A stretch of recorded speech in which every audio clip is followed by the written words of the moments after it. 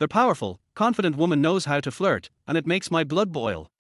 University student Guci was on his way to the airport to pick up his sister-in-law when, as the husband of a powerful woman, he went to the hospital to accompany a childbirth. He was honored to witness the arrival of a little baby and, in the process, met the current female chairman of the largest film company, Shi Qing. He thought their fate would end there, but at a family banquet, they met again. In the men's restroom, Shi Qing pinned Guci down. Don't move. If you don't move, it won't move. Chapter 1, Pretending to be their husband to attend the birth. In the evening, in Liecheng City, V-City, at the International Chicken Market. A woman with long, smooth hair swayed in the wind. Among her black locks, a streak of purple was dyed. She wore a coat that highlighted her elegant demeanor, dark purple sunglasses, and sneakers, pushing a suitcase as she walked with confidence. Her round, cute pregnant belly followed, adding to her commanding presence. After getting off the plane, she walked outside and got into the driver's seat of a black Ferrari. She removed the purple-dyed wig, tossing it to the passenger seat, took off her coat, and lowered her pants a little to give more room for her belly. She sat in the driver's seat, looking at her phone with a serious expression.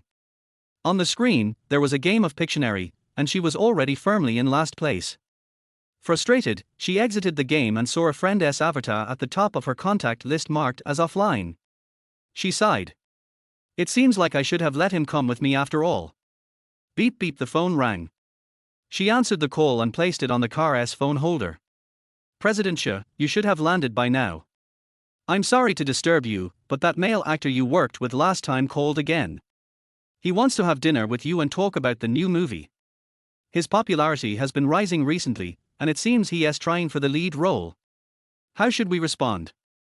Listening to their voice on the other end of the line, Shi Qing's face showed no change, only slightly parted lips as she responded.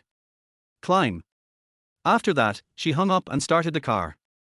Outside a certain art university in Liecheng. Ding, the phone vibrated. Their vast horizon is my love tilde. A young man, wearing a white shirt splattered with colorful paint, with messy hair tousled by the wind, and a silly little tuft of hair swaying, was eating fried fish sticks. He wore a small watch on his wrist and casually used his free hand to answer the call. Yo! Kid, are you free? Near the airport. Help your old man pick up a VIP. Their voice on the other end emphasized VIP. I'm not free. Guci turned around and bought a sticky rice dumpling, eating it with relish. There was a kind of naive and clear foolishness in his eyes, typical of a university student. Little brat. You can't be serious? When I sneaked off with your mom to donate sperm last year, I wanted to hit you. Hurry up and go. I was contributing to society. Besides, it proves your son is healthy and has an advantage in the future. Guci said, feeling thirsty. He bought the largest bottle of iced Fanta and drank from it. Forget about contributions or whatever. If you kill your dad, you'll end up in trouble. Hurry up and go pick up your aunt. Aunt? Where did I get an aunt? It was a few years ago. I adopted a sister. Didn't I tell you? You didn't know. Upon hearing this, Guci fell silent for 2 seconds. Dad, you wouldn't betray me and mom, would you? Little brat. The person on the other end sighed, then spoke in a warning tone. If it weren't for the fact that I'm busy with my clinic, do you think I'd need you?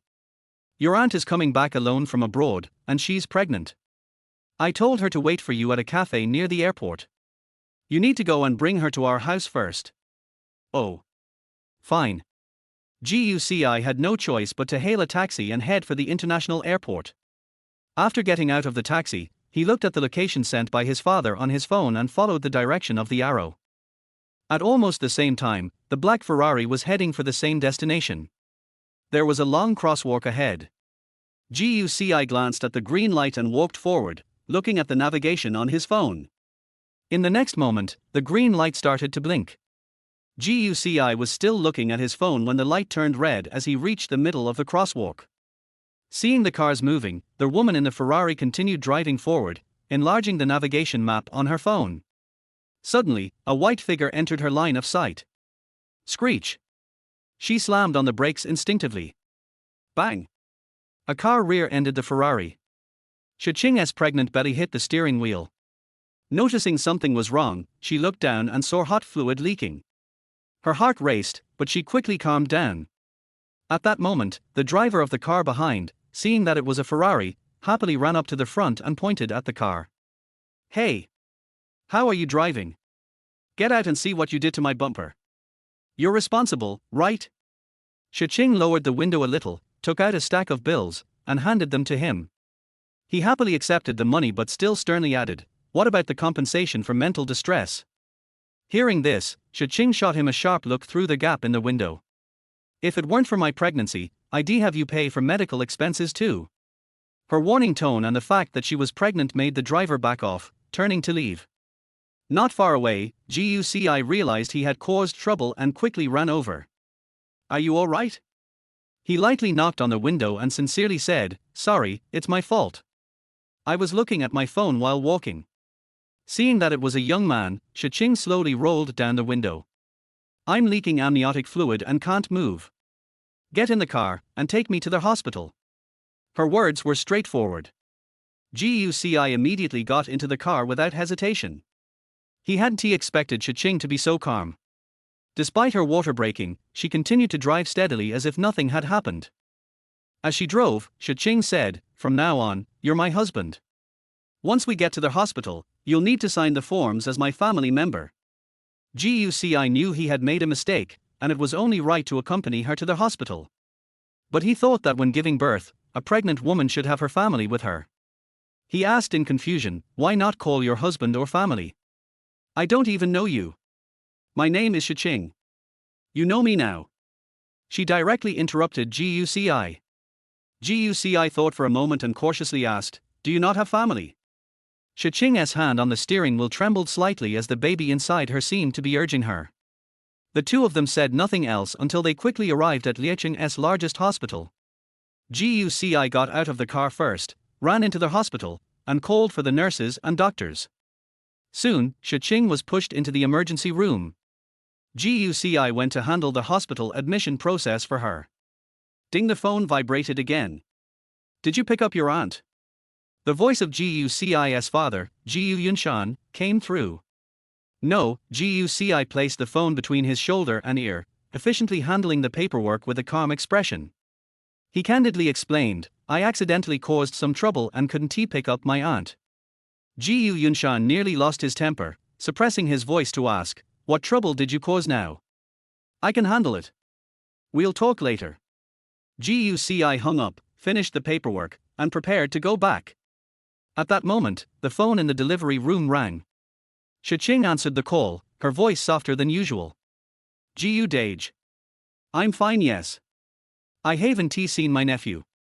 I'm really fine, don't worry about him, all right. I still have some things to deal with. After it's done, you can bring my nephew here, and we'll have a meal together." Not wanting to worry the other person, Shi Qing didn't say too much and ended the call. At the same time, the delivery room door clicked open. When Shi Qing saw Guci walk in, she thought he was here to ask for the hospital fees. Instinctively, she reached for her bag at the bedside. Unexpectedly, Guci first opened his hand toward her. "Want some?" Shi Qing looked at his palm and saw a few Dove chocolates. She froze for a moment, and her motion to take out money halted mid-air. "I got them from the maternity nurse," Guci said. Shi Qing snapped back to reality and took the chocolates. "Thank you." Guci kept one piece for himself, popped it into his mouth, and asked, "Were you trying to give me money just now?" Shi Qing was about to apologize for her earlier practical thoughts when Guci extended his hand and said, "Give it to me." Chapter 2, The 32-Year-Old Big Sister. Shi Qing, ? Guci looked serious. "Today's incident is my fault. It's only right that I accompany you to the hospital to handle the paperwork. But I think you also need post-delivery care from a family member in addition to a nurse, and I can help with signing the other necessary forms." Shi Qing was taken aback as Guci continued, "I've booked you the best room, 2,500 yuan per day. For 3 days, that's 7,500 yuan. You can just give me that money, and I'll cover the rest of the expenses. I'll be responsible and take care of you until you're discharged." It was essentially a form of compensation in exchange for his company. The good news was, this kind of family-like companionship was exactly what Shi Qing needed. As she ate the chocolate, Shi Qing couldn't help but chuckle, though she couldn't refuse his offer. She took out her phone. I only have US dollars with me. I need to exchange them before I can use them. Let me transfer it to you via WeChat. Let us at each other first. Before she could even finish saying WeChat, GUCI had already shown her his payment code. Shi Qing had no choice but to confirm the series of risk warnings before transferring the money to him. WeChat payment received, 8,000 yuan. That's too much, GUCI said. Keep it. I'll also need you to buy me some daily necessities, Shi Qing replied. Okay. I'll go buy them now. GUCI stood up and was about to leave. Wait a minute. Shi Qing called after him. Could you ask the hospital for the Wi-Fi password? I have a video meeting to attend. GUCI paused, surprised that she still had a meeting to attend so close to giving birth. Nevertheless, he went to ask the nurse, and soon Shi Qing was connected to the hospital Wi-Fi. When GUCI returned with the supplies, he sat beside her in the waiting room. The meeting seemed to be about the film industry. He sat quietly by her side, always ready to respond to her needs. Give me a banana, Shi Qing finally instructed. GUCI grabbed a banana nearby, peeled it, and held it out to her. Mr. Shi, your husband is accompanying you back to the country, someone in the video conference casually asked, assuming the person beside Shi Qing was her husband. Shi Qing just responded with a faint millimeter, not elaborating. As GUCI handed her the banana, Shi Qing leaned forward, but accidentally touched the tip of the banana with her mouth, leaving a bit of banana residue on the corner of her lips. GUCI felt apologetic and wiped the corner of her mouth with a tissue before feeding her another bite of the banana. The video call members, who had been quiet for a moment, had noticed GUCI's wrist with their little genius wristband. Their curiosity piqued, but they didn't ask any questions. Halfway through the meeting, Shi Qing started to feel uncomfortable again, and GUCI quickly went to call the doctor. This time, Shi Qing cut off the meeting and went into the operating room. After GUCI sent a message to his father, Gu Yunshan, explaining the situation, he waited outside the delivery room. A few hours later, the door opened, and the doctor gave GUCI a reassuring smile. He let out a sigh of relief. Congratulations. It's a girl, weighing 3.7 kilograms. In the hospital room, Shi Qing lay weakly on the bed, her hair damp with sweat. Though she looked somewhat disheveled, her elegant appearance and good skin condition indicated her beauty was still intact. Congratulations, it's a girl, weighing 3.7 kilograms, GUCI repeated the doctor's words. Shi Qing just nodded faintly. But then, she reached for her phone. Sorry, everyone. I just gave birth. The meeting had been abruptly interrupted, but no one had left the virtual meeting room. I'll catch up on the rest of the content via email. Let us call it a day. Meeting adjourned. Shi Qing hastily ended the call, then lay back on the bed to rest. She looked over at GUCI. How old are you? Are you still in school? Shi Qing asked. She felt that GUCI seemed a bit silly but had clear eyes, as though perfectly between clever and naive. She had sensed this when she saw him drinking a large bottle of Fanta. 23. I'm in my 4th year of college, GUCI replied. Shi Qing confirmed her guess, and the room fell into silence again. Not long after, Shi Qing fell asleep, clearly exhausted. GUCI quietly stayed by her side, watching her peaceful sleeping face. He couldn't help but marvel silently at how well maintained she was. After all, while handling the paperwork, he had seen her age 32 years old. She was 9 years older than him, yet looked like she was in her 20s, with not a single wrinkle, even without makeup. A little while later, a nurse entered quietly.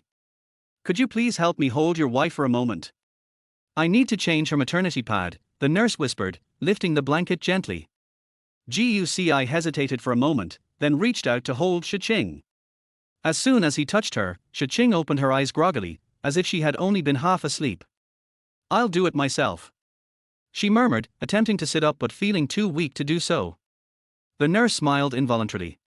You two must have just gotten married, huh? You're both so shy that you can't even hold her without blushing. How sweet. Shi Qing pursed her lips, glanced at GUCI, and said awkwardly, You, hold me. Okay. Guci gently picked her up, supporting her waist and legs. For a moment, he was surprised at how light she was. Because of the way he held her, it was almost as if he was lifting her entirely in front of him. Hey, you're holding her wrong. Her upper body will get tired like that. Let her lean into your chest. She's weak right now. The nurse couldn't watch it any longer and adjusted Guci's hands, moving them up to the right spot, just below her chest. The soft, warm sensation was felt by Guci. They exchanged a look, and Guci noticed Shi Qing almost biting her lip, her brow furrowed. He stood still, not moving. The phone on the bedside table buzzed. It was a call from his roommate, Wei Zhiheng. But since he was holding Shi Qing, he couldn't answer. The nurse noticed this and, kindly, went over to press the answer button and put it on speaker. Wei Zhiheng's teasing voice came through. Bro, I just saw your girlfriend holding hands with that oil king from the sculpture department outside the dorm building. Har har. What should I do? Want me to take a picture for proof? No need. I told you, I only got together with her because she promised to help me with my drafts. Guci spoke quickly. The nurse heard this vaguely and couldn't help but think, girlfriend? Drafts? You're really okay with this? Wei Zhiheng laughed. We're just in a transaction, not getting married, Guci replied, signaling for the nurse to hang up. The nurse, her mind reeling with the words transaction and not getting married, quickly hung up and looked at Guci with a changed expression. Shi Qing remained much calmer, but her face shifted slightly, and her previously positive impression of Guci dimmed a little. The nurse finished changing the pad, and Guci carefully placed Shi Qing back on the bed. To prevent her from lying in the same spot for too long, he would come by every so often. Every time, the nurse would remind Shi Qing to maintain a good mood and throw Guci a disdainful glance. Guci just ignored it. When Shi Qing was able to eat again, Guci went back to school in the evening and brought her porridge during the day. Since her stomach wasn't fully recovered, she could only eat easy to digest foods like porridge and soup. Shi Qing seemed to be a workaholic. In the 2 days they spent together, they hardly spoke. Only when feeding her did Shi Qing lightly cough, signaling Guci to look away. The next morning, on the third day, Guci brought breakfast to the hospital. The room was empty. Someone came to visit your wife. She left early with the baby, the nurse said, giving him an odd look. It seemed that some strange gossip was circulating in the hospital. I see. Thank you. Guci left the hospital, thinking that Shi Qing had only stayed for 2 days, but he had received 3 days' worth of payment. He had an extra 2,500 yuan. He needed to return it. Chapter 3, Visiting My Aunt. But Guci realized that he didn't have Shi Qing's contact information. However, remembering Shi Qing's financial status and her position in the company meeting, he decided to try searching for her name online. Among the many search results, he immediately spotted a profile photo that showed Shi Qing's face clearly. Shi Qing, Chinese nationality, female, born September 23, 1991. Current chairman and legal representative of Shisha Media Corporation. The information was scant, and there was no mention of her husband. But at least he now knew the name of her company. Shisha Media Corporation. Hello, how can I help you? The receptionist looked at Guci. Hi, I'm here to find Shi Qing. I came to return some money. Guci said honestly. Return money? The receptionist raised an eyebrow. Do you have an appointment? Guci shook his head. No, but I met her yesterday. Could you let her know? I want to return the money to her in person. The receptionist seemed skeptical and didn't believe him, so she decisively said, sorry, no appointment, no meeting. Then could you give me her contact information? I can set up a meeting. Guci asked. The receptionist was speechless. She bluntly said, the chairman is very busy and doesn't meet with just anyone. Please leave if you don't have an appointment. Guci had no choice but to leave for now. Continuing the conversation might have led to security being called. Guci returned to his dorm. The porridge he bought for Shi Qing was left untouched, so he drank it himself and even bought some skewers to snack on. Hey, handsome Tilder, not busy today. You were out the past few days, we thought you were being kept by some rich woman. His roommate Zhao Cheng teased, leaning close to Guci. Are rich women really looking for dumb sons these days? Wei Zhihen, who was lying on the upper bunk with dead fish eyes, chimed in sarcastically. Are you calling me dumb? Guci asked as he chewed his delicious roasted meat. Not talking about you. Wei Zhihen paused, then turned to Guci. Can you go grab a takeout at the door for me, Big Dad? Hearing Big Dad, Guci hesitated but agreed.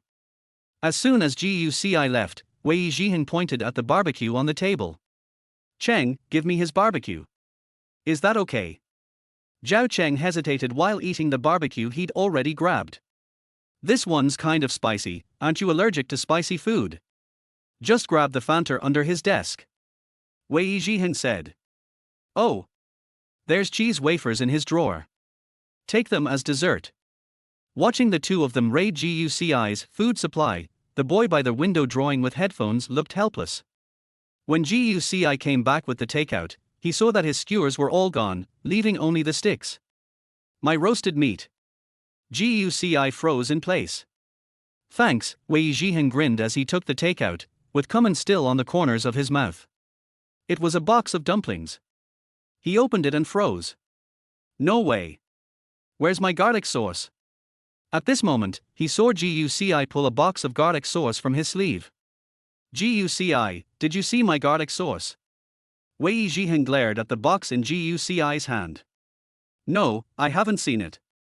Guci said. Then what's that in your hand? My tip for running errands. Wei Zhihen jumped down from his upper bunk. You bastard, give me back the garlic sauce. What am I supposed to eat without it? This is mine. Guci casually ate the garlic sauce in front of Wei Zhihen, who tried to snatch it from his mouth. You stole my food, so you deserve to eat dumplings without garlic sauce. Guci finished the garlic sauce. Fuck. Wei Zhihen screamed. Guci, I wish you get kicked off the game leaderboards.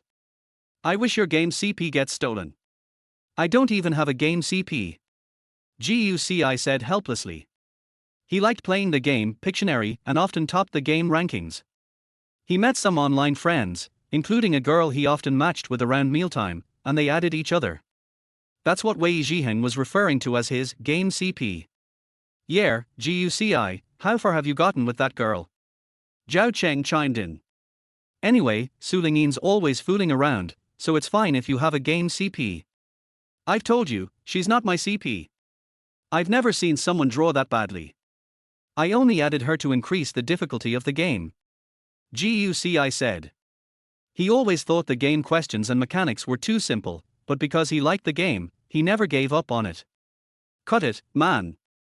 You should seriously start a real relationship. Otherwise, with your emotional intelligence, you'll end up hugging a plaster model when you're old. Wei Zhihen said. My emotional intelligence is that low.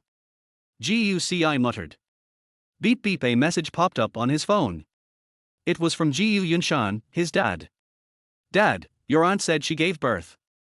I was supposed to take care of her. I told her to move into our place in the East District. She'll move in soon. Please send her some supplements. Dad, make sure to check on her. Don't be a fool. Dad, WeChat transfer. Guci's eyes widened as he read the message.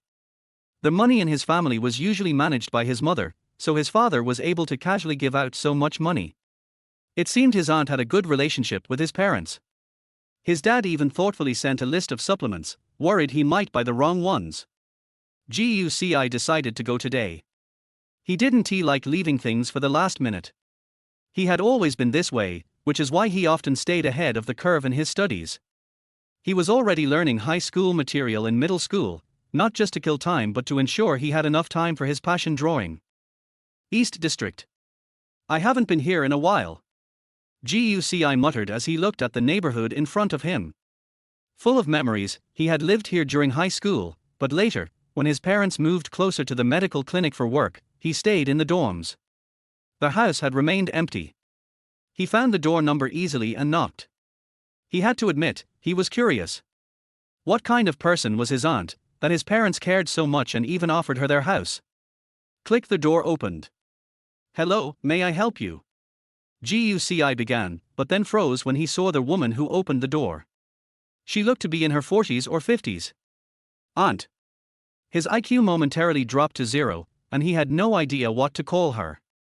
The woman, holding a bundle of pink cloth, sized him up. Are you the boss's nephew? I'm the maternity nurse. She told me someone might come, but you're out of luck, she's not here today. It turned out he had made a mistake. These are the supplements my dad asked me to bring for my aunt. GUCI handed over the items. Wow, these are all great ingredients, thank you. When the boss gets back, I'll make them for her. After giving birth, women need plenty of supplements. The nurse smiled. At least he didn't need to make small talk. He just left the items and was about to go. But the way the nurse referred to his aunt, it seemed so distant. Was his aunt hard to get along with?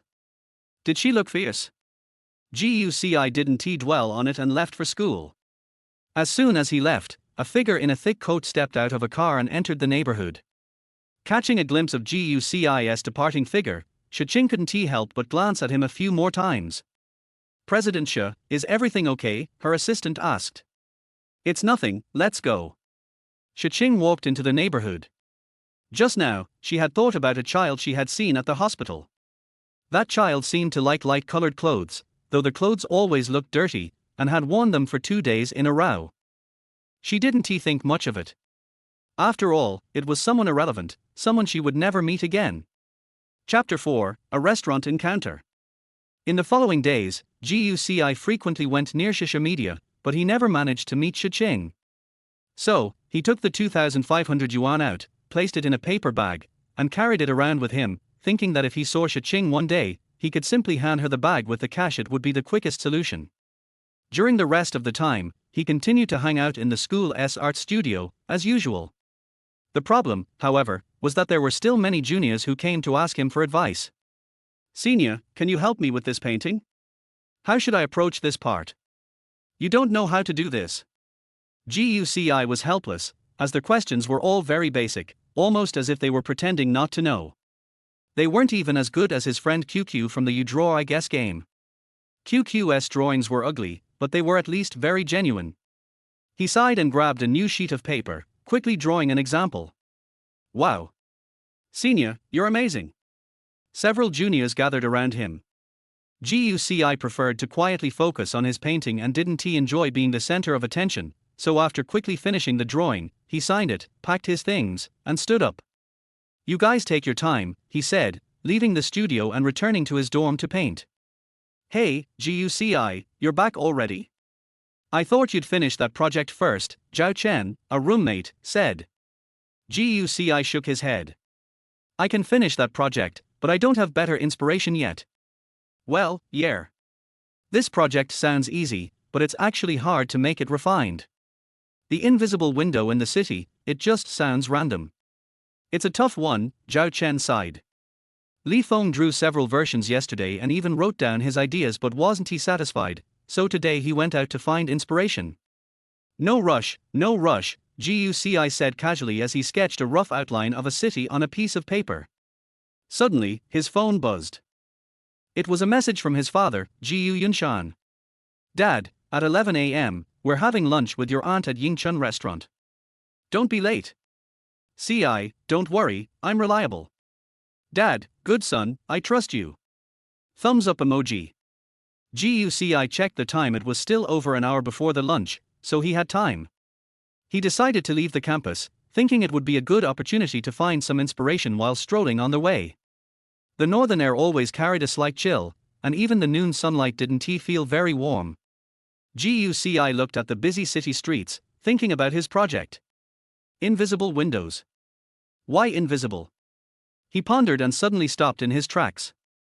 Not far ahead, a beam of sunlight slanted against the wall, casting a shadow on the ground, where a stray cat was lazily napping. For some reason, when GUCI saw that beam of light, inspiration struck him like a dam bursting, flooding his mind. He slowly walked over, and the sleeping cat didn't even notice him. He traced the light with his fingers, almost forgetting everything around him. Unable to hold back any longer, he hastily took out his paints and started to experiment, painting directly on the wall. As time passed, passers-by gave him strange looks, and one good Samaritan even called the police before slipping away. In the end, Guci's skillful painting impressed the police, and he was invited for tea. Yingchun Restaurant, Eastern District. Shi Qing was feeding her baby while handling work documents. "Ms. Shi, you have a meal appointment later, right?" the secretary asked. "Yes, it's a gathering with familiar people, but the time isn't fixed. Could you help push back the other appointments?" Shi Qing smiled gently as she looked at her baby. The secretary flipped through her tablet's schedule. "You have an important interview after, and the reporters from that company are notoriously aggressive.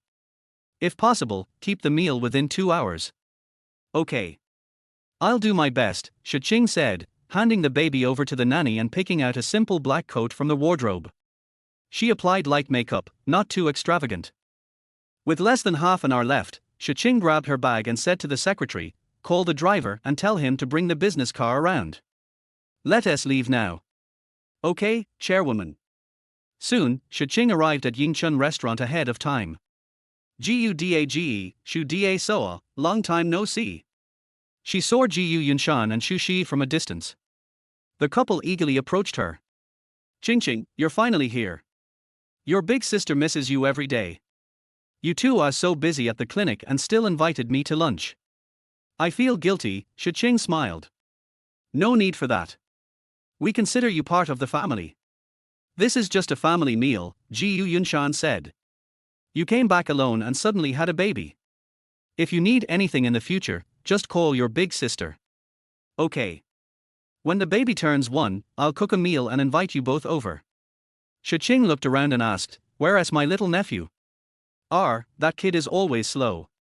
He's probably still on their way," Gu Yunshan said awkwardly. "Don't worry about him. Let us eat first. We'll wait for him." "All right." Shi Qing sat down at the table with the couple. When she saw that many of the dishes were nourishing soups for new mothers, she felt touched. "Big brother, big sister, you really went out of your way. I'll be staying in the country for a while. If there is anything I can help with, whether at the clinic or with my nephew, I'll do my best." "Don't say that. If it weren't for your help back then, our clinic wouldn't have been able to open," Shu Shi said. Gu Yunshan nodded. "Yes, we'll always remember what you did for us back then. I'm honored to help you both in any way I can. You treat patients and promote traditional Chinese medicine. I'll always support you," Shi Qing said as she raised her bowl of soup. "I'll drink to that." Har, cheers." The three of them chatted warmly, creating a harmonious atmosphere as if they were family. Meanwhile, after receiving a warning and a 100 yuan fine from the police, Guci was finally released. He immediately hailed a cab to the restaurant and was still recording his earlier inspiration on his phone. Perhaps due to drinking too much tea at the police station, Guci rushed straight to the restaurant and had to take care of some urgent business first, heading straight for the restroom. Since Guci hadn't arrived, Shi Qing couldn't stay too long. Gu Yunshan and Shu Shi had to leave with her. As they walked out of the private room, Gu Yunshan said with embarrassment, "That kid, Guci, is always running late. We told him to be on time, but now." "It's okay, brother. There will be plenty of chances in the future." Shi Qing said, "The car is outside, I'll head off now. Don't worry about sending me off." After Gu Yunshan and Shu Shi left, Shi Qing walked toward the door. Suddenly, she stopped in her tracks. A group of reporters dressed casually was walking toward her. "Why are they already here?" She gave the driver a signal to retreat and turned back into the restaurant. When the reporters saw Shi Qing's car, they tried to look inside, but when they couldn't spot her, they turned their attention to the restaurant. As they ran into the restaurant, Shi Qing panicked and dashed straight into the nearest restroom. Splash! At this moment, Guci was in the process of relieving himself. They both froze when they locked eyes. Shi Qing glanced down in surprise and quickly looked away. She tried to leave but heard the sound of footsteps approaching. Feeling conflicted, she hesitated. "Hey! This is the men's restroom." Guci, startled, almost stopped what he was doing. He covered himself with one hand and pointed at the sign with the other. He had just started to recognize her when Shi Qing walked straight toward him. Chapter 5, The Clumsy Guci. By the time Guci realized what had happened, his pants were still down, and he was shoved into a stall by Shi Qing. The chaotic pushing made Guci lose his composure. R tilde. Guci was utterly confused, covering his lower half in a panic as he questioned, "What are you doing?" In close proximity, Guci recognized Shi Qing's delicate face, and she recognized him as well. Guci never imagined that the person he couldn't meet at the company would appear here, especially in a men's restroom. Shi Qing gestured for him to be quiet, and at that moment, footsteps could be heard outside the stall. Confused, Guci emphasized, "This is the men's restroom. Can you leave first? My pants are." Shi Qing pushed Guci into the corner of the stall, and both of them were pressed against the wall.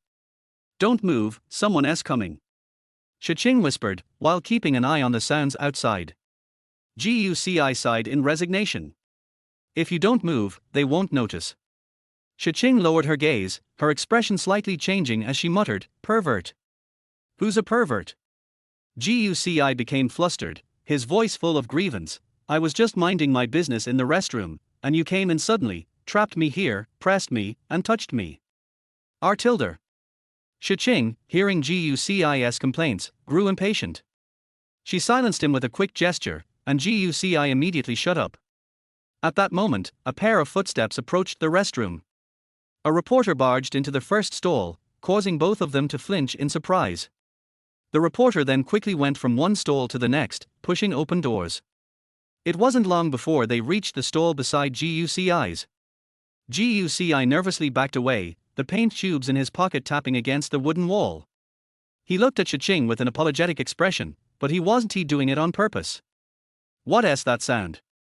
One reporter had noticed the noise and quickly approached their stall, twisting the doorknob.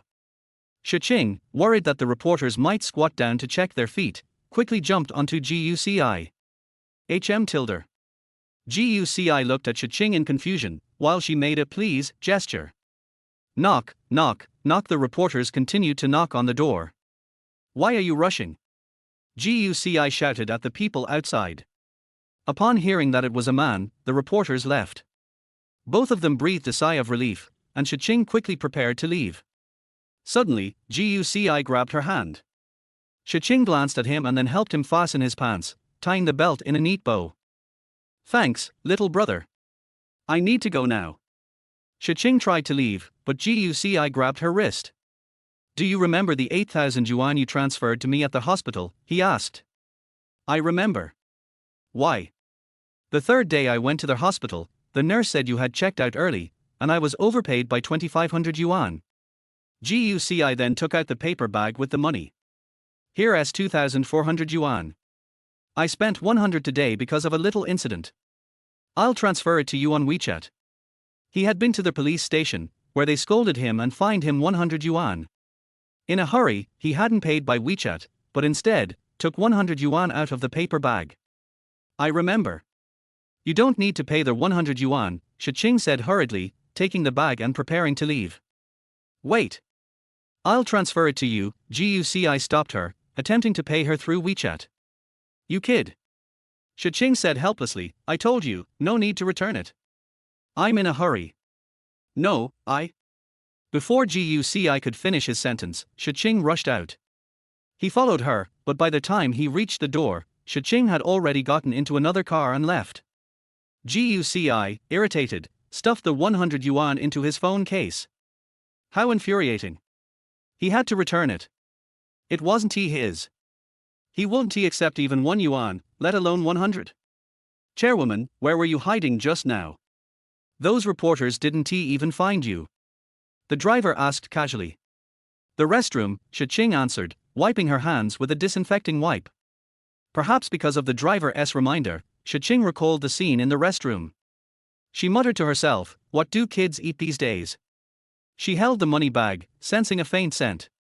The paper bag smelled faintly like orange-scented laundry powder that had been warmed by the sun, with a touch of cold breeze. That kid seemed to have pulled the money from his jacket pocket. Shi Qing rubbed her forehead, surprised at how a young boy had thrown her thoughts into disarray. Moreover, he was such a clumsy kid.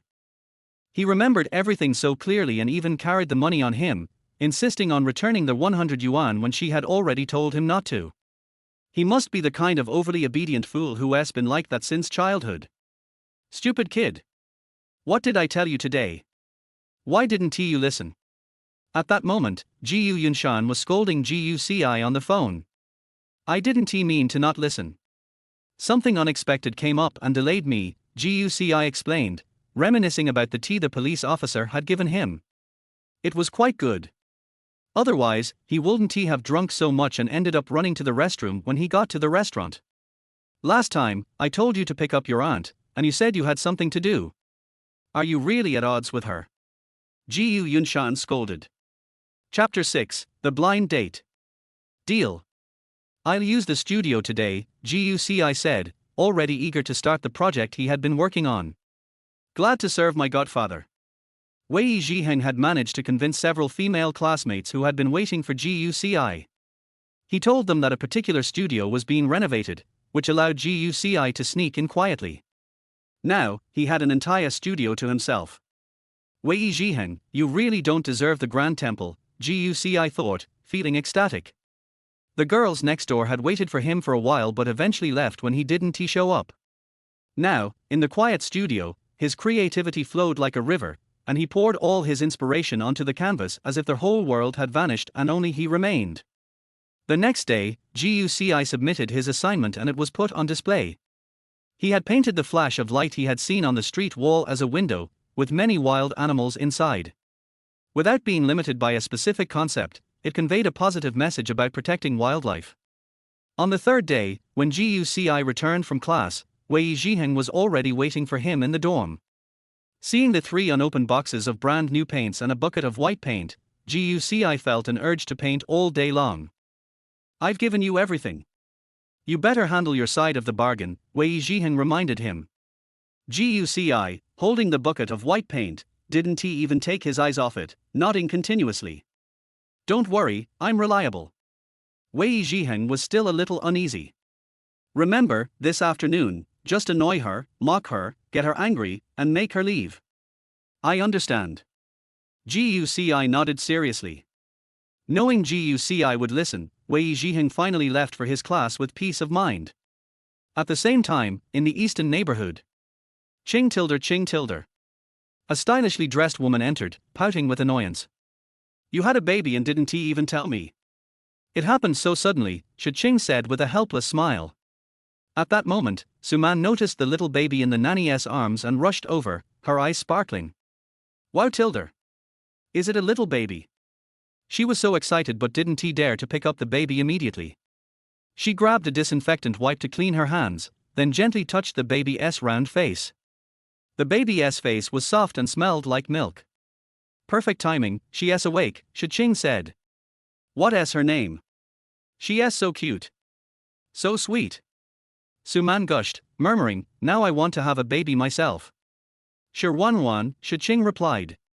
One tilde, Suman was almost lost in a daze from the baby's cuteness before suddenly remembering something. Right. I came to ask you for a big favor today. She moved closer to Shi Qing.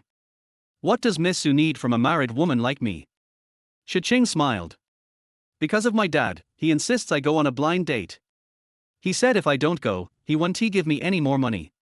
Suman said, clutching Shi Qing's arm and giving her an ingratiating smile. Qing tilde, you're the best. Will you go for me? Me? Shi Qing looked at Suman in surprise. If you're not interested in the blind date, why not just go and tell the person straight up? Suman suddenly looked embarrassed, her face flushing. She twisted uncomfortably and said, actually, my dad also said that if I can get married in the next 2.5 years, he'll buy me a limited edition sports car. One I've wanted for a long time, tilde. So, if you can go instead of me and negotiate with that person, I can marry him in a contract marriage for mutual benefits. You know I'm not good at negotiating. If I get upset, a few words will make me angry and the car will be gone. She pouted her little face and shook Shi Qing's arm. In exchange, I'll help take care of Wan. Whenever you're busy, I'll look after her, no matter how long. I even studied parenting before coming. Looks like you're determined to wear me down until I agree.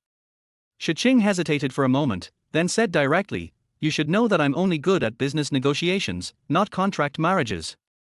It's just nonsense, like playing house. Ching tilder Ching tilder. Suman blinked her big eyes and pleaded, please tilder, I sneaked out of the exhibition just to come here. I trust you the most.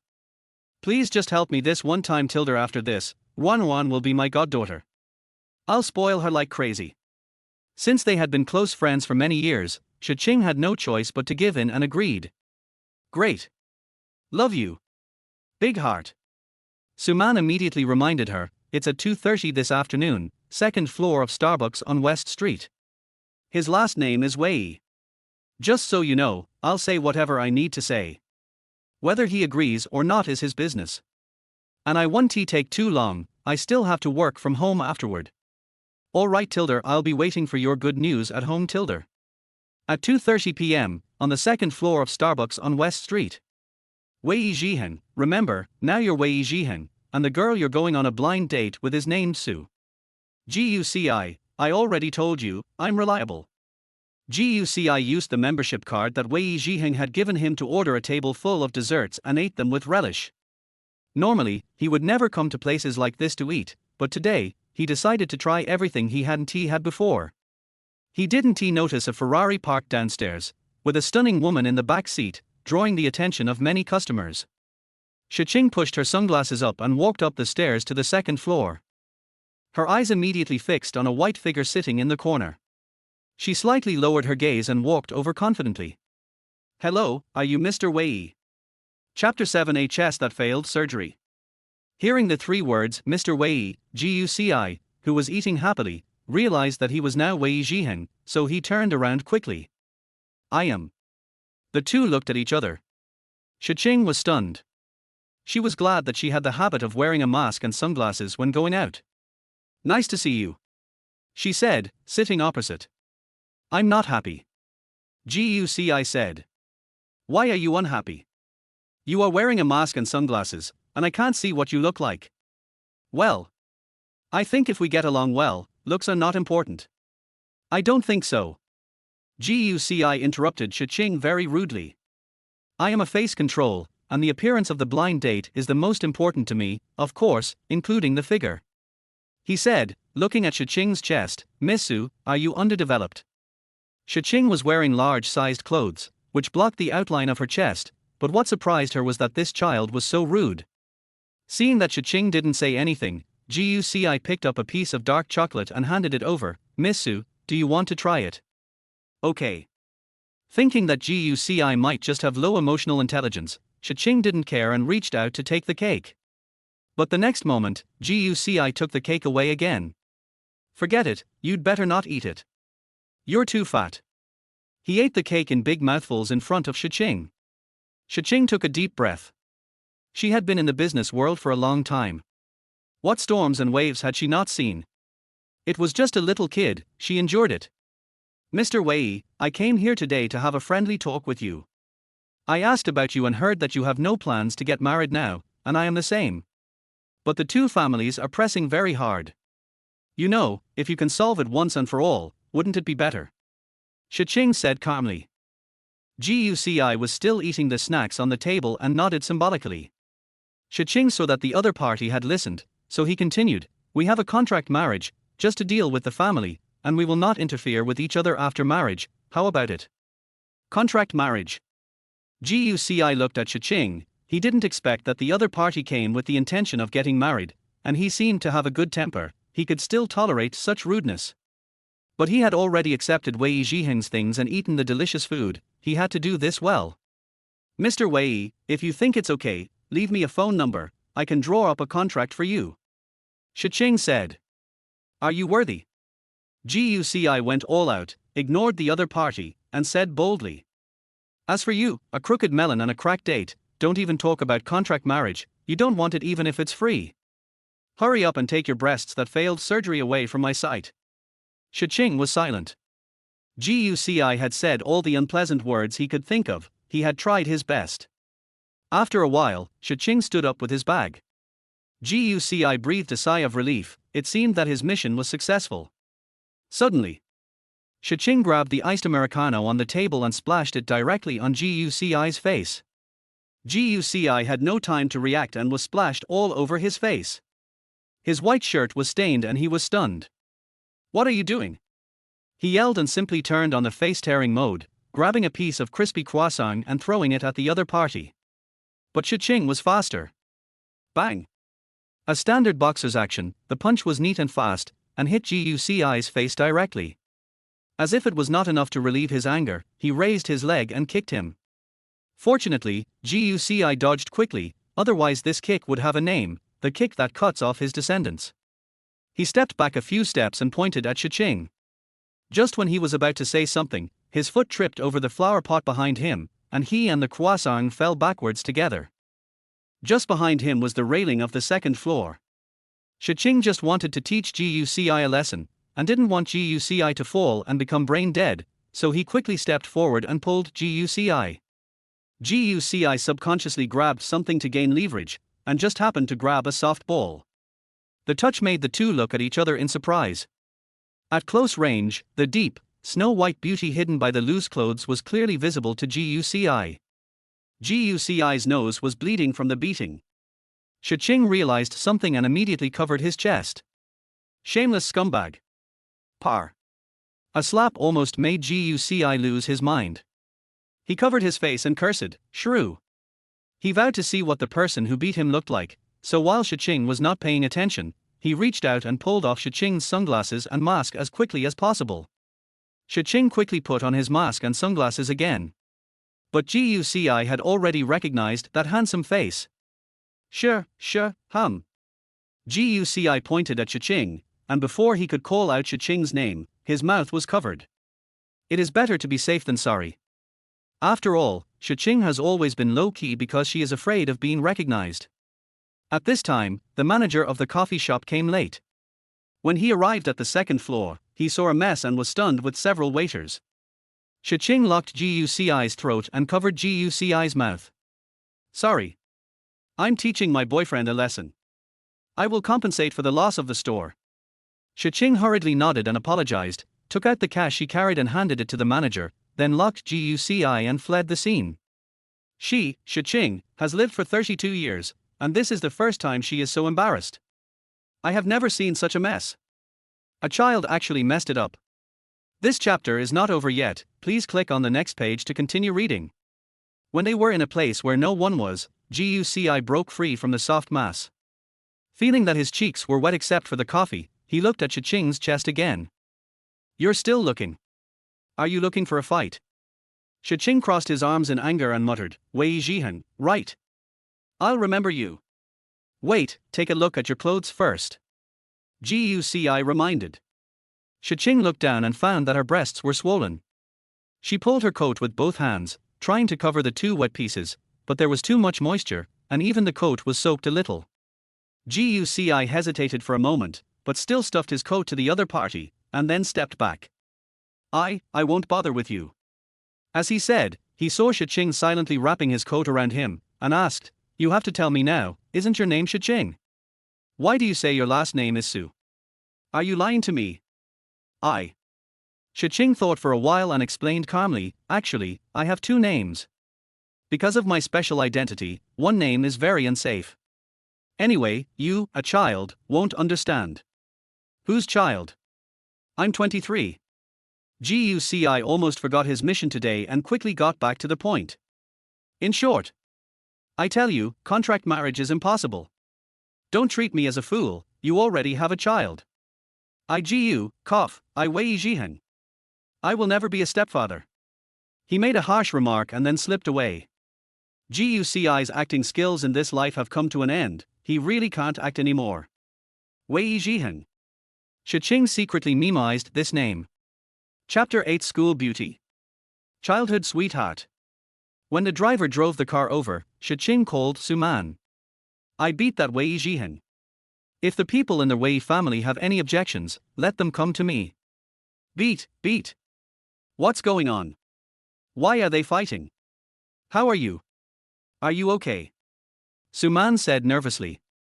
"He's the one who's in trouble." Shi Qing returned home quickly. Suman anxiously asked, "What happened today?" "No matter how unwilling the son of the Wei family is, he can't do it, right?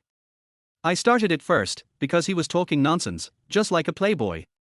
Shi Qing said, recalling those words, pinching his eyebrows. It's best not to let me see a kid like Wei Zhiheng, otherwise I will beat him every time I see him. He is not well educated at home and is annoying when he is released. Is his son such a bastard? Suman was a little frustrated. It seems that I have to change my contract partner Tilder. Suddenly, she noticed a white men's coat on Shi Qing. Hey, where did you get this coat? She asked. That bastard kid's. Liaoqing Art University, male dormitory. Puff. Wei Zhiheng laughed so hard that his whole body trembled, while applying ice cubes to Guci's face. Is it funny? Guci looked at Wei Zhiheng with a dark face. You really deserve to die. I took the beating for you, and you still laughed so happily. Har ha ha ha ha ha, consider it your work injury. Wei Zhiheng couldn't hold it in anymore, and tears came out of his eyes. Fortunately I didn't go, I didn't know that Miss Su knew boxing, and I didn't know her. I only knew that she liked to be a guide in the exhibition hall, and I didn't know anything else.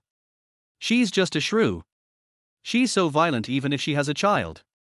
Guci complained. Har har. Child. Wei Zhiheng pondered for a moment with a puzzled look on his face. Could it be that the Su family is looking for a buyer? Damn, I have to tell my dad. Beep mobile message. Guci took a look and it turned out to be Su Lingyan. The last time they chatted was a few weeks ago. Su Lingyan, I heard you were beaten. Where? Guci inevitably met a few people when he returned to school. It was normal to be seen, but he didn't expect Su Lingyan to ask. Ci, face. He told the truth, and the other side was silent for a while. Su Lingyan, come to the downstairs of the girls' dormitory in 10 minutes to find me. Guci put a band-aid on the tip of his nose, which was still a little red, and then went downstairs. Every time Su Lingyan invited him to go somewhere, although he was too lazy to go, he would never refuse. Because he was too afraid to miss the drafts of those famous artists, those messy and orderly drafts on the drawing paper were of great help to him.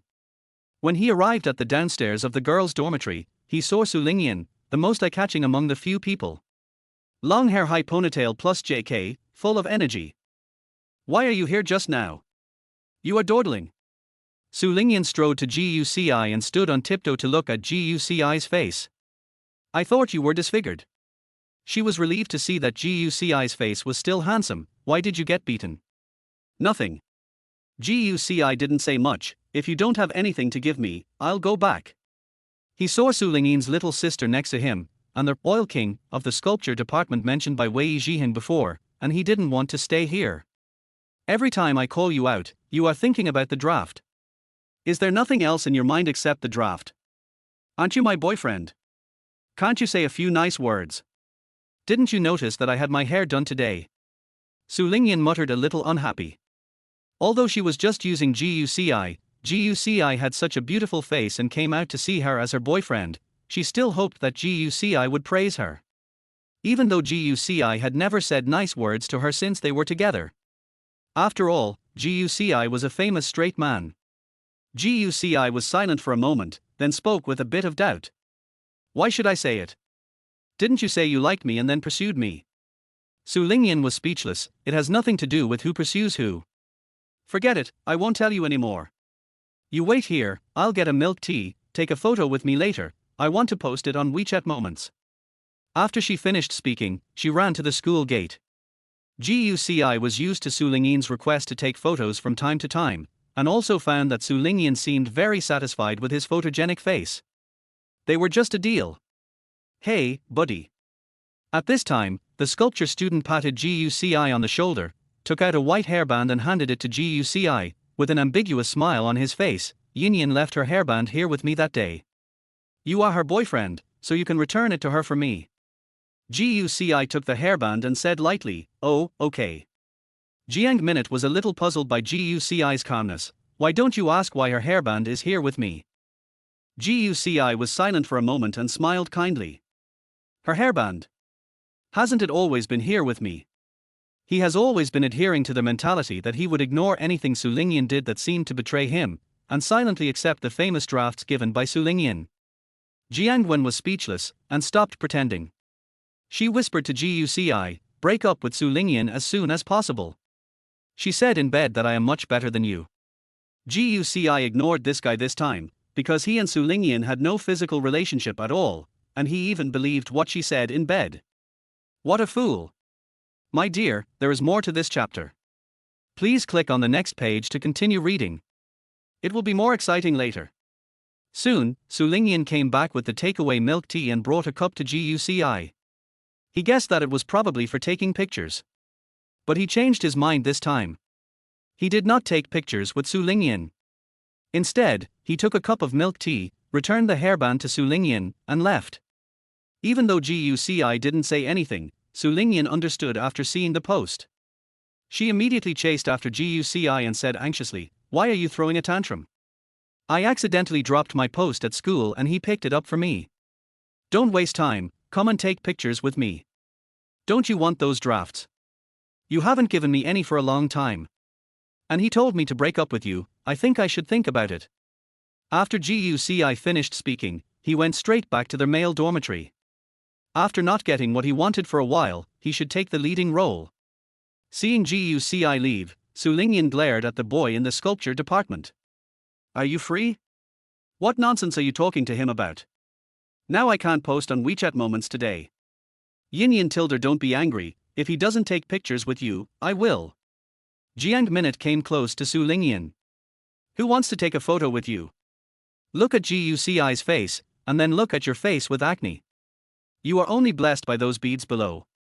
If someone hadn't said today that Xia Huaning has been secretly following Guci recently, I wouldn't have specially asked Guci to show off our love. Now it's messed up, it's all your fault, idiot. Su Lingyan couldn't even drink the milk tea, so she threw it directly on Jiang Wen and returned to the dormitory angrily. Male dormitory. Guci came back a little annoyed. Today was another wasted trip. He studied every stroke of the painter thoroughly in the draft Su Lingyan gave him before. If Su Lingyan didn't get him a new draft, he didn't want to see Su Lingyan again. "Are you back?" Zhao Chen saw Guci coming back and handed him a pink paper bag. "Here, someone gave you something when you were not here." "For me?" Guci took the pink paper bag, untied the bow on it, and so that it contained abrasion medicine, swelling medicine, bruise spray, and a pack of cartoon band-aids. There was also a yellow bunny note. "Be good and take care of yourself. And, I like your new work. Xia Huaning." "Oh Tilder." Zhao Chen stretched his neck to look over and said sarcastically, "I thought it was some school girl who was so brave to give a gift to the boyfriend of the school beauty Su, but it turned out to be your childhood sweetheart Tilder. Look, it's so warm. I envy Master Gu, every day Tilder." Guci put away the things, took out his mobile phone and sent a message to Xia Huaning. "Ci, I received the things, thank you." The moment he sent it, it showed that it was being input. "Xia Huaning, does the injury still hurt?" Chapter 9. My aunt is treating me to a meal? Ci, it doesn't hurt anymore. It says it's typing again, but it pauses from time to time, and new messages appear after a while. Xia Huaning, a new dessert shop has opened near the school, the second portion is half price, I can't finish 2 portions. Xia Huaning, my friends are all losing weight, are you free? Desserts. Guci thought about it, he rarely eats desserts, but what he had at Starbucks today was pretty good, so it doesn't hurt to have another meal. Ci, when? Xia Huaning, this weekend. Ci, I'll go. Z. The vast horizon is my love Tilder. Mom. Xiao Ci, have you visited your aunt recently? Shu Shi asked. Not yet, I've been a bit busy these 2 days. What's up? The new herbs in the pharmacy have arrived, and I want you to come get them so that you can send them to your aunt. Shu Shi said. Okay, got it. I'll go there tomorrow. The next day, Gu's clinic. Because there was no class this morning, Guci came early and bought breakfast for his parents. Dad, Mom, I'm here. As soon as Guci stepped into the clinic, he saw a charming figure. Shoulder-length hair, knitted hairpins, and a light sportswear. Xia Huaning. He was a little surprised, why are you here? Ci, brother. Xia Huaning was also a little surprised to see Guci, biting her lips a little nervously. Little Ci is here. Shu Shi walked out and smiled kindly, Ningning often comes to the clinic when she doesn't have class. Today, she heard that your dad and I were sorting out medicinal materials, so she came to help. No wonder Xia Huaning's trouser legs were stained with some dirt. Well, I just didn't have class this morning, Xia Huaning said, keeping her head down and sorting out medicinal materials silently. Guci put breakfast on the table. Mom, I bought breakfast, you and Dad can eat first. Oh, 2 breakfasts. Did Huan-Ning not eat either? Xu Shi asked. Xia Huan-Ning waved her hands quickly and said, I don't need it. I ate bread on the way. Xu Shi smiled secretly. How about you and Xiao Xi go eat something nearby? Xia Huan-Ning's cheeks flushed slightly, and she was about to speak. I'll buy another breakfast. It's very close, Guci said and walked out of the clinic to buy breakfast. Xu Shi sighed helplessly. Xia Huan-Ning saw Guci leaving, and then she couldn't wait to cast her eyes on Guci's back, and looked for a long time before coming back to her senses. Seeing Xu Shi picking up medicine, she asked, Auntie, who is this medicine for? These are for Xiao Xi's aunt. She needs to recuperate after giving birth. Let Xiao Xi deliver it later. Oh. Soon, Guci came back and gave breakfast to Xia Huaning. Baiki, cooked codernopsis, eukamia, morinda, dried Chinese yam, gastrodia, chuanxiong. Xu Shi checked the herbs, then packed them and gave them to Guci. Guci took the herbs and left. He walked too fast. Xia Huaning took out her phone and quickly sent a message to Guci. Just saw Guci typing. Ci, thank you for coming to the clinic to help. Xia Huaning smiled sweetly and replied, thank you for your breakfast too. See you on the weekend. She ate the tofu pudding bought by Guci and found that it didn't contain the coriander she didn't like. Her heart was beating fast, and every bite she ate seemed to be full of happiness. Guci didn't eat breakfast either. He bought some fried cold noodles and soy milk on the roadside. Beep new news. Wei Zhihen, it's over, barbecue brother. My dad wants to invite the Su family to dinner and asked me to apologize. Ci, I can't help you. Wei Zhihen, my dad doesn't believe what I say. Will I be beaten to death by that boxer crying.jpg? Ci, folded hands.jpg. Dongcheng community. Knock knock. Guci knocked on the door. I'm here Tilda, a sweet voice. Opening the door, a young woman with long curly hair was holding a child. Aunt. Guci asked tentatively. Who are you? Suman was confused, but her eyes were shining as she looked at Guci, and the pink ball in her arms was sucking her fingers. I'm Guci, Gu Yinshan's son. I'm here to give my aunt some nourishing herbs. Guci said, handing over the package in his hand. Tilda, is that so Tilda? Suman rolled her eyes, as if thinking of something, and said, your aunt hasn't come back yet, do you want to come in and sit and chat? Her enthusiastic eyes were almost glued to Guci. No. Since my aunt is not here, I won't bother you. Goodbye. Guci left without giving Suman a chance to speak. Suman could only look at the back reluctantly, and after handing Wan to the confinement nanny, she called Shi Qing. Qing, you said before that you have a little nephew, but I didn't expect that he looks so clean Tilda he. Suman smiled foolishly, don't let outsiders take away the good things, give me his WeChat Tilda. At this time, Shi Qing in the office frowned slightly, has he been there just now? Yes, I came to give you herbs, and he looks so well behaved Tilda, Suman's voice sounded like a female pervert. I advise you to give up your thoughts as soon as possible. He is my nephew. Don't harm him. Suman was embarrassed by what she said, and said, I didn't say what I was going to do.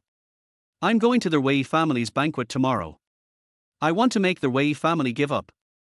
I want to bring a fake boyfriend with me, but I haven't found a suitable candidate. Today I just met your nephew. He is so handsome. Wouldn't it be a good way to kill the bad boy of the Wei family? This chapter is not over yet. Please click on the next page to continue reading. Shi Qing pinched his eyebrows helplessly. The men you have met can be ranked in the United States, why must it be my nephew? I'm almost sick of those fancy men. Haven't you seen how pure your nephew looks, like a high school student, cough cough, just this time. Just say that you are inviting him to dinner, I promise that this is the only time, and I will never covet your nephew again in the future. Hearing this, Shi Qing was silent. Pure? Like a high school student. For some reason, she thought of a child who seemed to be very innocent. However, the child was too naughty and needed to be disciplined. She came back to her senses and responded, "Okay. I'll ask." At this time, in the male dormitory of Liecheng Art University. As soon as Guci came back, he received a call from Gu Yunshan. "My aunt wants to treat me to a meal." He was a little surprised. "She said she needs your help." "Go ahead. I'll tell you the time and address later. After that, go to your aunt's place to help cook some medicinal food and teach the nanny the amount of each meal." "Okay. I got it." Guci was curious that his aunt would ask him for help, but he thought it wouldn't be a big deal. He flipped through the knowledge points of the Level 6 exam and a bunch of teaching materials, and he was already familiar with them. He couldn't help but scribbled on the paper beside him. As he drew, the appearance of the long-haired woman came to life on the paper, but Guci drew her face fiercely, with two huge fists. Recalling something, he looked at the 100 yuan on the back of the phone case. It's really hard to pay this money back. After all, even if they meet that shrew again, it will be difficult for them to get along peacefully. The next day. A restaurant. Suman, who was wandering at the door, saw Guci coming towards him at a glance. Here, Tilda. Where's my aunt?" Guci looked around and saw only Suman. "She's busy and will come later. Let's go in first." Suman took Guci's arm directly. Guci looked puzzled. "You have to play my boyfriend today, Tilda," Suman whispered in Guci's ear. "I will pay you, Tilda." Chapter 10. It's useless even if your father comes. In an instant, Guci seemed to understand something. "My aunt asked me to help, isn't it this favor?" he asked. Smart Tilda, Suman pulled Guci into the restaurant, not giving him any chance to regret. "Let's go. Just make that brat give up." Why does this plot seem familiar? Guci was really forced to do something, but now he can only take it one step at a time. The waiter helped to push open a huge door, and Guci followed Suman into the private room. Man, you kid, you've delayed so much again." Su's father was stunned when he saw Guci next to Suman. Guci was also stunned. Because as soon as he entered the door, he met eyes with Wei Zhiheng, who was sitting opposite. Wei Zhiheng's eyes were full of doubts. Although the two did not talk, they had already experienced an unspeakable eye contact. Guci looked at Suman next to him and remained silent. Wei Zhiheng's blind date was Suman next to him. But why did he see Shi Qing when he went on a blind date on behalf of Wei Zhiheng that day? CPU is running at high speed. Man, today is a dinner party with your Uncle Wei's family. Who did you bring?" Father Su frowned. If there were no outsiders present, he would have scolded Suman a long time ago. Suman leaned towards Guci with pride, looking sweet. "Let me introduce you, this is my boyfriend, Guci." Puff. With one sentence, Wei Zhiheng, who was drinking water tactically just now, spurted out the water. Father Su's face became even uglier, and Father Wei was silent. "Uncle Wei, I'm still young and pay special attention to the appearance of my partner, so it's normal to find a good-looking boyfriend." Suman took Guci's arm, and her words were almost like saying that Wei Zhiheng was not as handsome as Guci. Father Su slammed the table. Man. How can you talk like that? Zhiheng is still here, you should spend more time with him instead of getting to know these questionable people." TSK. Wei Zhiheng laughed accidentally, but quickly switched to a serious face. Uncle Su, calm down, it's not Man's fault for what happened today. I'm not good enough, there's plenty of time in the future, don't rush. Even if there are more obstacles, I'm willing to get along with Man slowly. After saying that, he looked at Suman with a loving face. Guci was shocked. Wei Zhiheng actually stabbed him in the back. What about saying that he didn't like her? Maybe he was tempted by her beauty? After all, Suman has a curvy figure, plump and pretty. If she were in their school, she would definitely be one of the best beauties in the school. Why, do you want plastic surgery? Suman said bluntly. Wei Zhiheng smiled, it's not impossible. Beep a message on the phone. Guci looked down and saw it was from Wei Zhiheng. Wei, give me a favor, you can set the reward. Seeing Wei Zhiheng's pleading eyes, Guci thought about countermeasures. His cheap aunt only asked him to help, but didn't say whether it must be done or not. After a moment, he pulled back his hand that was held by Suman and stood up. I was lucky enough to hear about Master Wei before, but I didn't expect to see him today, and he was so extraordinary. I don't seem to have the qualifications to get entangled with Master Wei's fiancée. I am so ashamed. Guci spoke passionately, and then under the doubtful eyes of several people, he sighed and said to Suman, I'm sorry, Miss Su, I'm not worthy of you. I wish you and Master Wei a happy marriage and a son soon. After speaking, Wei Zhiheng was very satisfied and nodded to Guci imperceptibly. Brothers. Hey, you are saying something against your will with this face. Suman was a little annoyed. I'm not suitable for this, I'd better leave first. Guci said as he was about to run away. Tap, tap, tap. Suddenly, footsteps were heard outside the private room. The moment Guci pushed open the door of the private room, the person outside also happened to open the door of the private room. Seeing the face under the sunglasses, Guci was stunned. Shi Qing. Before Guci could ask why Shi Qing was here, he saw several people in the private room coming over at some point. Chairman Shi, why are you here too? It's really lively today. Since you're here, let's get together. Father Su and Father Wei both enthusiastically invited Shi Qing to come in and sit down. No. Shi Qing decisively refused, looking at Guci with his eyes. Qing Qing? Suman came to Shi Qing like she was complaining, whispering what had just happened, and complained, look at your little nephew, he is so disobedient. Little nephew. Shi Qing narrowed his eyes slightly, and said in disbelief, Guci. Your name is Guci. Guci was also shocked, pointing at Shi Qing and asked Suman, my aunt, is she? Yes. So you haven't met formally yet? Suman said. Guci suddenly felt like the sky was falling. He kept thinking about what happened with Shi Qing before. It's over. Everyone. I think I have some important things to deal with, so I'll leave first. We'll meet again another day. After Shi Qing said that, with a cold face, he pulled Guci out. Suman sighed, Dad, you know now, Guci is not a bad person, he is the nephew of the chairman of Shisha Films. Father Su wiped his sweat, I didn't say he was a bad person. This chapter is not over yet, please click the next page to continue reading. Let go, if you do this again, I will call someone. Guci was blocked in a corner outside the restaurant by Shi Qing. It's useless even if your father comes. Shi Qing pinched Guci's face, you are so bold, pretending to be someone else to go on a blind date. And your words and deeds are bad, your father said you are well behaved and honest. It's all misunderstanding, not what you think. I didn't know you would go on a blind date on behalf of Miss Su. I'm sorry. Guci smiled awkwardly. Although he wanted to escape, he still apologized sincerely, but this sudden super generation made him feel a little uncomfortable facing Shi Qing at this moment. Which time are you apologizing? Shi Qing asked. Every time. Hearing this, Shi Qing pulled Guci to the car not far away. Guci dared not resist and was directly pulled into the car by Shi Qing. Where are you going, aunt? Guci asked weakly. Of course my home.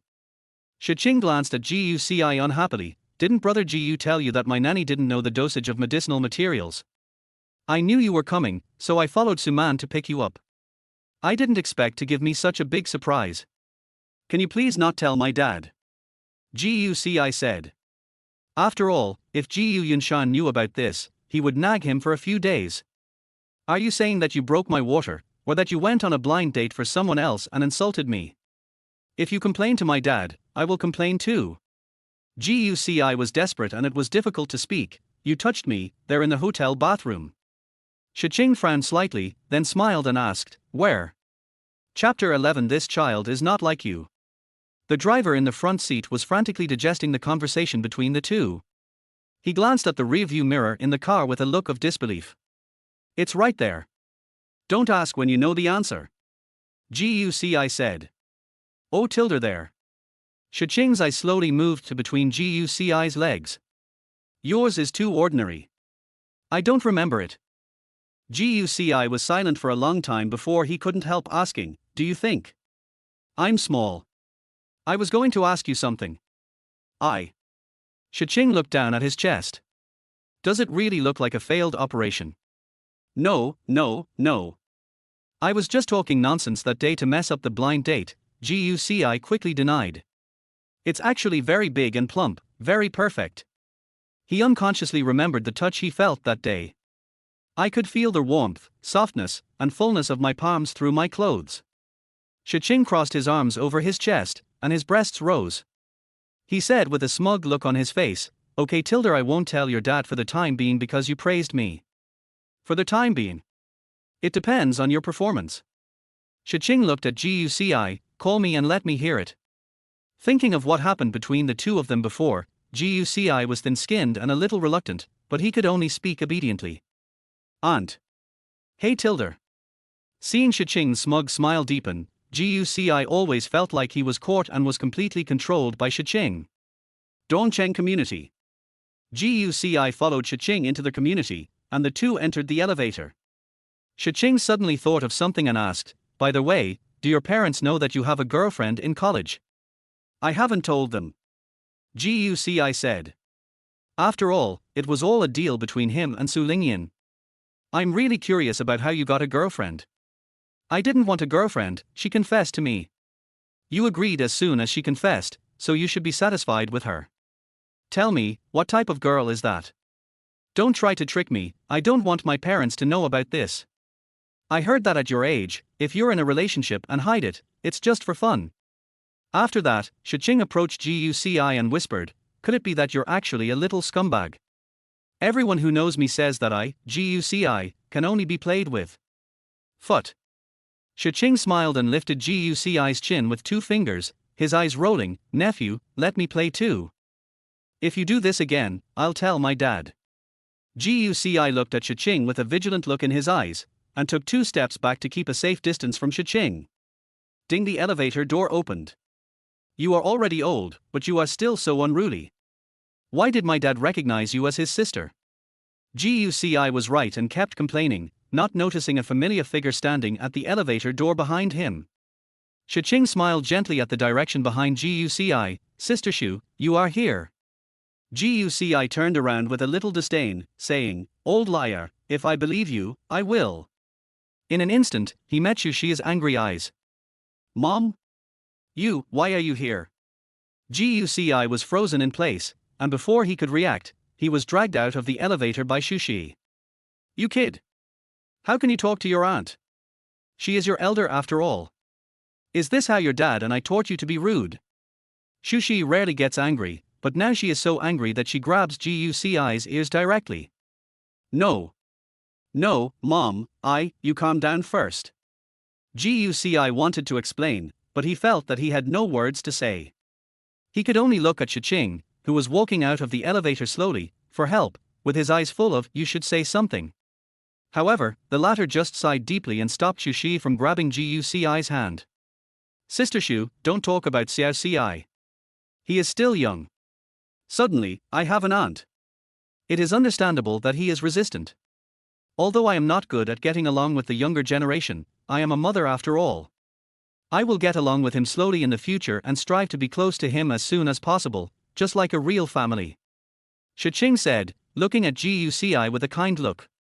Guci was so angry that he couldn't speak. He naively thought that Shi Qing had a change of heart. "Look at your aunt."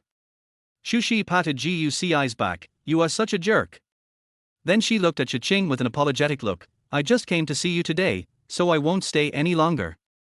If there is anything that makes you unhappy, just educate him. He has no emotional intelligence since he was a child, so don't spoil him." "Okay Tilda, then I won't see you off, sister-in-law, goodbye." After seeing Shushi off, Shi Qing looked at Guci, who had just been beaten, with a smile on her face, then took the key to open the door and made a "please" gesture. "Come in, nephew." Guci had seen the woman's routine today, so he simply didn't say anything to avoid saying the wrong thing, and angrily went into the house. "Wow!" A loud cry came into his ears. At the same time, Guci saw that Shi Qing's originally smiling eyebrows and eyes quickly calmed down, but he still couldn't hide his worries. What's going on? Shi Qing even forgot to change his shoes and walked straight to the crib. Boss, you don't know that the child often cries when you are not around. When Miss Su was here before, it was useless for both of us to coax her. The nanny said, handing the bowl of flour to Shi Qing. Ruan is good, Ruan is good. Shi Qing held Ruan, coaxed her softly, and rocked her gently. The crying soon subsided. Guci walked to Shi Qing and looked at the baby in Shi Qing's arms, his eyes full of curiosity. Ruan. What's her full name? Before in the hospital, Guci only cared about Shi Qing and never looked at the baby straight in the eye. Shi Ruan. Shi Qing said. Guci was stunned for a moment. Is your husband's surname also Shi? Shi Qing felt helpless about Guci's train of thought, and only said, Ruan takes my surname. Guci looked at Ruan's little face, then looked at Shi Qing's big face, comparing them back and forth. This child doesn't look like you. He came to this conclusion. Shi Qing rolled her eyes at Guci, my biological child. If she doesn't look like me, does she look like you? Is there a possibility that she looks like your husband? Guci touched his chin and analyzed. Shi Qing then realized that he had been misled by Guci's train of thought. If the child doesn't look like the mother, then doesn't it look like the father? I think there are some parts that look like me. Shi Qing looked at Ruan with love in his eyes. At this time, the nanny looked at Guci and Ruan and smiled. Boss, what a coincidence, Ruan and your nephew both have a mole on the back of their hands. Shi Qing then noticed that there was a mole on the back of Ruan's hand in a similar position to Guci. Chapter 12 Little Nephew, Too Easy to be Manipulated. There are always so many coincidences in this world. As she said this, she saw Ruan's little hand slowly reaching out to Guci. Guci tentatively reached out his hand. Ruan held one of Guci's fingers and grinned. Oh, boss, Ruan rarely smiles. It seems that she likes this nephew, the nanny said excitedly. Guci looked at the little girl holding his finger, and an inexplicable emotion surged in his heart, as if some emotion was awakened. I like her too. Very cute, he said, and pulled his finger away. Unexpectedly, just after pulling it away, Ruan's little face wrinkled and she cried again. Guci ignored it and went directly to the nanny who was cooking, and wrote down the dosage and taboos of each medicinal material sent before to the nanny. Shi Qing walked to Guci's side with Ruan in his arms. The chubby little hand was still reaching out to Guci, and she was babbling. You, help her to comfort her, she wants to find you. Shi Qing handed Ruan over helplessly, wait until she falls asleep. Guci imitated Shi Qing's behavior and held Ruan very unfamiliarly. This was the first time he held a child in his own hands. Ruan was as heavy as a cat, warm, soft, and faintly had a wonderful milky fragrance. Ruan was in Guci's arms, smiling happily, grabbing with two small hands and kicking with joy. Shi Qing also unconsciously showed a gentle smile. The confinement nanny next to him looked at this scene and couldn't help but think it was a family of three. She stretched out her hand to Guci, let me use your mobile phone. Guci held Ruan in both hands, not daring to move, so he could only signal with his eyes to the right pocket of his pants. Shi Qing then reached into the right pocket of Guci's pants and fumbled. Guci frowned slightly and looked at Shi Qing uncomfortably. This action inevitably reminded him of himself that day. Shi Qing maintained herself well, with smooth palms. If you ignore her mature and voluptuous figure, she looks like a female college student in her early 20s. Shi Qing touched something and was a little confused. What is so? Realizing something, Shi Qing's face changed instantly, and the whole person was stunned on the spot. Guci sighed, you have touched it before, don't you know what it is? You. Shi Qing clenched his fist, but because Guci was holding something soft in his hand, he controlled himself from hitting him. Seeing Guci's calm face, she stopped the words she wanted to curse. Not serious. She opened WeChat with Guci's mobile phone, operated it and returned it to Guci. I added my WeChat for you, she said, reminding, you have a lot of unread WeChat messages in your phone. Guci hummed lightly, then held Ruan and sat on the sofa. Under his comfort, Ruan soon closed her eyes and fell asleep obediently. He carefully put Wan on the crib, covered her with a quilt, and tiptoed away, fearing that the little guy would cry again. Are you leaving? I'll take you there. Shi Qing also lowered his voice. No need. Feed your baby well. Guci quickly slipped away, and when he reached the door, he suddenly remembered something and stopped. He took out his mobile phone, took out the 100 yuan clipped behind the phone case, put it on the shoe cabinet at the door, and left. Shi Qing was slightly surprised and murmured, he actually carried this 100 yuan with him. This child is really persistent. Guci went downstairs to the community and looked at WeChat. There were indeed many new messages, all from Su Lingyan. He only read the last one. Yin, I got Master Wang's manuscript. Let's meet. The moment he saw this message, Guci's pupils trembled slightly, and excitement surged in his heart. He ran out of the community and then took a taxi nearby. At this time, Shi Qing upstairs watched Guci running fast, and seemed to understand something vaguely. Although he showed that he didn't like it, he ran to meet him happily when the other party mentioned the manuscript. My little nephew, you are too easy to guess. She smiled and called her assistant. I remember that Shisha had cooperated with several Chinese painting masters before. Go and help me contact them. Liaoqing Art University. Because Guci's reputation as a genius in the school was extremely loud, Guci went straight to the female dormitory, and the dormitory manager didn't ask. When he arrived at the 101 dormitory where Su Lingyan was, he knocked on the door. The door of the dormitory opened quickly, and a girl who was applying a facial mask opened the door. The moment she saw that it was Guci, the girl was surprised and happy. Before Guci could explain his purpose, he closed the door in a panic. Yes, it's Guci. After closing the door, the girl immediately informed several roommates, and the mask on her face fell off because of excitement. Su Lingyan, who was also taking care of her skin in the dormitory, smiled. She knew that Guci, the painting fanatic, would come running over. Although the other two girls were also excited, they quickly calmed down. Why are you so excited? Guci is Yinin's boyfriend. Right? Yin. One of the girls said. Unexpectedly, Su Lingyan was just indifferent, and said arrogantly, maybe I'm used to getting along with Guci. He took the initiative to find me, but I wasn't excited. Maybe it's the dull period. I really envy you, Yin. It's okay that your boyfriend is the school hunk of Liaoning University, but there's also Jiang Minute from the sculpture department. The girl said casually, but before she finished speaking, she was given a cold look by Su Lingyan, and she could only shut her mouth and stop talking. After all, it was the school hunk who came, and the other three girls even tidied up their appearance and put away the clothes in the dormitory. However, Su Lingyan glanced at the behavior of the three girls indifferently, snorted coldly, walked straight to the door, opened the door and went out, and closed the door directly, not giving the three girls a chance to contact Guci at all. You came quickly, Tilder, Su Lingyan smiled sweetly. I'm here to get the manuscript. Guci said straightforwardly. Su Lingyan had expected this, so she naturally took Guci's hand and said in a soft voice, let's go to another place to chat, Tilder. Guci was pulled by Su Lingyan all the way to the rooftop of the school library. Su Lingyan walked around the rooftop through the protective net and breathed in the fresh air. Do you remember that I first met you here? At that time, you were the focus of attention in school and were often watched in the studio, so you came here with your drawing board to paint, and I was attracted by you. She said, turning back to show Guci a gentle smile that was different from usual. Remember?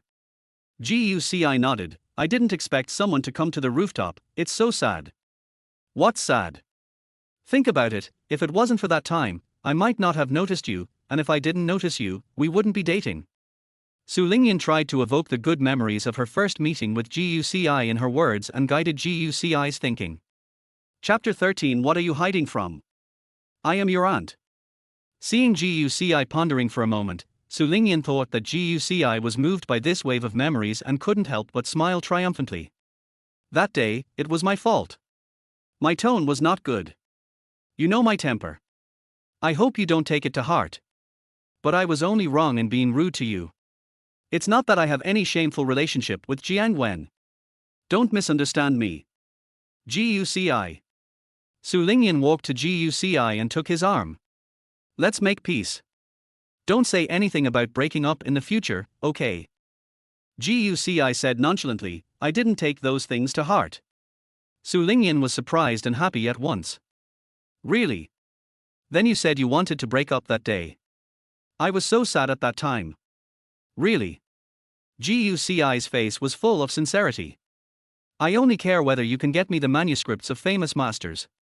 I want to continue to learn from them. Even if you don't come to me today, I will try to win you back when I am free. What? Su Lingyan's face changed drastically, and his expression froze on his face. She realized that Guci was still unmoved, so she simply took out the prepared manuscript and asked, Do you want it? Of course, I came here for it. Guci said. Su Lingyan's voice was a little coquettish, as long as you promise me that you will no longer associate with Xie Huaning, and show your affection with me more often in the circle of friends, I will give it to you, and I can even help you get a book collected by a famous author. No. Guci refused.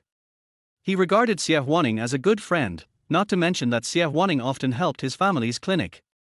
His parents liked Xie Huaning very much. How could they not associate with each other if the two families were good friends? You don't even agree to this.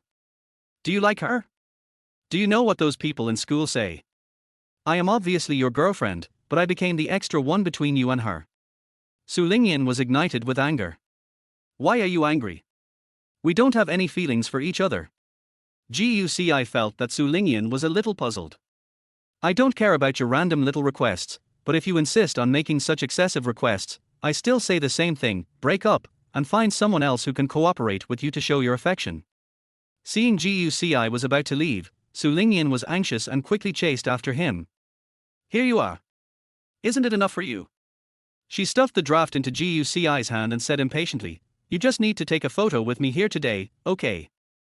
Guci had already accepted the draft, so he had to perfunctorily take a photo, and then left quickly. Su Qing posted a circle of friends. The content was, Recalling with you at the place where we first met, that irreplaceable happiness. I deliberately put double quotation marks around irreplaceable to emphasize it, as if I posted it for someone to see. After walking out of the library, Guci heard many students whispering about something along the way. The most important thing was that they kept looking at him, as if they were talking about something related to him. Classmate, what happened? Guci casually asked a passing classmate. Senior Guci, you will know if you go to the school gate. The classmate smiled gossipingly and ran away quickly. Hearing this, Guci walked towards the school gate. The discussion became louder and louder. When he pushed through the crowd and saw the scene at the gate, his pupils trembled. Several sports cars stopped at the school gate, and the black Ferrari surrounded in the middle had a banner hanging on it. The most beloved baby of Guci. Shi. After seeing the familiar face in the back seat of the car, Guci stared at the banner again, and was so angry that he couldn't speak. He subconsciously wanted to escape from here, but he didn't know that the voice behind him sounded. Guci. Shi Qing opened the car door and got out. A tall and plump figure, with a curvy figure, no one could tell that she had given birth to a child. Coupled with her unique mature temperament, many male college students could not take their eyes away. She walked straight to Guci and handed him a coat, which was the coat that Guci gave her to cover her chest outside the hotel. You left in such a hurry when you went to my house last time that I forgot to return your clothes. Guci was stunned when he took the clean clothes. Is it necessary to make such a scene to return clothes? Go quickly. Guci kept signaling with his eyes, and he was about to lose face. Shi Qing smiled and put his arm around Guci's shoulders intimately. I'm not here just to bring you clothes. Many classmates were watching the fun, and some were taking photos and videos. Although Guci turned his back to the camera as much as possible. I don't want it, leave quickly, and take down the banner. Guci pushed Shi Qing into the car. Little did he know that Shi Qing grabbed Guci's arm while Guci was pushing him into the car, and dragged Guci into the car. Guci threw himself on Shi Qing unexpectedly. Colliding with the softness again, Guci was still in a trance for a moment. Hearing a long sigh outside, Guci came back to his senses and planned to get up from Shi Qing, but unexpectedly the other party hugged him tightly. Shi Qing chuckled in Guci's ear, and in an instant, the noise outside seemed to return to silence, and that laugh was infinitely magnified in Guci's mind. Why are you hiding? I'm your aunt. She whispered. You also know that you are my aunt, you. Just as Guci was about to criticize Shi Qing's behavior, he saw Shi Qing take out a notebook and open it to show it in front of him. Seeing the sloppy and majestic writing, Guci instantly forgot everything and stared at every stroke of the pen, as if it was a work that was completed in one go when inspiration gushed out. Judging from the technique, it looks very much like Master Chi's original work, a freshly baked original work. Aunt, where did this come from? He looked well behaved. Shi Qing smiled proudly. How can I talk to you if you put pressure on my aunt like this? Guci immediately helped Shi Qing up respectfully and closed the car door. This little notebook, I took it from an old man's desk to fan myself when I went to see him.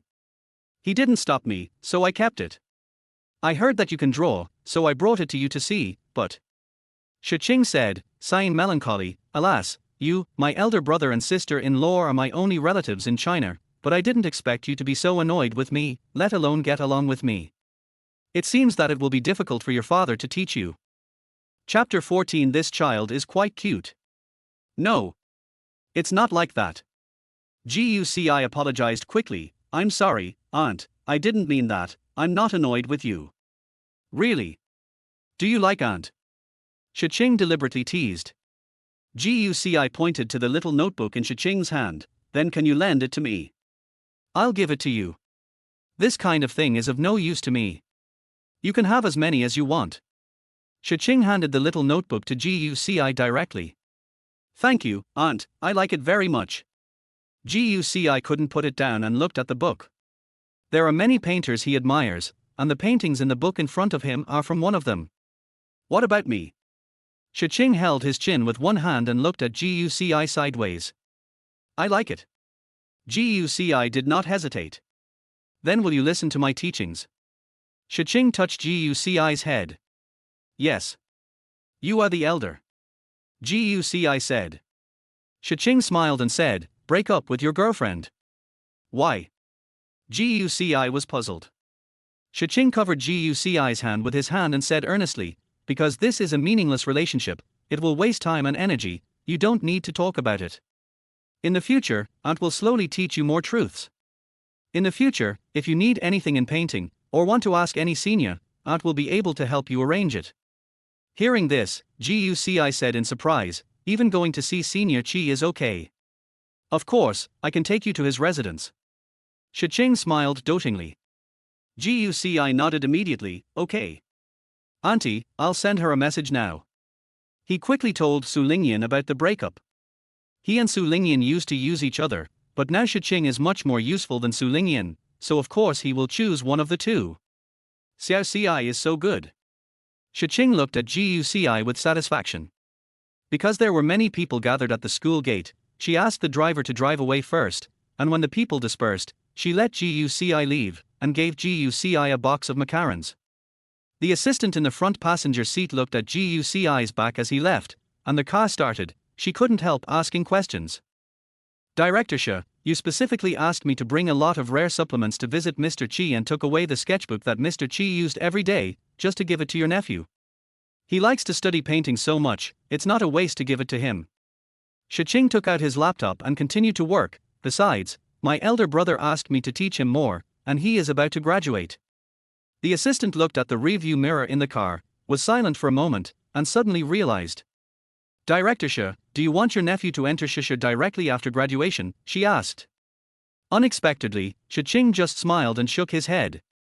Children still need experience, even if they want to enter, it's not now. However, this child is quite cute, I am willing to witness his growth. Evening, Su's house. Suman was applying a facial mask, and the phone next to her kept ringing. The chat interface on the screen kept sending messages from the other side. Wei Zhiheng sent a series of messages. Man, if you are not free tomorrow, how about the day after tomorrow? I can be your exclusive driver and take you for a ride tilde. I heard from Uncle Su that you like shopping in the mall. How about I go shopping with you? All the expenses are on me. Suman turned a deaf ear to the ding-dong-dong sound of the mobile phone message, turned up the volume of the speaker, listened to the cultural relics explanation inside, and calmed her mind. Second sister.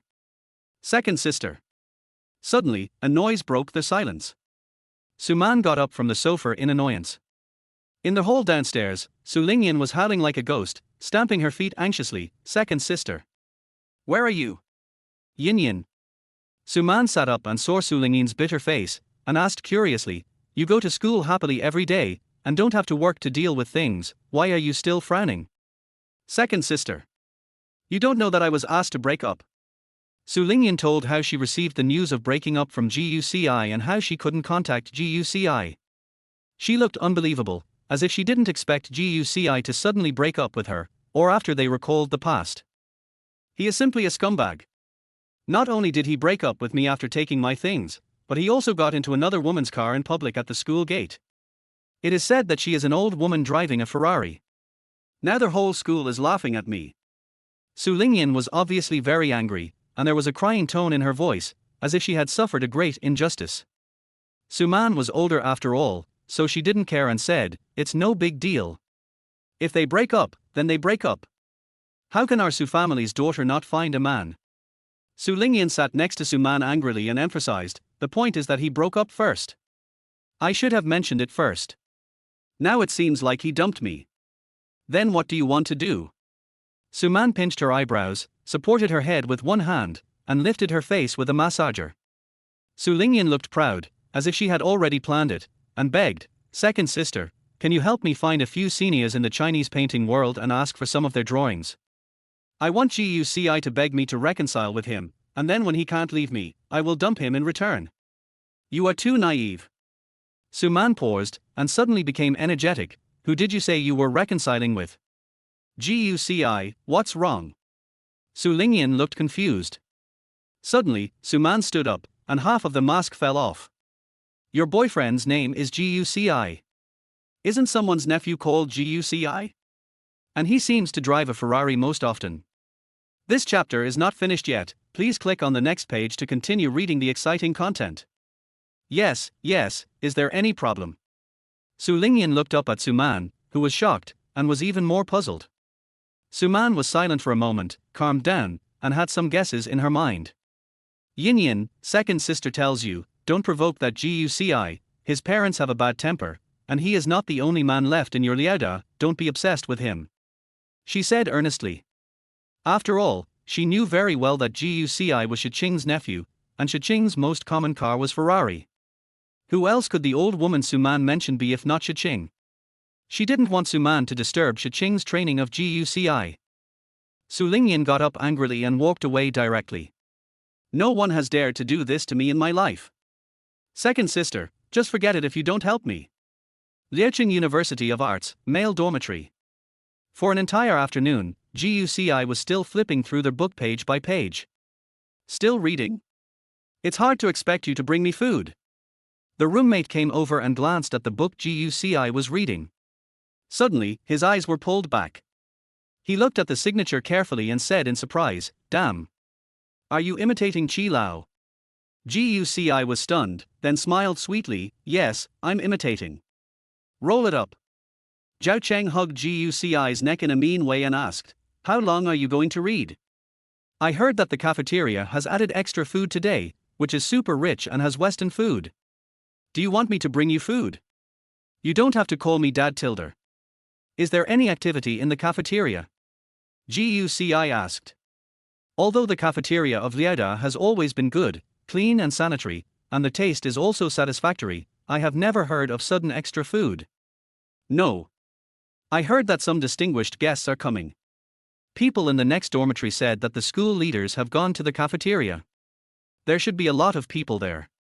I'll go over to eat later. I'm not hungry now. GUCI thought that Zhao Cheng was still thinking about his meal, and suddenly felt a little guilty. He added, By the way, the manuscript in this book is the manuscript of Mr. Qi himself. If you want to read it, you can come with me later. I just need to study it these few days. Fuck. GUCI, you are such a dog. At this time, the cafeteria. A separate area was cordoned off on the first floor. The school leaders and several students sat aside, their eyes were all on the woman in the main seat, and they wore masks and sunglasses tightly. Director Shi, why did you suddenly want to cooperate with our school? It's really an honor. Chapter 15 Just Caring? It's nothing. I just thought that my children will go to college in the future, so I wanted to ask Principal Chen to worry about it in advance. As Shi Qing spoke, he looked towards the crowd in the cafeteria imperceptibly, as if he was looking for something. President Shi's child.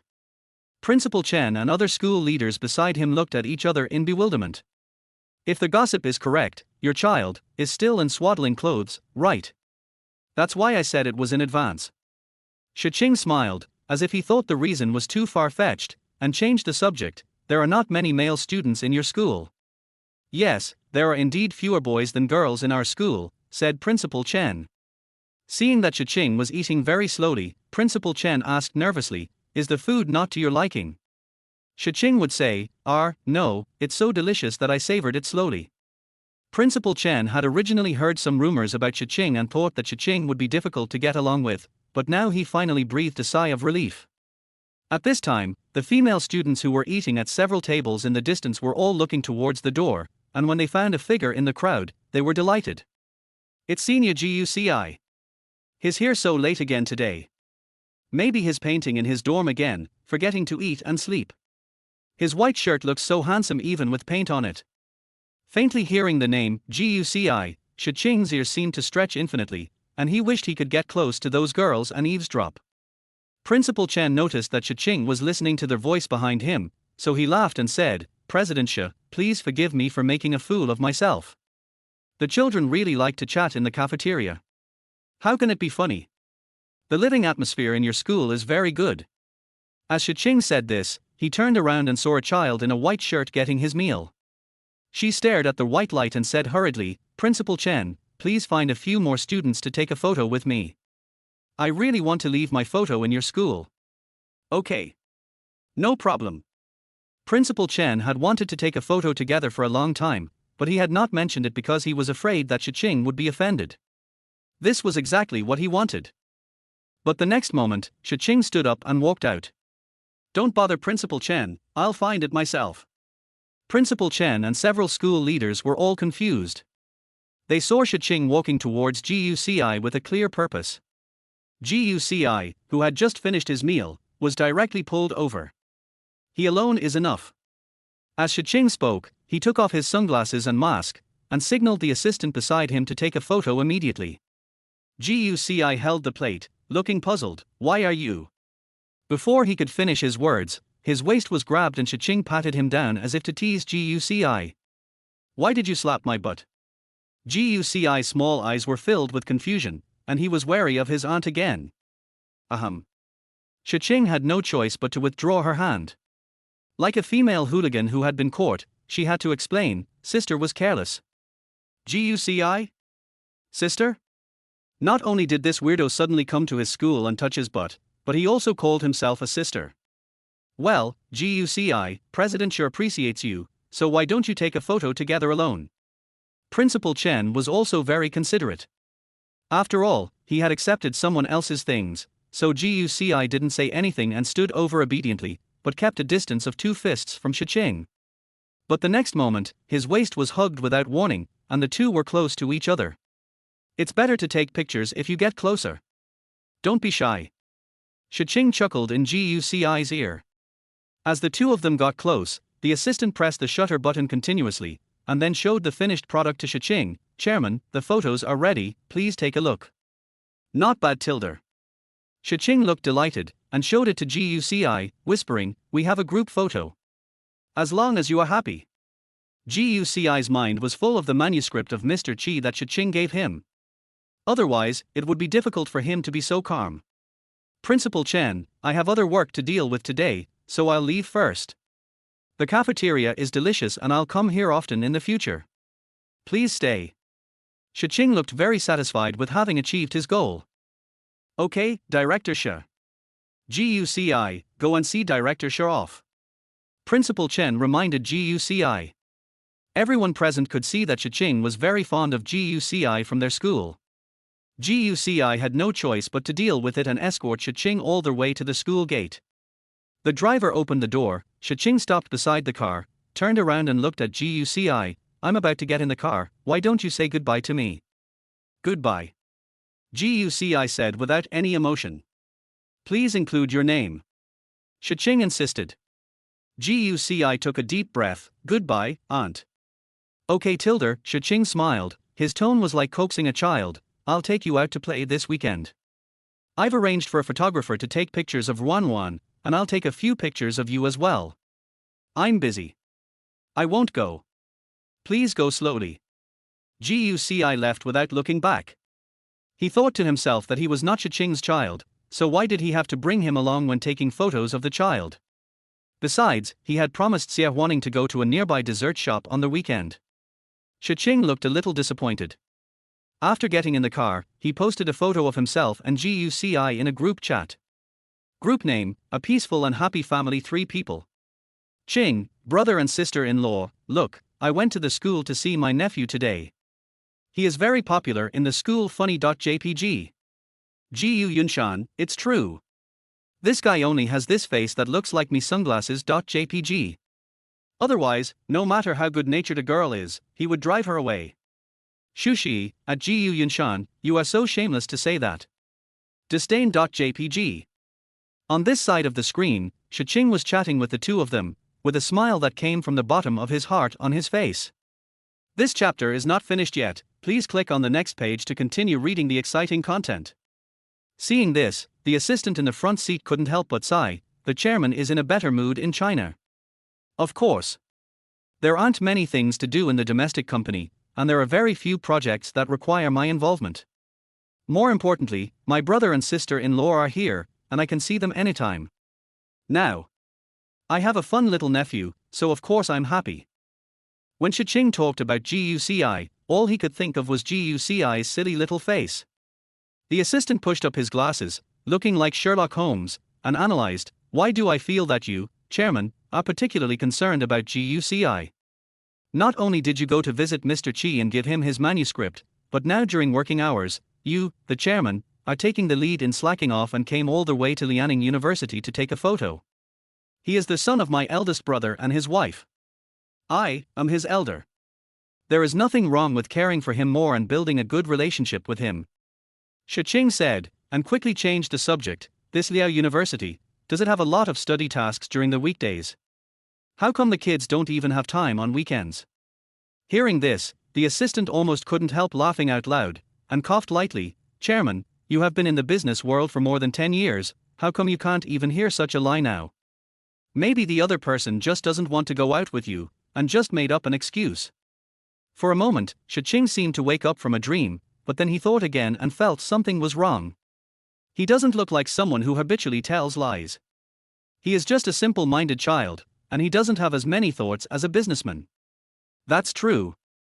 The assistant thought for a moment, then there is only one possibility. Your little nephew may have an appointment.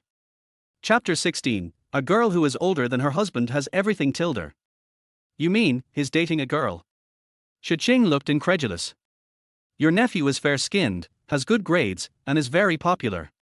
He is at the right age for love, so there must be girls rushing to date him. Hearing this, Shi Qing looked out the window, not knowing what he was thinking. It took him a long time before he could hold back and speak. Go check where the kid is dating.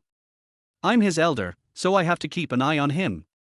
Besides, my eldest brother and his wife are always concerned about his relationship status. If you are curious, just go. There is no need to find an excuse. There is nothing wrong for an aunt to care about her nephew.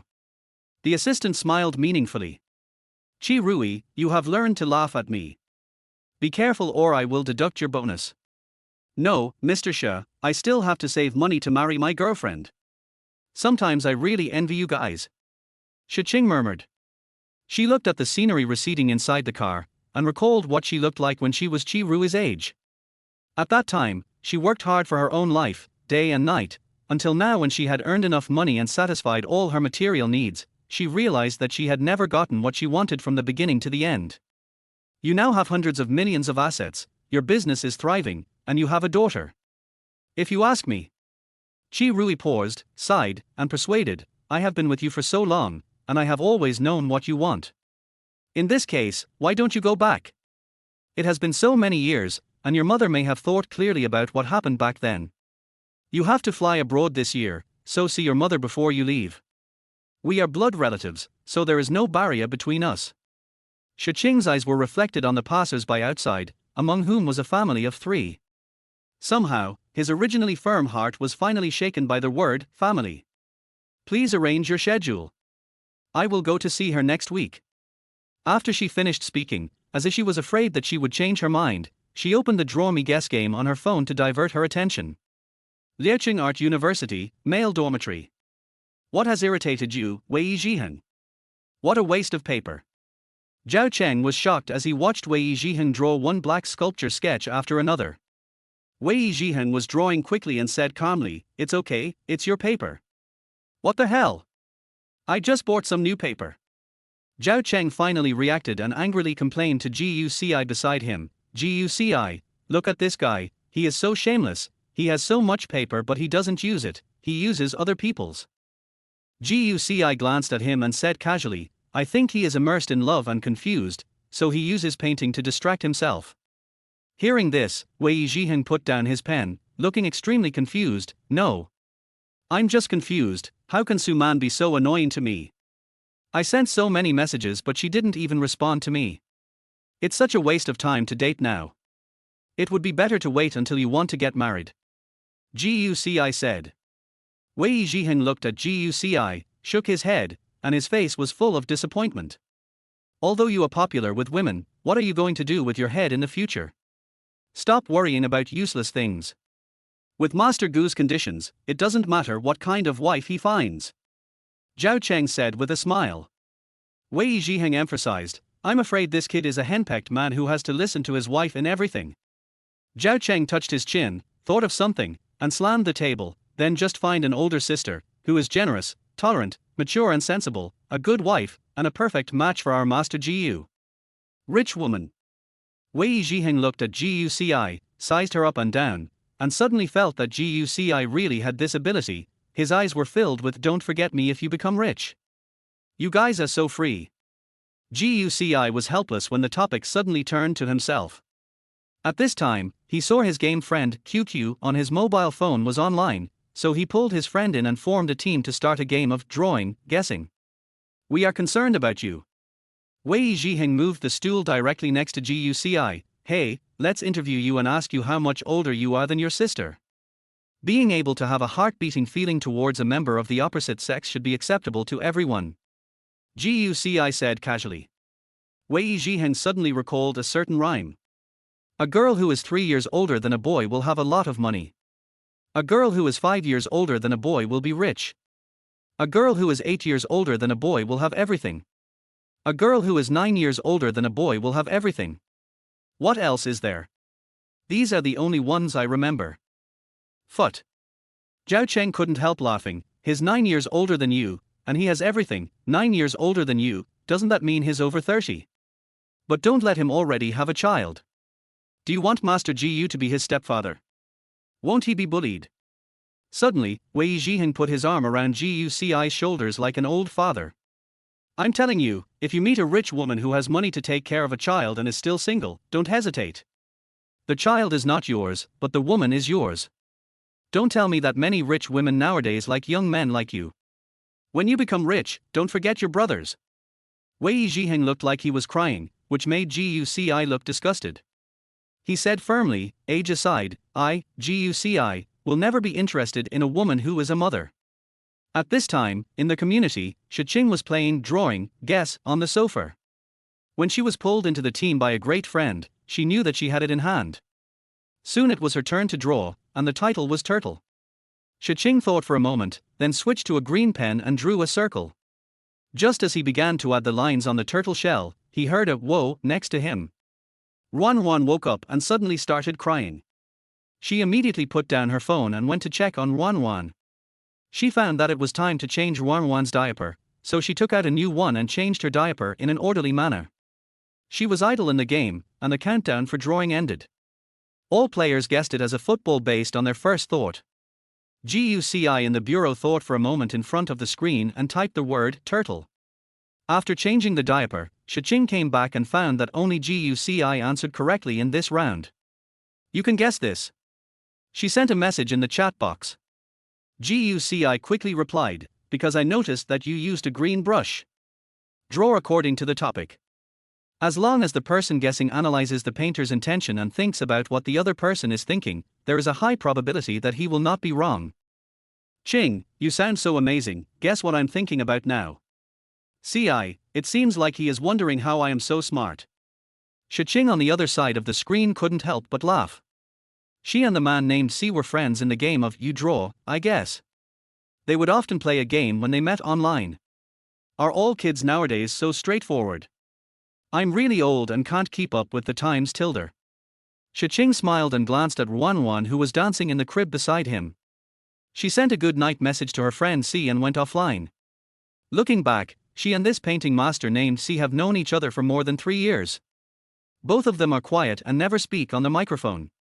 I guess they only play painting to kill time in their spare time. Although they have not talked much, they get along very naturally. Inexplicably, she became curious about this familiar yet strange person whom she had known for 3 years. After all, she saw C's age in his profile, and he was only 23 years old, just a child, but he seemed a little old to her. Chapter 17, Secretly Giving Movie Tickets to Children. Liecheng Men's Dormitory. People say goodnight to you and you just reply with a hum. Zhao Cheng was sitting next to Guci eating snacks and looking at the chat interface on Guci's phone with an attitude of a master. Then what should I reply? Guci reached out and took a few potato chips. I'm saying this, but you two have been chatting for such a long time, and you're single, why don't you just ask that person out to meet up? There's no harm in getting to know a few girls. Zhao Cheng reminded earnestly. Just gaming friends. Guci said. I heard that you are going to date Xie Huaning again this weekend. You are so lucky. Wei Zhiheng on the bed opposite side. Although it's not a date, but how did you know? Guci was amazed at the power of gossip in school. Didn't Su Lingyan say on the school wall that she had a fight with you, and she also said that she would come back to you after you had enough fun? Hearing this, Guci suddenly felt helpless. He had clearly broken up with Su Lingyan, but he seemed to have overestimated Su Lingyan's ability to understand. On weekends, at a dessert shop near Lianing University, Xie Huaning wore a creamy white dress with puff sleeves, her long hair slightly curled and falling on her shoulders, decorated with a silk bow, looking gentle and cute. The weather is a bit cool, and warm taro paste is indeed the best. Xie Huaning said as she took a photo with her phone, and also included the dessert of Guci across from her. Although Guci was not in the photo, it was obvious that they were together, creating a sweet atmosphere. It's really delicious. Guci also agreed. Although he is a boy, which boy doesn't like sweets? The waiter quickly brought a serving of taro cheese brick and taro bobo cake. Xie Huaning mustered up her courage and said, Guci, I want to have a taste of yours. Is that okay? Okay, then I'll go get a small plate. Guci said as he stood up. Wait a minute. Xie Huaning quickly called Guci. She had anticipated Guci's train of thought. In this situation, if it were someone else, they would just feed the other person a mouthful and then implicitly kiss him indirectly. We each scoop our own spoonful and then exchange spoons. She didn't have too many extravagant hopes. Here you go. Guci generously scooped a large spoonful of taro bobo cake and placed it on Xie Huaning's plate. Xie Huaning also scooped up a piece of taro cheese, but then passed it to Guci, motioning him to open his mouth. You try it. She was so nervous that she almost forgot to breathe. Good. Guci took the spoon and took a bite, and then his eyes lit up. The cheese smells good. This is not bad either. Xie Huaning smiled awkwardly, and then said, Can you give me some more kisses? Bobo. Guci then remembered what bobo was, so he scooped a large spoonful of bobo beads from the middle of his taro bobo cake for Xie Huaning. Thank you, brother Tilder, Xie Huaning said with a smile, just like when she followed Guci when she was a child. She has done everything she should do and said everything she should say. Even though Guci did not cooperate with her at all, fortunately, she feels particularly good whenever she is with Guci. So what if he is a straight man?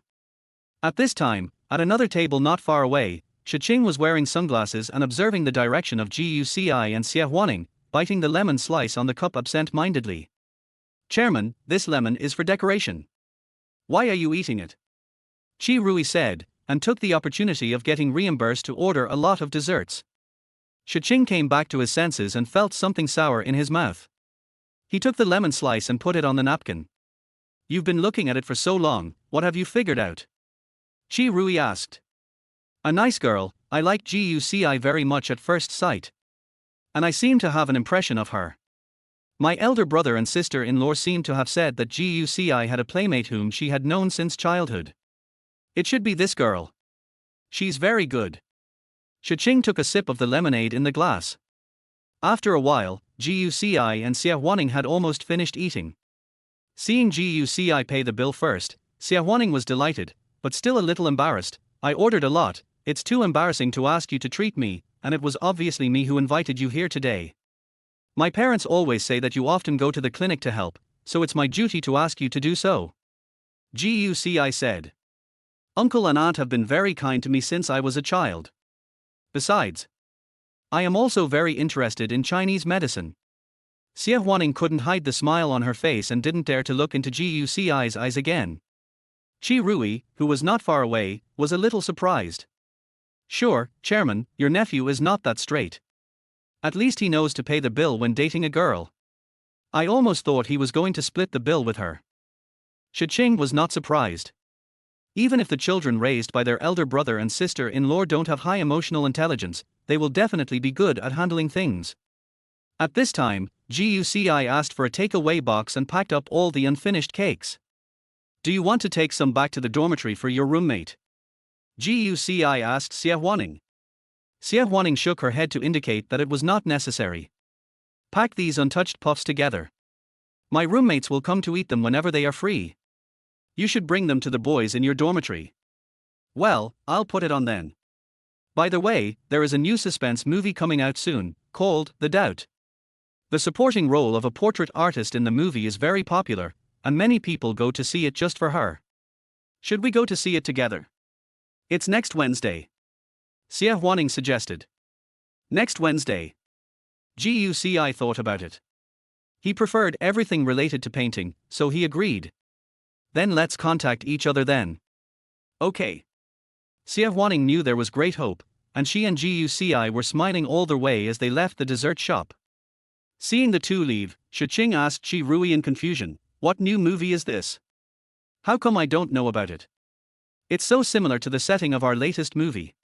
Qi Rui was stunned for a moment, looking at Shi Qing's clear eyes, and said weakly, "Is it possible that the suspicion they are talking about is our company's new movie?"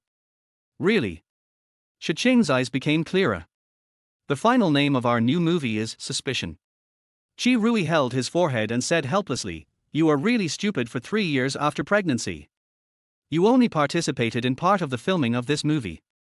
The subsequent content was finalized by the project leader meeting. I guess you didn't pay attention to it. What a stupid name." Shi Qing murmured, then stood up with the bag, and did not forget to instruct Qi Rui, "Get 2 private movie tickets for the child, and don't tell him that they are from me." Chapter 18. Guci invites us to a movie? I can't say it's a gift from you. Then how can I give it to my colleague? Qi Rui looked confused and hurriedly ordered a lot of cakes to give to his colleagues. "You don't even have this little business ability, and you still want to earn money to marry a wife." Shi Qing strode away. "Why should women make things difficult for other women?" Qi Rui sighed. Fortunately, she had a dessert today and she could eat it and take it away, so it wasn't too bad. Liao University Men's Dormitory.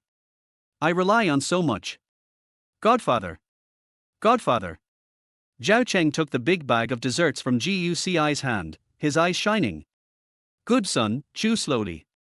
Guci raised the corner of his mouth with satisfaction. "Okay, Godfather." Zhao Cheng shared the dessert with Wei Zhiheng again. Unexpectedly, Wei Zhiheng was sleeping soundly in the quilt.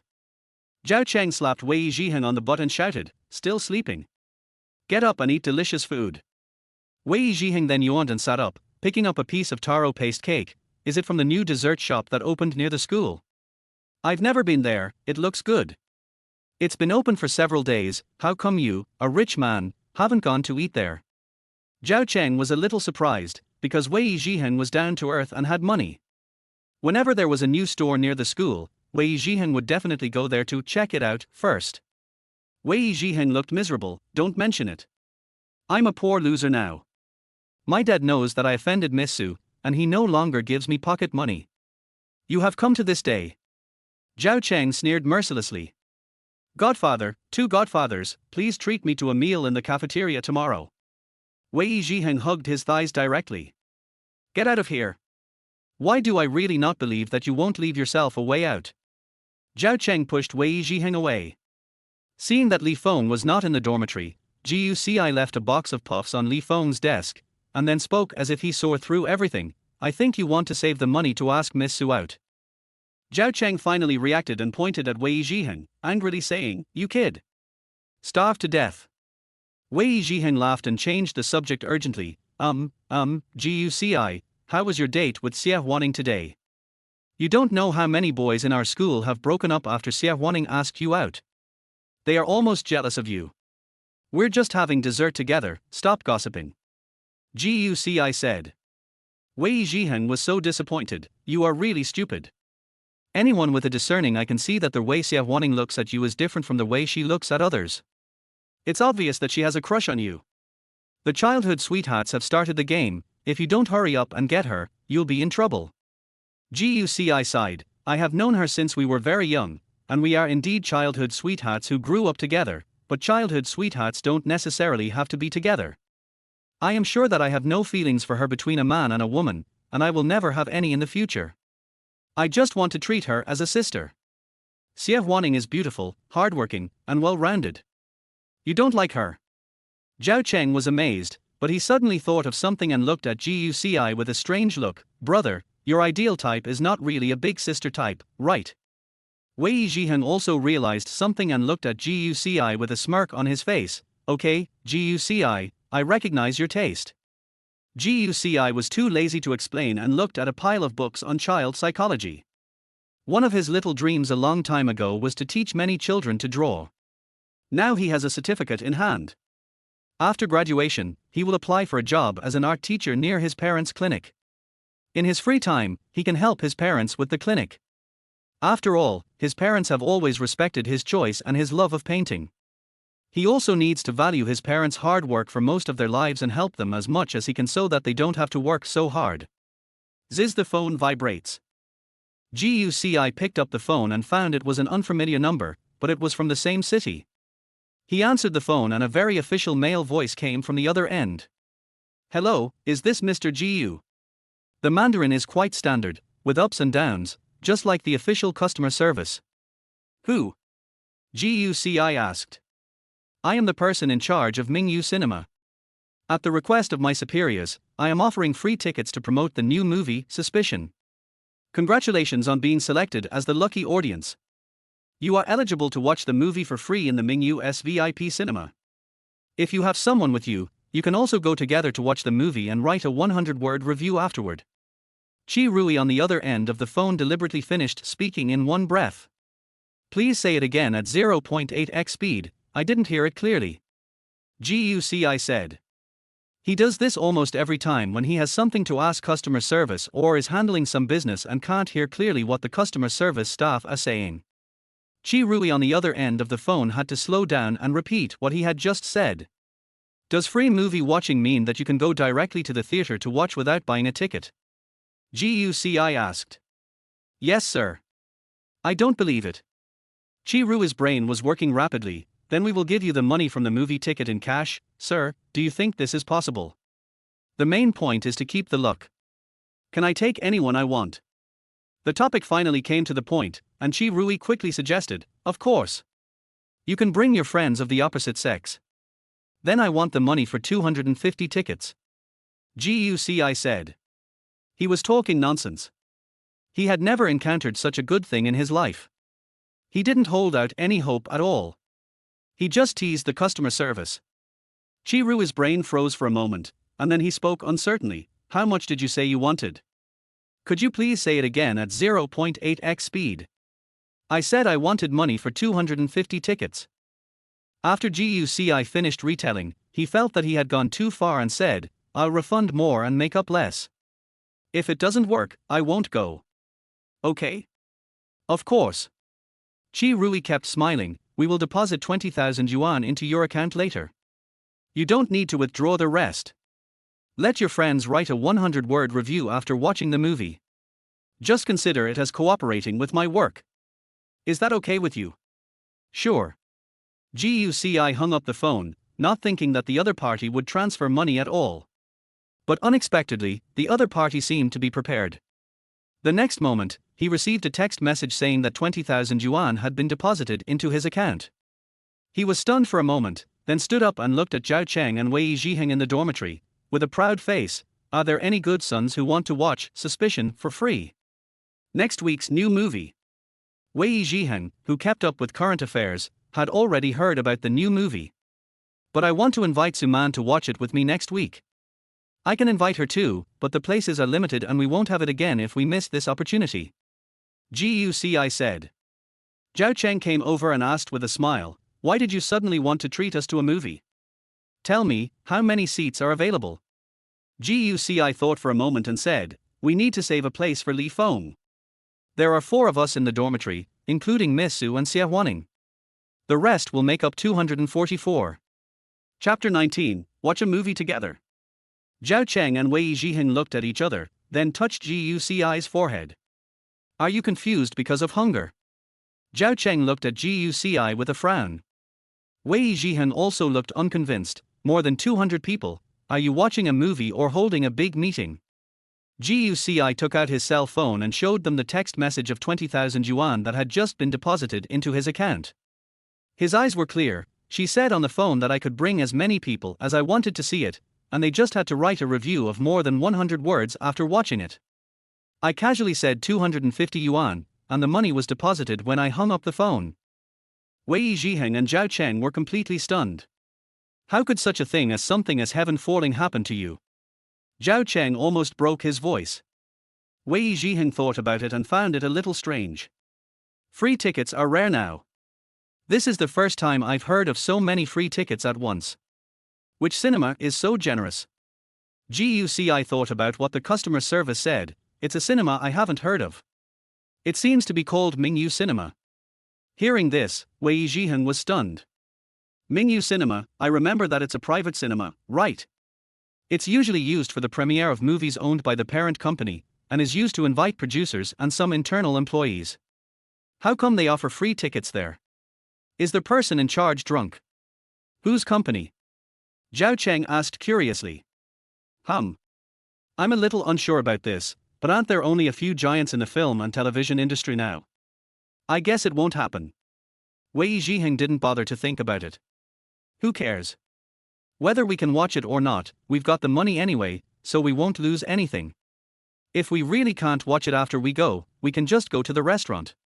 244 people, right? I'll call for people right away. Let's call those we are familiar with from other departments, and also call a few junior schoolmates, so that everyone can benefit from it. Zhao Cheng suggested. Wei Zhiheng agreed with his expression. If we heard that there were schoolgirls here, the place with more than 200 people would be full in a matter of minutes. Leave a few more places. GUCI said, sending a message on his phone, let's set it for next Wednesday. I'll ask if there are any teachers who are free and can go together. You are very thoughtful. I will go and ask too. At this time, in the study room of Dongcheng Community, Shi Qing was wearing a long cotton home suit, sitting in front of the computer, working and signing contracts one after another, while looking up at Chi Rui, who was standing in the study. The first floor hall has 60 rows and 40 columns, with seats for 240 people. You're telling me that's not enough? It's really not enough, Chairman. Things have changed, and you may have to give up some of the hall on the second floor. Chi Rui lowered his head guiltily. Shi Qing frowned. I asked you to give 2 movie tickets to GUCI and that little girl. You are top assistant, so such a simple thing shouldn't be a problem. It's like this, Chairman. I called your nephew and told him everything I should have said like a scam boss. He didn't believe me, so I said I could get a discount. He then said he wanted 250 tickets. If not, he wouldn't go. But since it was a task you gave me, I agreed. Seeing Shi Qing frowning, Qi Rui said quickly, "Don't be angry, there are only 6 more people who can't sit down, you can let those 6 people go to the second floor." Shi Qing took a deep breath, closed the contract in front of him, and pinched his brows. "You should know my schedule. Next Wednesday is the premiere of Doubt. I plan to use the theater on the second floor to entertain director Zhang and his team." Qi Rui immediately came up with a solution. "I'm sorry, Chairman. I'm going to ask someone to add a bench in the lobby on the first floor. The 6 of them should be able to make do with it." Shi Qing was silent for a moment, and seemed to have made a decision. "If I'm not mistaken, the kid should have invited all his classmates. Let's not make do with them. Let the extra people go to the second floor and sit in the front row so they don't disturb me and Director Zhang and the others when we're talking. It's really rare for you to give me face." Qi Rui smiled and adjusted his glasses. After all, Mingyu Cinema is Shi Qing's private place to watch movies alone, except for inviting directors and production crews to watch movies during the premiere. Shi Qing usually doesn't like noise or being disturbed when watching movies, so this is a first. "That's right." Shi Qing leaned back in his chair, stroking his chin, as if thinking of something. "Since you lied to him that you can watch movies here, why not just transfer a few staff members from other cinemas?" "Wow, you have to use all the tricks to coax a child." "Okay, Chairman, I'll arrange it today." Qi Rui was about to leave when Shi Qing called him back. "They watch a movie, they have to eat something, right?" Shi Qing said. Qi Rui immediately understood what Shi Qing meant, made an okay gesture helplessly and went out. Unexpectedly, the chairman of a film and television company actually performed in his own private cinema. Wednesday. On the day Xie Huaning received the message from GUCI only said briefly, "I'll treat you to a movie next Wednesday," but it still made her very happy, so much so that she prepared wholeheartedly until today, because to her, such words sounded like an invitation for a date during the ambiguous period. As soon as I walked out of the dormitory building, I saw a familiar figure at the door. GUCI was slumped on a bench with his hands in his coat pockets, looking up at the sky, chewing gum in his mouth, and I don't know what he was thinking about. The person she liked was waiting at the door.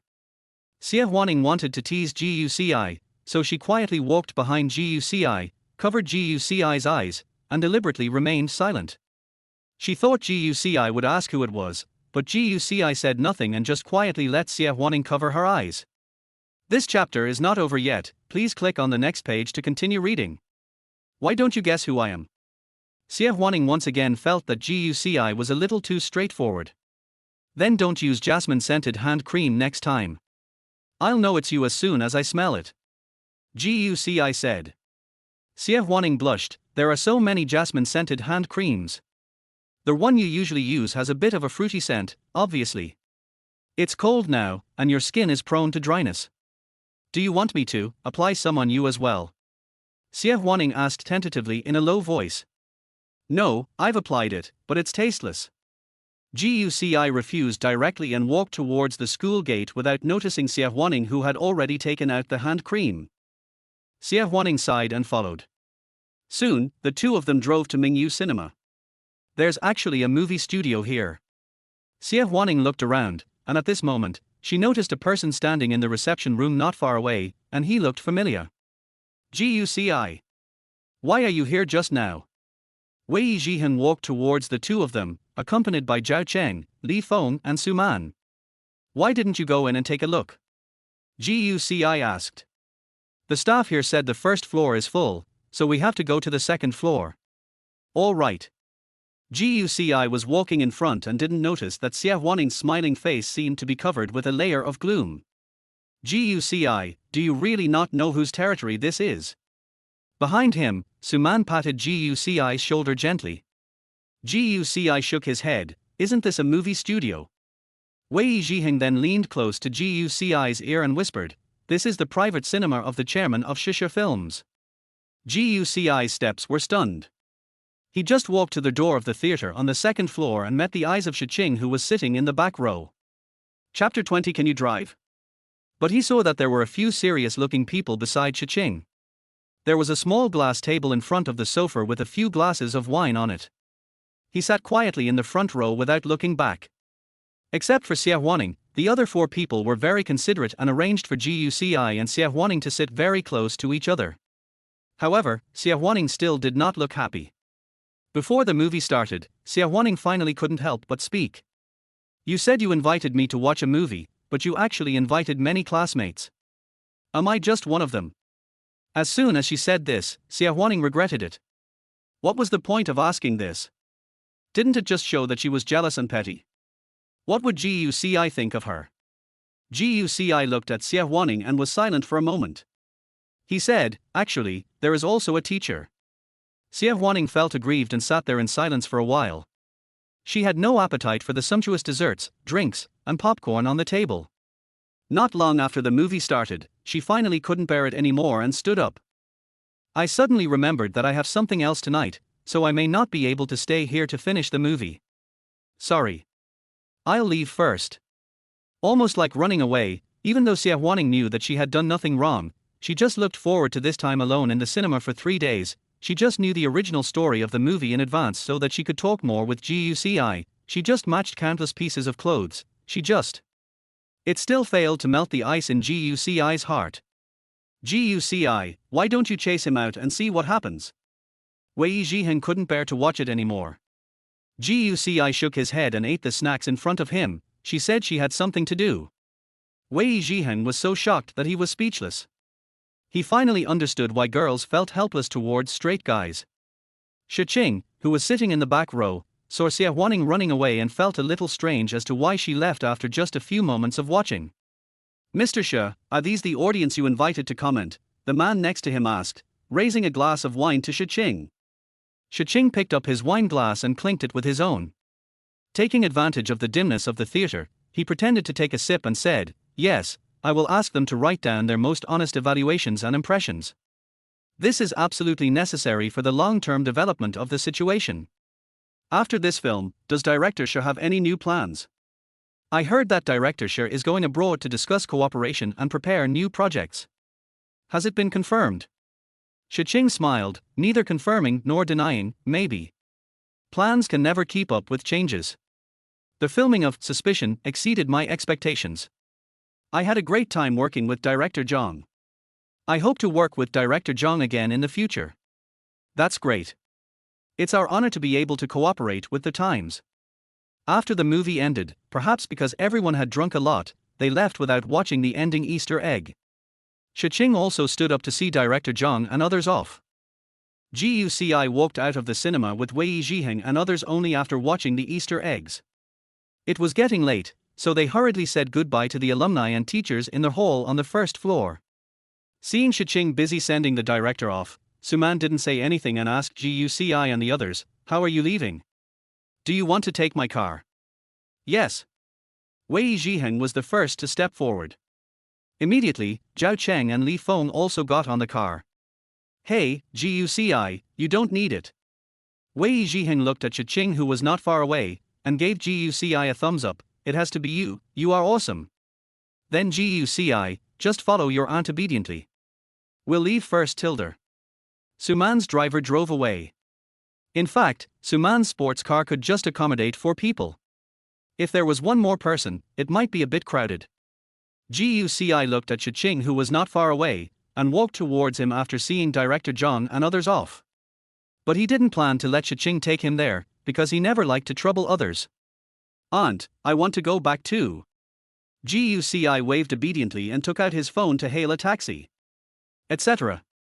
Shi Qing suddenly called him. Can you drive? She asked. Even though the wine only touched his lips and didn't go into his mouth at all, Shi Qing's cheeks were still slightly pink, as if he had applied too much blush without knowing it. Guci nodded. I got my driver's license the year before last. My assistant drove the partner away. I feel dizzy and can't drive. Shi Qing said this, shaking the Ferrari keys. You want me to drive you? Guci asked. Is there anyone else here? Shi Qing looked at the silent surroundings and shrugged helplessly. The private cinema was already remote. After everyone had left, only Guci and Shi Qing were left. Without the hustle and bustle of traffic, it was like being alone in a room. How about you call a designated driver? Guci suggested. You called me aunt, but but you didn't help me with such a small matter. Shi Qing sighed and sat on the side of the road, muttering, I still have to wait for the driver here.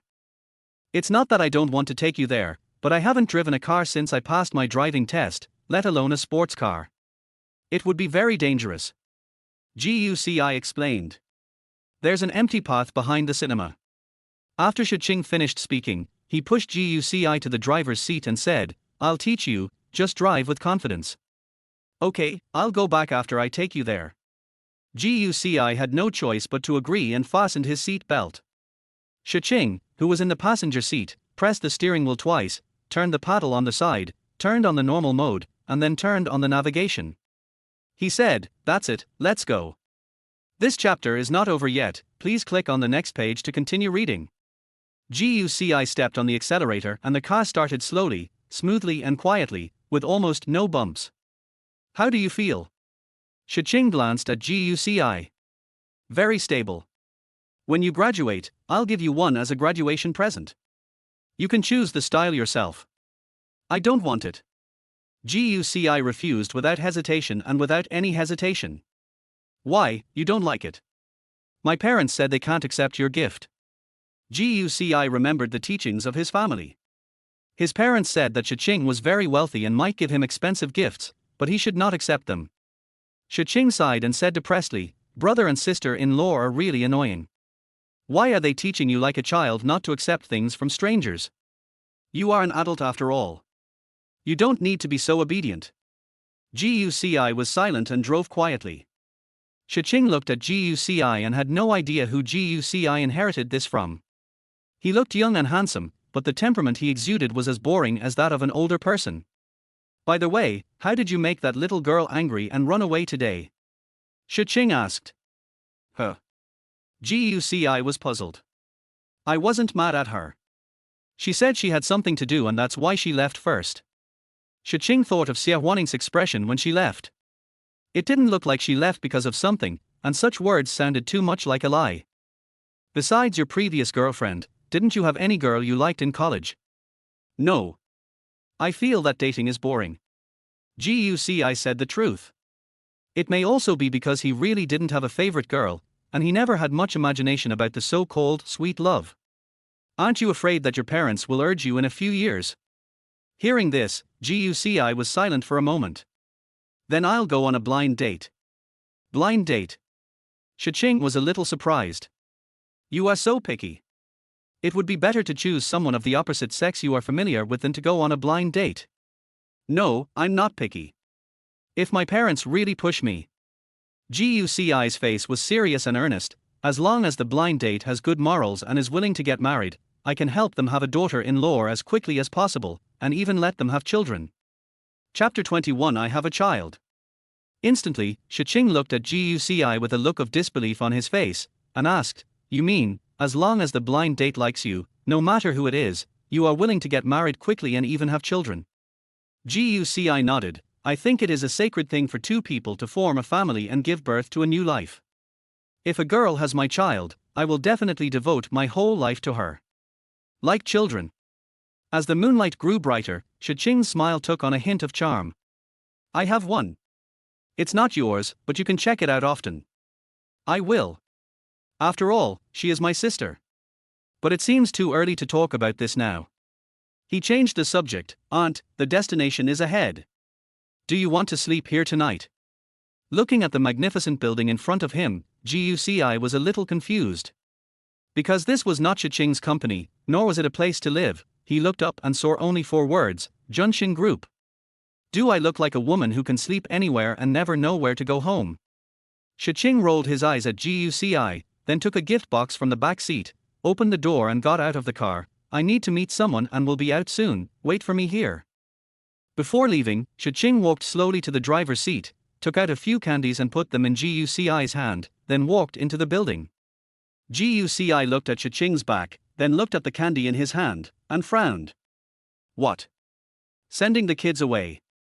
He really hated the way Shi Qing always treated him like a child. He complained and peeled a candy and put it in his mouth.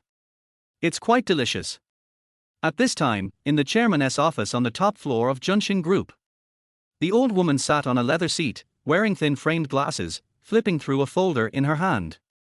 Even though she was well maintained, she couldn't hide the sharpness and shrewdness between her eyebrows. She glanced at Shi Qing, who came in, and snorted unhappily, "You came really early. If you want to eat cold dishes, just tell me earlier so that I don't have to heat them up for you." Shi Qing put the things she brought on the coffee table. Seeing the lunchbox next to it, she opened it and took a look. Then she said calmly, "Sorry, I happened to meet the director tonight, so I was delayed for a while." Then he picked up the lunchbox and said, "It's late. I'll take the food back and eat it. I'll see you next time. I think you didn't want to talk to me, so you arranged other things today." Song Junyao stopped the work in his hands, stood up, sat on the sofa, picked up the gift box brought by Shi Qing, and took out the things inside. "No, I'm really busy today," Shi Qing said, looking at Song Junyao opening the bird's nest she bought. "You should know that I've been having a fever at work lately and can't eat things like bird's nest. And what you bought isn't the kind I usually eat." Song Junyao put the bird's nest back, crossed his arms, and said in a teaching manner, "You've been in the business world for more than a decade, how come you can't even give a good gift?" Shi Qing was silent for a moment, then just sighed, "I'll buy you something else next time."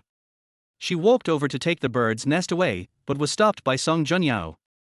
"It's already been given to me, so there's no point in taking it back," Song Junyao said as he put the bird's nest away. "When you were abroad, I sent people to invite you many times, but you always said next time, next time. But this time, you came at the right time, and I just happened to have something to ask you." Hearing this, Shi Qing had no choice but to sit opposite the sofa. "Ask.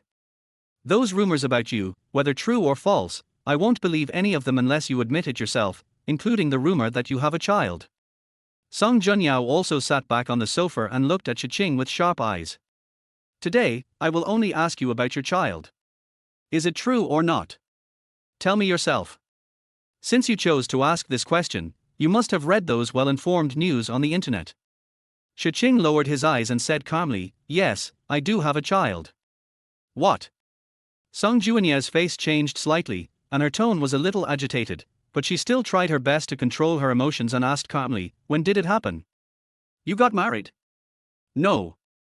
I sent someone to check, and you are not married at all." "Yeah, not married, just had a child." Seeing Shi Qing admit it calmly, Song Junyao could no longer control his emotions. Bang! She slapped the coffee table with her palm. The sound broke the tranquility of the night outside the window and completely shattered the atmosphere of the conversation between the two.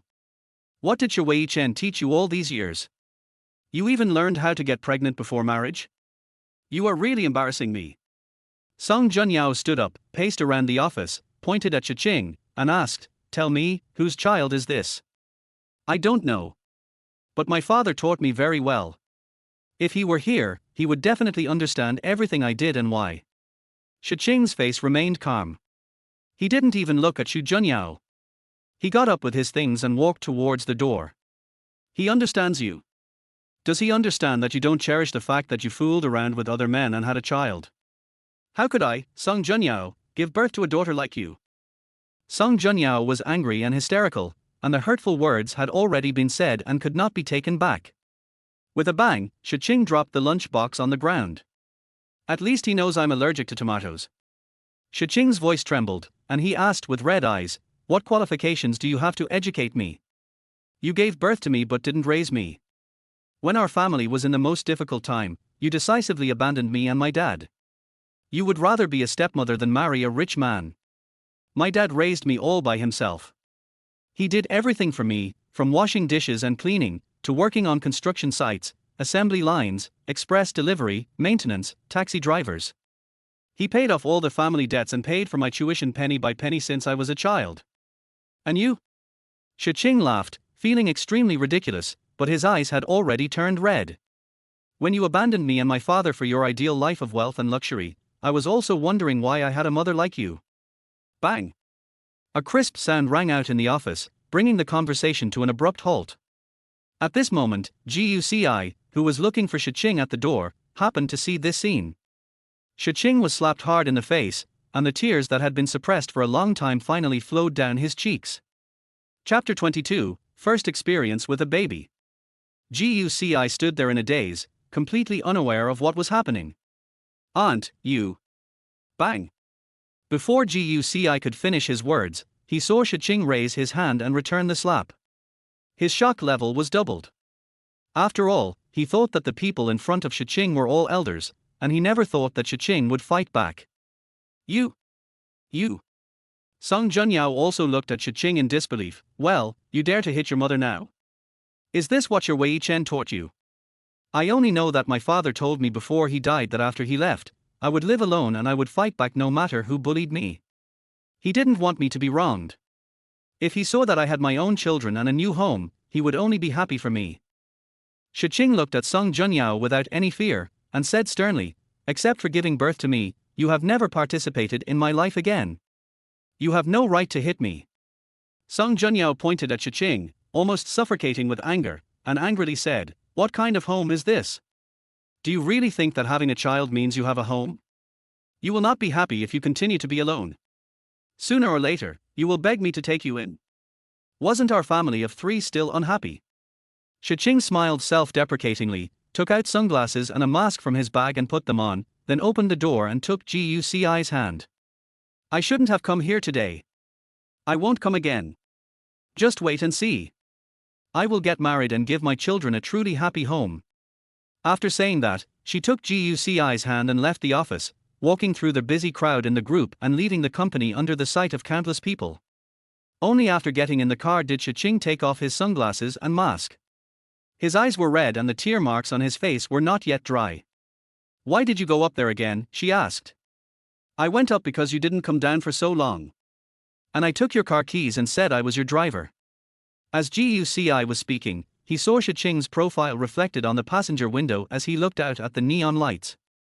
His eyes seemed to contain years of pent-up melancholy that was now released into the night sky. Shall I take you home now? He asked in a low voice. Shi Qing leaned his head against the car window. He cried many times along the way. Even though he tried his best to suppress his tears, it was of no avail. After an unknown amount of time, the car arrived at the Dongcheng residential area. Guci parked the car in the underground garage. Just as he was about to speak, he turned around and saw Shi Qing sleeping soundly. He unbuckled his seat belt and got out of the car, walked to the passenger seat, carefully opened the door, and held Shi Qing's face with his hand. Shi Qing was sleeping very soundly, and even though his face was supported by Guci's hand, he did not wake up at all. Looking at Shi Qing's sleeping face, for some reason, Guci couldn't help but stop and take a few more glances. When Shi Qing fell asleep, it was as if she had shed the outer coat of a strong woman, revealing a soft, warm heart that just exuded the right amount of maternal radiance. The curled-up posture that depended on the warmth of Guci's palm actually aroused a strong desire to protect her. Have you been alone for a long time? Guci murmured. He thought about the conversation he had overheard outside the office. Could it be that Shi Qing only has a child but no husband? Is she divorced or? Realizing that he was thinking too much, Guci quickly dispelled the messy speculations in his mind. No matter what happened to Shi Qing or what his past was like, even if he was curious, he would not ask. Because in his eyes, Shi Qing was the benefactor who had helped his parents, his nominal aunt, and someone he should respect and honor. Thinking of this, he took Shi Qing's handbag, then picked up Shi Qing, kicked the car door shut, and went upstairs. When he reached the door, he knocked gently. Soon, the confinement nanny opened the door holding the baby. Why is it so late? Seeing the sleeping Shi Qing being held by Guci, the nanny quickly lowered her voice and signaled Guci to take Shi Qing to the bedroom. Guci covered Shi Qing with a blanket and closed the door quietly. Is the boss asleep? The nanny was a little surprised. Yeah, I fell asleep on the way back. Guci was about to walk out when he was stopped by the confinement nanny. Your aunt doesn't like outsiders staying at her place. She usually takes care of the child herself. I have to leave when she gets home from get off work, but there's no one to take care of the child. You are one of her family members, so you can stay here. The confinement nanny looked towards Shi Qing's room and sighed. Since the birth of the child, she not only didn't take good care of herself during the confinement period, but also didn't sleep well at night. She had to go to the company early in the day, so her nutrition was not enough, and her health was also much worse. After a long time, she began to suffer from insomnia at night, and her work and rest schedule was messed up. Sometimes she looked listless at home during the day. She takes care of the child alone at night. Guci was a little surprised.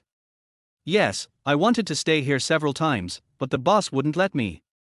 He said I had to take care of the child myself. Just think about it, the child is still young, and she has to get up many times in the middle of the night. She has to get up on time to look after the child, waking up and falling asleep.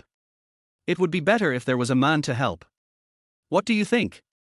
The nanny was talking when she suddenly stopped and said hurriedly, "Quick, come into the room." She set an alarm on her phone and I just remembered. Turn it off quickly. She finally fell asleep and she won't wake up again. Guci had no choice but to go back to the bedroom, only to find that Shi Qing had kicked off the quilt at some point. He was afraid that Shi Qing would catch a cold, so he covered her with the quilt again and then quickly came out with Shi Qing's bag. He opened Shi Qing's cell phone and found that it had a digital password, which he couldn't open. My dear, there is more to this chapter. Please click on the next page to continue reading. It's even more exciting later. I have to go. I'll come early tomorrow to take your place. You stay here and look after the child tonight. The nanny added Guci's WeChat before leaving, and on their way she sent Guci some things that needed attention. Looking at the series of precautions and the warm and soft baby in his arms, Guci stood there in a daze, but finally accepted the reality. He put the baby in the crib and sat beside him, reading the precautions and methods for dealing with emergencies sent by the confinement nanny one by one, as seriously as he would the college entrance examination. That night, Shi Qing's alarm clock rang every 1 hour and 40 minutes. As soon as the alarm rang, he immediately turned off the alarm to avoid waking Shi Qing up, and then went to check on the baby. When the baby cried, he would either change his diaper or feed him. He followed the nanny's instructions and mixed the milk powder strictly according to the proportions, just like doing a chemistry experiment. He tested the temperature on the back of his hand, then picked up the child, adjusted the angle to the right, and fed him awkwardly. Seeing the child drinking milk with his eyes open like little grapes, Guci knew for the first time what it meant to exert great strength to feed. Because when Wan was drinking milk, she clenched her two chubby little pink fists tightly, and the flesh on both sides of her cheeks also followed suit. Wan already had a milky fragrance, and now when she was drinking milk, it smelled even better, like a piece of soft strawberry-flavored cheese. Guci suddenly realized that the ugly, wrinkled meatball he had seen in the ward before had gradually become round and cute. His soft and cute appearance made him feel fond of him. While burping the baby, he chatted with Wan for a while. But soon, Guci stopped smiling, because he was about to change Wan's diaper. His face became serious and he put on a mask of pain in advance. Fortunately, even though he was prepared for it, it wasn't as smelly as he had imagined. Even a little enjoyment. Of course, it's time to wipe Wan's butt. Because Wan kept smiling at him and dancing. You almost kicked me, little Shiruanruan. Guci muttered to himself as he changed Wan's diaper. She responded to Guci's voice with soft babbling sounds. What should I do? I don't understand.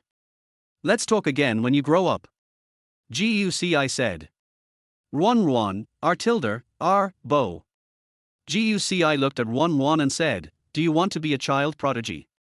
You are so young and you are so eager to speak. Ron, Bo. Bo. You're not going to call me daddy, are you? I'm your brother. Chapter 23. The innocent child seems unexpectedly brave. Guci and Wan chatted back and forth until Wan fell asleep again, and then Guci took a nap on the sofa next to the crib. However, the alarm clock rang again and again. He not only had to check on Wan, but also had to take a look at Shi Qing in the bedroom. As long as he saw Shi Qing kicking the quilt, he would go in and cover Shi Qing. After all, it was autumn now. Although the temperature in this room was moderate, there was still a temperature difference between the quilt and the outside. The confinement nanny said that Shi Qing's health had deteriorated and he must not catch a cold or get sick. The whole night, Guci was just waking up and falling asleep. Every time, he had to wake up to feed the baby before he could fall into deep sleep. He couldn't help but sigh at the hard work of taking care of a child, and was also surprised that Shi Qing had worked so hard alone for so long.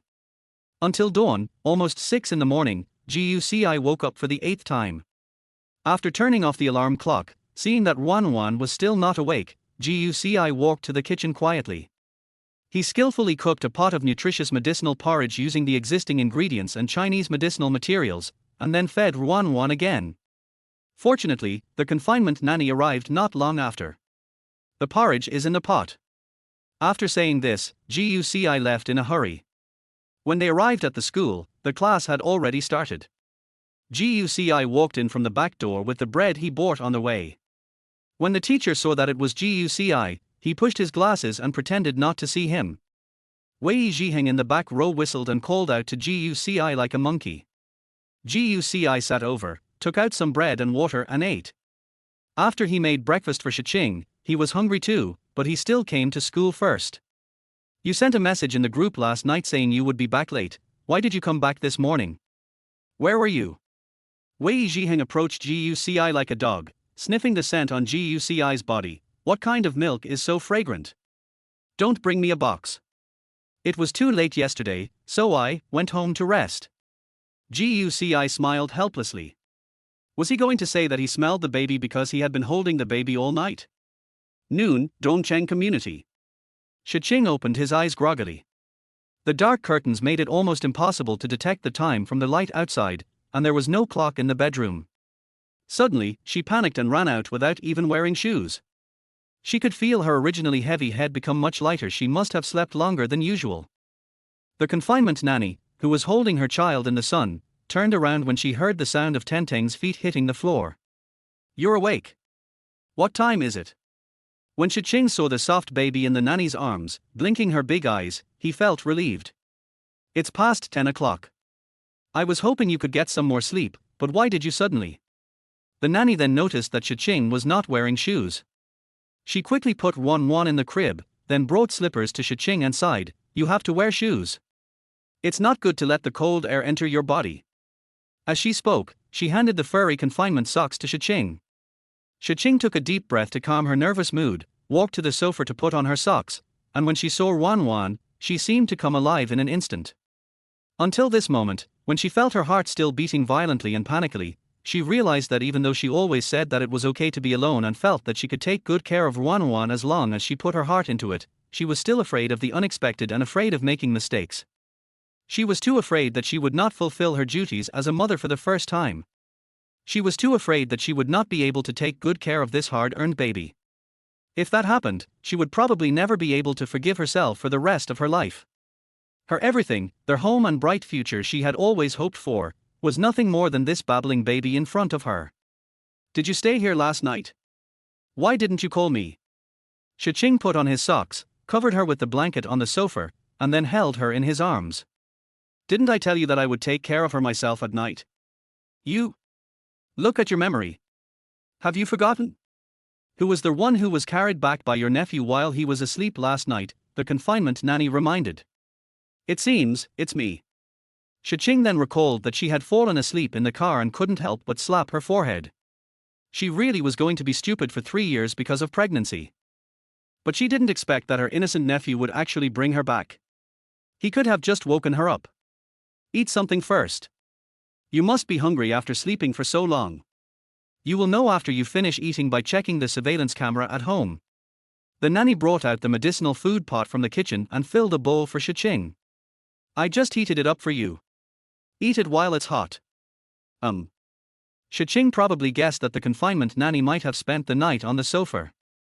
She put Ruan down, picked up her phone and sat down at the dining table, expecting there would be a series of messages and missed calls waiting for her to deal with, but surprisingly, there was not a single one. She even thought that the network was not connected, but the signal was full and everything was normal. It's so weird. It's like the company went bankrupt. She didn't even look at the porridge in front of her and immediately called Chi Rui. The call was connected quickly. Shi Qing frowned slightly, his face serious. What's wrong with you? You didn't report your schedule to me all morning. Where is the data sheet for the first day of the premiere of Suspicion? Has the previous plan of the planning team been finalized? And the cooperation that BD is discussing? Wait. Chi Rui was confused and asked doubtfully, Chairman, aren't you on vacation this morning? Who told you I was going to take a vacation? When did I ever take a vacation? But your nephew came to the company early this morning to stop me and said that you were taking a break in the morning, so he asked me to modify my morning schedule and postpone all arrangements and meetings until you call me. Hearing this, Shi Qing was stunned for a moment. She didn't expect that Guci ran from school to the company to block Qi Rui early in the morning just to tell Qi Rui that she was resting. Could it be that he was afraid that she would be disturbed when she was sleeping? But he went to the company earlier than Qi Rui. This kind of thing really seems like something that kid could do. Even if he is my nephew, would you believe him when he told you about such a big thing as taking a vacation? Shi Qing's tone softened, but he was still serious. I didn't believe you at the time, but your nephew brought me a picture of you sleeping, and that's when I believed you. I was thinking that you've been busy since you came from abroad, and that it's even harder to give birth to a child after you came back. It's okay to take a half-day break. Don't worry, everything is fine and in order at the company. Photo. Shi Qing held her forehead with her hand. The child actually took a secret photo of her while she was sleeping. Okay, I get it. It's almost lunchtime. I'll go to the company in the afternoon.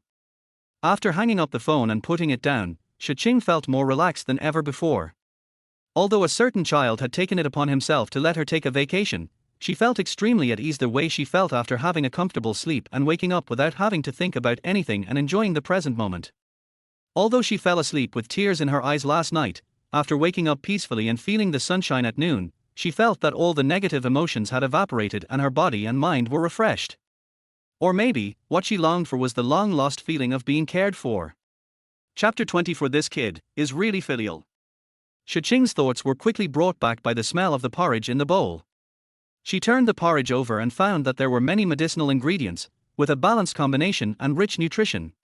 Every spoonful was full, as if a whole pot of medicinal food was added with white rice, sorghum, various beans, red dates, wolfberries, etc. She could hardly count how many kinds of ingredients there were, and the taste was better than anything she had eaten before. Your cooking skills have improved. Shi Qing thought that it was the porridge cooked by the confinement nanny. The nanny smiled and said, "Don't flatter me. I don't know how to make medicinal food. Your nephew prepared this for you this morning and put it there." The spoon in Shi Qing's hand stopped in mid-air, and he said in disbelief, That kid? Did he make this pot of medicinal porridge?" She knew that Guci might have learned a lot from his elder brother and sister-in-law, but she didn't expect that the child would specially make porridge for her. Yes. He is a very good cook. The nanny praised it again and again. This pot of medicinal porridge smelled so good that if the kitchen door hadn't been closed, the whole living room would have been filled with the fragrance. But even so, she still smelled the fragrance when she came in the morning. It can be said that it was made quickly and well, and was extremely skilled. When did he come? Did he come here specially to make porridge for her? Shi Qing was a little confused. Although this place was not far from Liaoning University, during the morning rush hour, Guci skipped classes to make porridge for her. The nanny immediately answered her doubts. "He came back with you last night, and you were sleeping soundly. I thought you didn't want me to stay here at night, and there was no one to look after the child, so I let him stay here. I came a little early in the morning, and he waited until I came before leaving." What? Suddenly, Shi Qing put down the spoon and asked anxiously, "You didn't stay here last night, but he did. He took care of Wan all night. Why didn't you say so earlier?" It's not that she didn't trust Guci, but in her eyes, Guci was just a childish kid who could barely take care of himself. After all, Guci's clothes were always dirty. He bought the biggest bucket of soda on the street and drank it with his arms around his chest. He crossed the road slowly without looking at the lights, and occasionally he would stare into space and think, and he couldn't even understand the tuft of hair on his head. It was really hard for her to imagine how an inexperienced college student like Guci could take care of a baby on his own for an entire night. "Don't worry, I told your nephew in advance how to take care of the child, and I told him that he could call me if he encountered any problems." The confinement nanny has become accustomed to countless new mothers getting nervous about even the smallest things regarding their children. Your nephew seems to be a quick learner.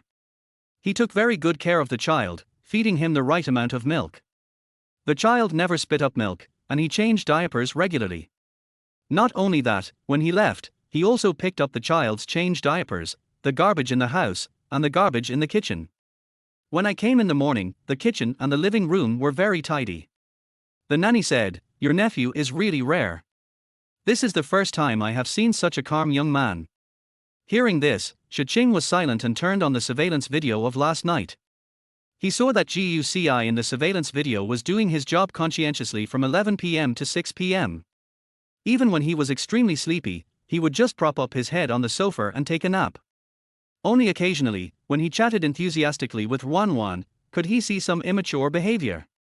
She looked at every place in the living room where GUCI had walked, glanced at Wan, then lowered her head to look at the medicinal food in the bowl. In a daze, she wondered if it was the few mouthfuls of porridge she had just drunk that made her heart warm. Even though she sped up the process, she still saw and remembered the more than 8 hours of work. This kid. Her previous thoughts were indeed too one-sided.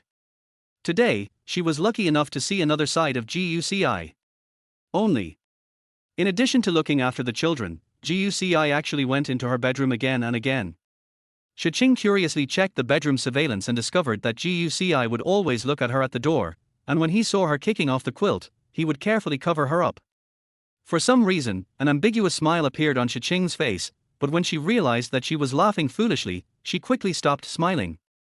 She was just relieved and felt that GUCI was sensible and filial. Yes, that's it. Well, as an elder, it shouldn't be wrong for her to give the child some symbolic praise, right? Thinking this, she sent a WeChat message to GUCI. Qing, thank you for your hard work last night. Thumbs up. JPG. At this time, GUCI was drinking coffee in the leisure area of the school. Wei Zhiheng next to him was watching GUCI playing Draw and Guess on his mobile phone with boredom. A WeChat message from Shi Qing popped up above, and they both looked over there at the same time. Wei Zhiheng narrowed his eyes, then looked at GUCI with a mysterious smile, and then imitated GUCI's tone and said, "Oh, it was too late yesterday, so I went home to rest."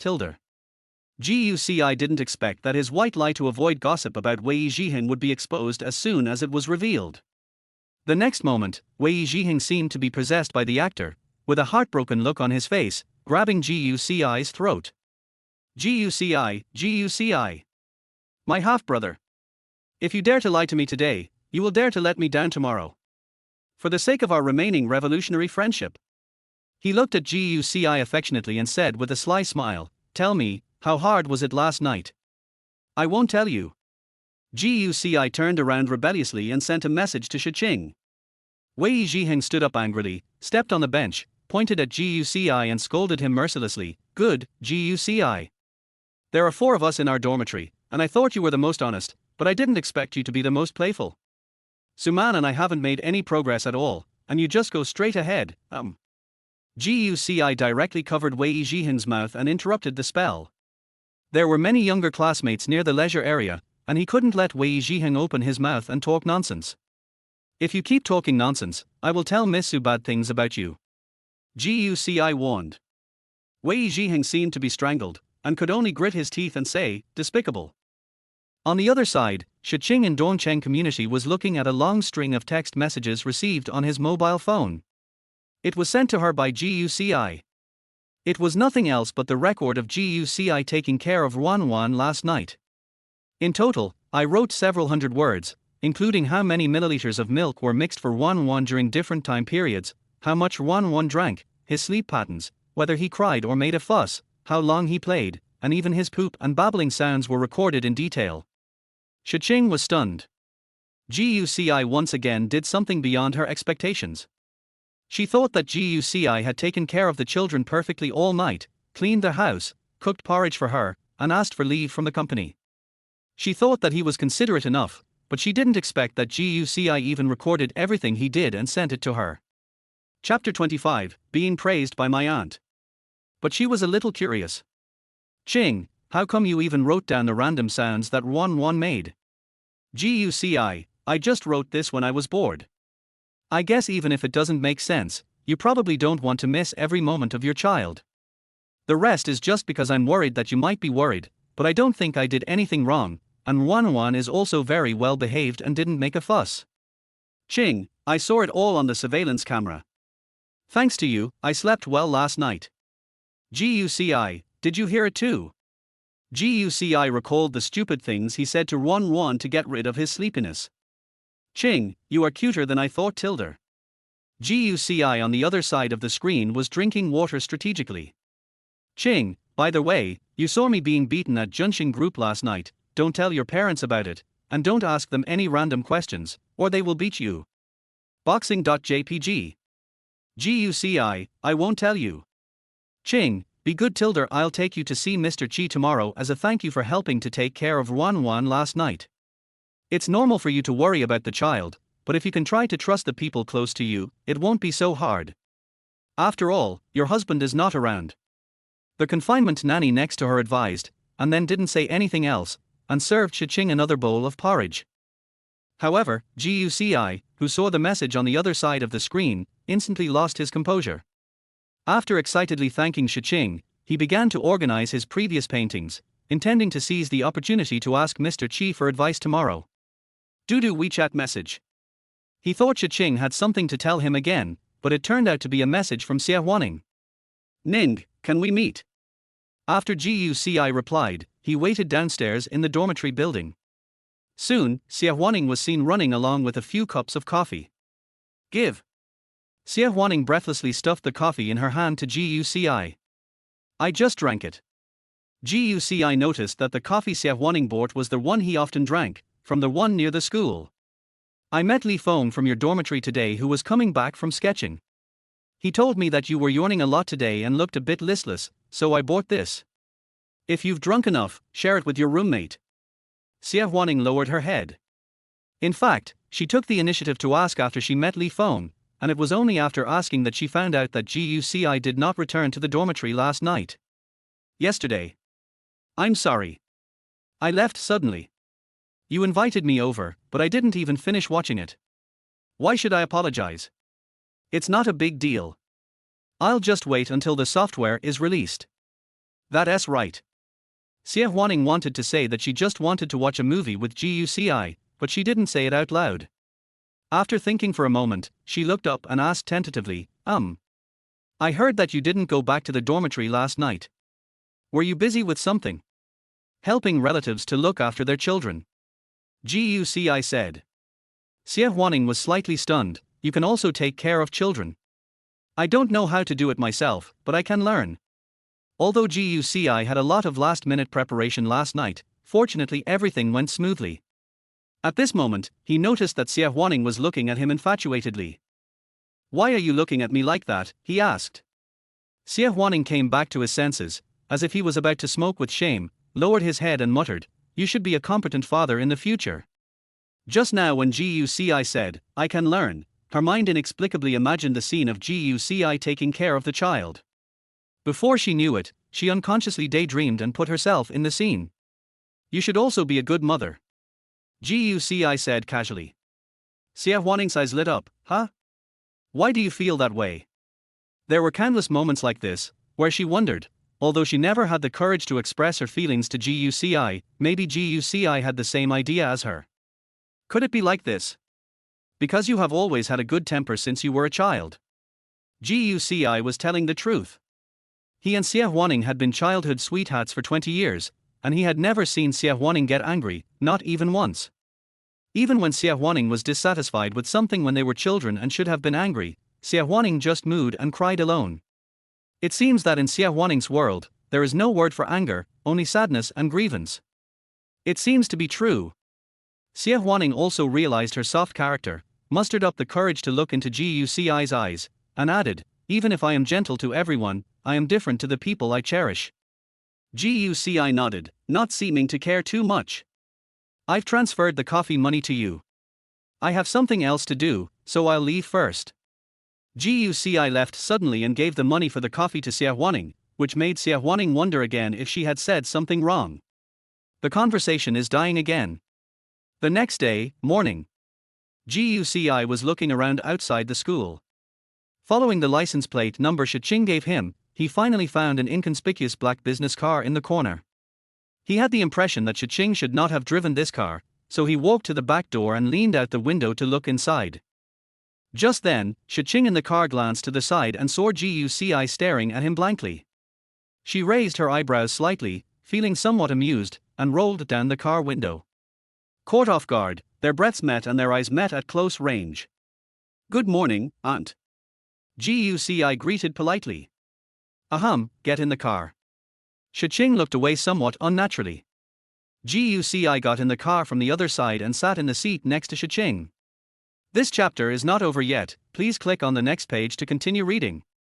The car started and a soft female voice came from the radio inside the car. When was the last time I felt the breeze so warm? It seems like just yesterday, but also like a lifetime ago. It's unusually warm today. Is it because you knew you were going to meet Mr. Qi that you finally decided to wear clean clothes? Shi Qing asked. Guci was wearing a black sweatshirt today, and the boy's fair neck and bone outline were visible at the collar. Was I not dressed cleanly before? Guci asked, a little confused. He really never thought that there was anything dirty about his white shirts and white t-shirts. You don't even wash it after it gets stained with paint. Shi Qing pointed out. You mean paint? Guci suddenly realized and explained, I think paint accidentally splashed on white clothes will make them look better, and each time it is unique. Like tie-dye. Shi Qing recalled the colorful white clothes that Guci had worn before, and he seemed to understand a little bit.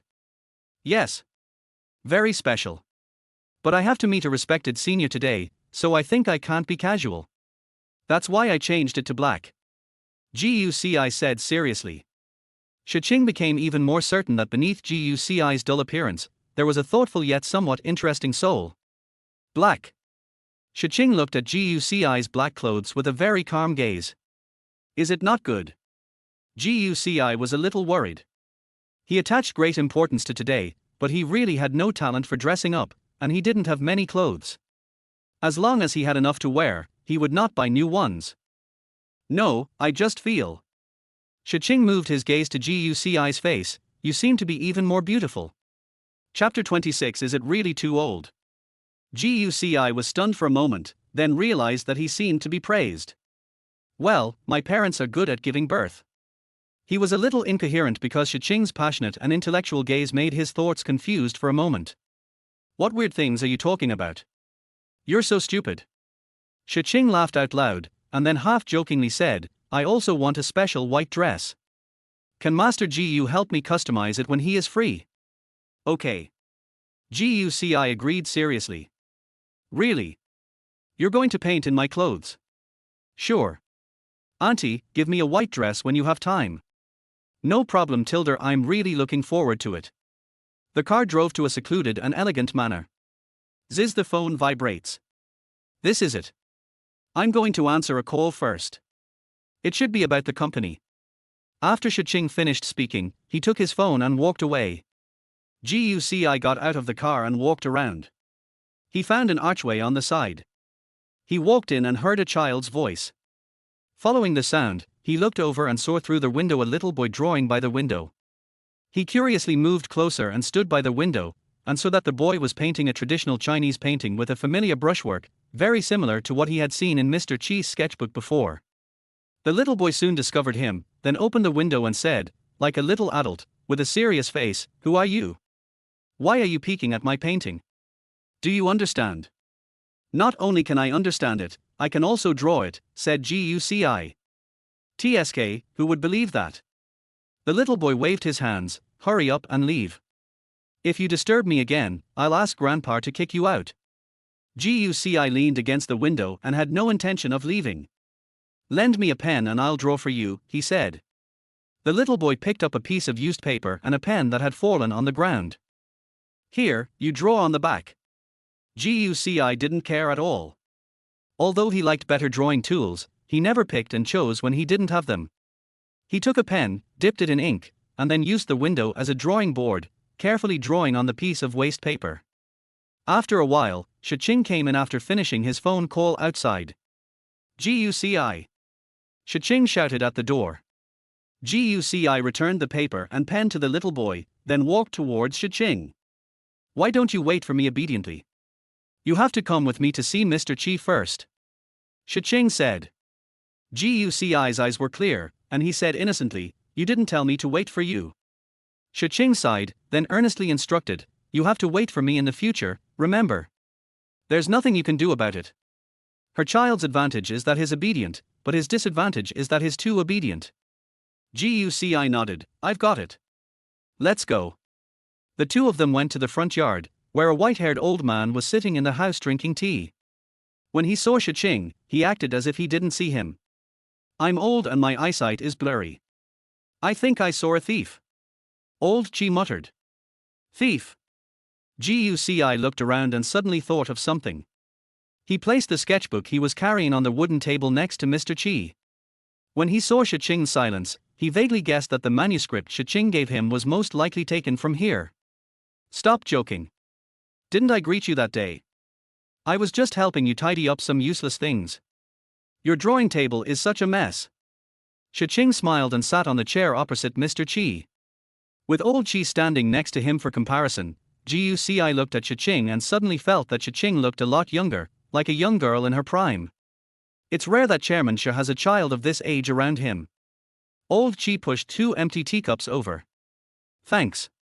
Guci poured a cup of tea for Shi Qing, and then poured one for himself. He spent the rest of the time listening to Shi Qing and Old Chi chatting. Old Chi was talking to Shi Qing about work, and he couldn't get a word in. He only discovered 2 things. One was that Shi Qing might be middle-aged himself, so he got along well with older people.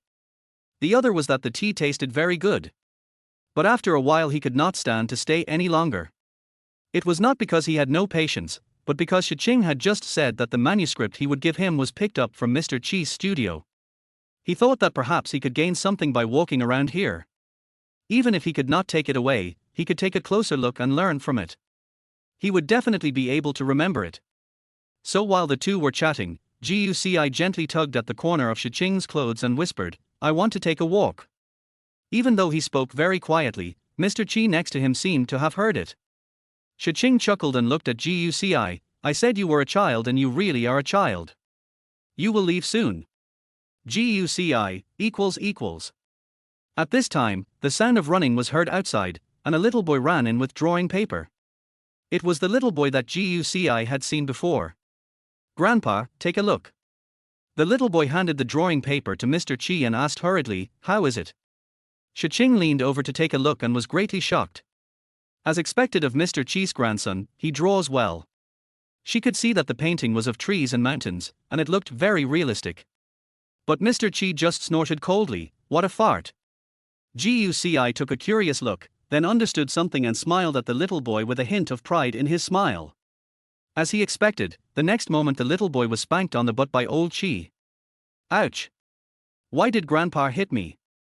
The little boy covered his butt with one hand. "I didn't say I drew the first picture. I am more wrong than Doi." This chapter is not over yet. Please click on the next page to continue reading. You still know this. I've told you so many times not to trace, and you still dare to trace my manuscript. Mr. Chi said with a serious face. Shi Qing was watching this scene of educating children and eating the melon with great relish. He did not expect that the painting he drew could also be seen through. The little boy chuckled and said, "You are wrong. I am not copying your manuscript." The little boy took out another piece of drawing paper, which was the one Guci had drawn before. There were some other drawings next to it and on the other side, but when Mr. Chi took it and looked at it, he saw Guci's drawing as well. "Who drew this?" Mr. Chi put on his reading glasses. The little boy pointed at Guci and said, "It's him." "Oh." Shi Qing also leaned over to take a closer look. "Did my Guci draw this?" "Not bad.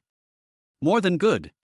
Old Chi looked at the landscape and trees painted in the corner, then looked at Guci who was standing there in a daze, and said to Shi Qing enthusiastically, "You and this kid should stay for dinner tonight. I'll treat you." Seeing that it was hard to refuse such a kind offer, Shi Qing nodded and agreed, "Then my nephew and I will have a meal at your place." During this morning, apart from the meal time, Old Chi didn't say anything. The rest of the time he just talked with Guci about Chinese painting. Now it was Shi Qing who couldn't get a word in. He could only take a walk in the yard to digest his food, fiddling with the flowers raised by Old Chi, and looking in the direction of Guci from time to time. It felt like a parent waiting for his child. "I'm really getting old," Shi Qing muttered to himself. "I don't know how long I waited, but finally I saw Guci come out." "Did you enjoy the chat?" Shi Qing asked. Guci nodded. "Mr. Chi taught me a lot, and told me to come visit him often when I'm free, and asked me to paint with Xiao Miao. He wants you to paint with his grandson." Shi Qing couldn't help but smile. It seems that Mr. Qi really appreciates you and wants to teach you real skills. If it weren't for my aunt bringing me here, I would hardly have had the chance. Thank you, aunt. Guci thanked him sincerely. To him, helping Shi Qing take care of Wan Wan was just a small matter, but Shi Qing bringing him to see the seniors was an extremely rare thing. Although Shi Qing was here to thank him, this thank you gift far exceeded what he had done. Shi Qing touched Guci's hair, enjoying it as if he was stroking a big dog's fur. Be good. She took Guci's shoulder and said, it's lunchtime now. If you want to thank me, please accompany me to have lunch. I still have to work in the afternoon. She rarely felt bored with work, but at this moment she even felt like skipping work. She attributed this to the fact that she had taken half a day off yesterday. Chapter 27 First Heart-to-Heart Conversation. The two did not take a car. Shi Qing took Guci on foot along the street. The buildings on both sides were quaint, bearing the traces of time. There seemed to be such a place in every city, which could calm people's hearts. By the way, you are going to graduate next year. Do you have any plans? Continue studying or go to a company for training? Shi Qing asked tentatively. Guci shook his head and told everyone that he had obtained his certificate and decided to work as an art teacher in a kindergarten near the clinic. Isn't painting your dream? With your talent and ability, do you want to be an art teacher in a kindergarten? To be honest, Shi Qing was a little confused. She thought Guci would continue studying and go higher and further in the art field, but she didn't know that Guci would make such a decision. Although she had heard from her elder brother and sister-in-law that they would support all the decisions of Guci, even she felt that this decision was a waste of his talent. Painting is indeed what I pursue. I have my ideal, but so do my parents. Moreover, in my opinion, the road they have taken is more bumpy and difficult than mine. For more than 20 years, they have paid so much along the way, from discovering my talent when I was young and buying me paper and pens to supporting me in studying painting with all my strength. I have witnessed with my own eyes that they have worked harder to maintain the operation of the clinic for my ideal. They never let me help in the medicine garden and the clinic, and never asked me to visit them. They just let me concentrate on painting and studying. Guci said, looking down at his hands, when my family was in the most difficult time, every time I sat in the school's studio to paint, as long as I saw my intact hands that were only stained with paint, I would think of my parents' hands that were weathered and sometimes covered with wounds covered with mud.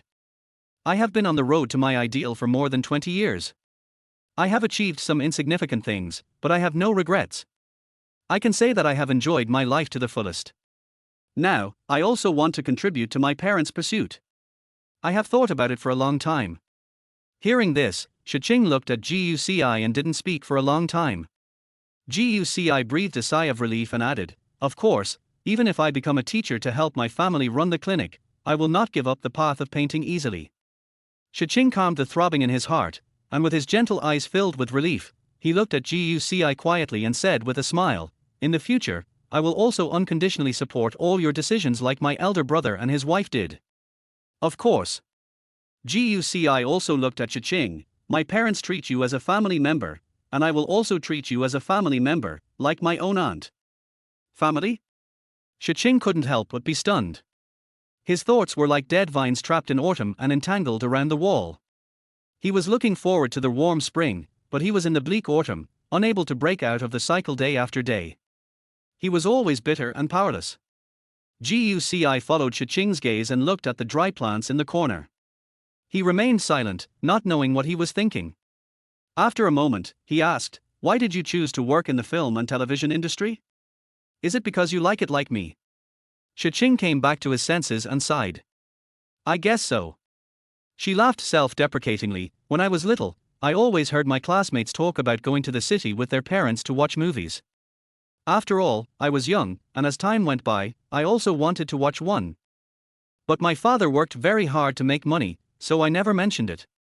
Until one time, I met my mother, whom I had only seen in photos, at the door of a cinema. There was a man and a child beside her. She denied that she was my mother, but pulled me aside and whispered to me that she didn't have time today, but as long as I was sensible, she would take me to the movies next time. After that, I would stay at the place where I had seen her every day after school, but I never saw her again. Perhaps I was too stubborn and vowed to have my own private cinema. This idea made me work hard for decades. On the first day of Shisha Films, I watched old movies alone in the private cinema that had not yet been renovated. From one day to another, I finally got over the hurdle of many years. Even though the expectations of movies when I was young had long been ground into pieces by the years, fortunately, the knot in my heart was also loosened. Shi Qing looked up at the sky in the distance. It was just like the day he let go. Do you think I'm stupid? A promise that was not kept has become a knot in my heart. Shi Qing smiled bitterly. Guci thought about it seriously and said, maybe you were not alone when you watched the movie that day. What do you mean? Shi Qing was puzzled. You seem to have forgotten why you were looking forward to movies when you were a kid. Was it because you heard about the exciting plots in the movies from your classmates? Was it because you heard about the heroic deeds of a certain hero? No matter what the reason was, everything that happened later was based on your interest in movies. Guci analyzed with reason, you are not stupid. On the contrary, you value your original intention very much. You think the movies you love are wonderful and you want to share them with your family, don't you? Shi Qing was silent for a moment, then nodded in sudden realization. Yes. She seemed to be suffering from her mother's broken promise and neglected her most important original intention. She wanted to watch a movie at that time. She was really interested in movies. Guci continued, perhaps the little you was with you in the cinema that day. She watched the hard work you put in for your passion and the achievements you made in the end. It must have been like watching an impressive hero in a movie at that time. Shi Qing remained silent for a long time, with a faint light in his eyes, and suddenly smiled. You are so good at comforting people. If anyone calls you a straight man again, I will be the first to disagree. That day, she quietly finished reading what she thought were years of regrets. In fact, the road she had walked through all these years was difficult. If it weren't for her passion, how could she have come this far? Guci, however, looked nonchalant and said casually, some people say I'm straight, but I can understand that, because I'm not someone who can comfort everyone. I have limited pleasant words in my head, and they are just right for my family. Chapter 28. Is it touching? Shi Qing was moved, but he seemed to have thought of something, and asked with a smile, it seems that you have never said nice words to other opposite sex. Is it the same for the girl who was your childhood sweetheart? Xia Huaning. I treat her as a normal friend and I don't intend to say nice things deliberately. Guci said. No wonder you're called a straight guy. Boys your age always talk sweetly to girls. Shi Qing inexplicably felt that it was great to be treated as a family member by Guci. After all, when they first met, she felt that Guci was extremely cold to people he was not familiar with. Those sweet words can be misunderstood. I won't say them. That's what you don't understand. For someone who likes you, no matter what you say, they will imagine it as sweet talk. Shi Qing spoke with the air of someone who had experienced this. Guci looked at Shi Qing and joked, it seems that my aunt is very experienced. The men who want to be Wan Wan's father line up from here to country M. Shi Qing also pretended to be proud and praised himself vividly. Before I, your aunt, had children, they all said I was a heroine. Guci and Shi Qing had a simple meal and then returned to school. He also brought some snacks from the local area back to the dormitory. Wei Zhiheng was the only one in the dormitory. In the dormitory, Wei Zhiheng saw his adoptive father coming back with a full load. He wrapped himself in the quilt and muttered listlessly, thank you for your hard work, adoptive father. I just haven't had lunch yet. You look a little weak. Guci looked at Wei Zhiheng. It's okay. It's just a minor illness. Just lie down and you'll be fine. Have you taken your medicine? Li Feng went to buy medicine for me. Zhao Cheng's grandson has been busy with internship recently and has not been seen. Then you should eat something first and take the medicine later. Guci said, taking out his meal card and handing it to Wei Zhiheng. I still have some money in my meal card, you can use it. Wei Zhiheng has always been a spendthrift and never knows how to save money. After his family stopped giving him pocket money, he guessed that sooner or later this guy would be so poor that he wouldn't even go to the cafeteria. Give me your meal card, what are you going to do then? I can still afford the meals. Besides, I don't plan to come back home at night recently. I'll ask for leave later. Guci said. No way, where are you going to live? Wei Zhiheng looked at Guci reluctantly, please, I will be sad if any of you three don't come back to live here, okay? It won't take too long, just a while. As Guci spoke, he packed some things in his backpack and took them away. Before leaving, he also told Wei Jihan, "Live well until the holiday. I can help you find out what Miss Su likes during this time." After saying that, Guci left. After the door closed, Wei Jihan's confused brain finally reacted. Old man. R. At night, after Guci finished his schoolwork, he went to Dongcheng Community. Knock knock. After knocking on the door, Guci looked at the little genius watch on his wrist. He arrived a little late and guessed that the nanny might have just left at this time. Soon, footsteps were heard from inside, but the door did not open. "Aunt, it's me." Guci took 2 steps back and waved towards the peephole on the door. Shi Qing then opened the door and asked in surprise, "Why are you here? Come in quickly." The air outside was very cold in the evening. She was still holding Ruan in her arms. Ruan was wearing a small fluffy hat. She blinked her big eyes, stared at Guci intently, and sucked her fingers. "My aunt is working very hard, so I just want to help her take care of Ruan." After Guci entered the house, he glanced at the kitchen and living room, and then took out a package of braised pig's trotters from his bag. "Aunt, eat this first, I'll cook for you." Because he found that the windows in the room were not open. If he had just eaten dinner, there would be no smell of food at all. Moreover, there was a laptop and some unfinished fast food on the coffee table in the living room. It was obvious that Shi Qing had not eaten. "You even brought a pig's trotter." When Shi Qing saw the pig's trotters with rich sauce flavor, his appetite instantly came up and he sat on the sofa and ate happily. "I originally wanted to give you this as a midnight snack, but I didn't expect you didn't have dinner. I'll buy some vegetables next time," Guci said, putting on an apron and busying himself in the kitchen. "Today, did your elder brother and sister-in-law ask you to come here?" Shi Qing asked. "Didn't you tell me not to tell them before? You were afraid they would worry, but you are my aunt, and I can't just watch you suffer so much alone."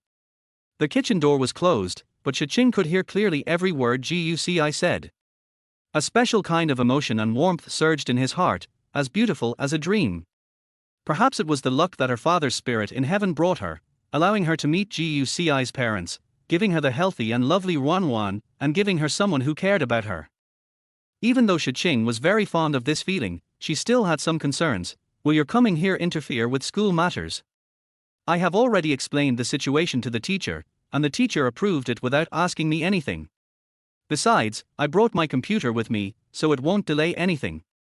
Hearing this, Shi Qing couldn't help but feel a little happy. "Then I'll help you tidy up the other room later." Guci in the kitchen seemed to be silent for a moment. "It's inconvenient for me to live here. I'll help you take care of Ruan at night. I'll go home when I don't have classes in the morning.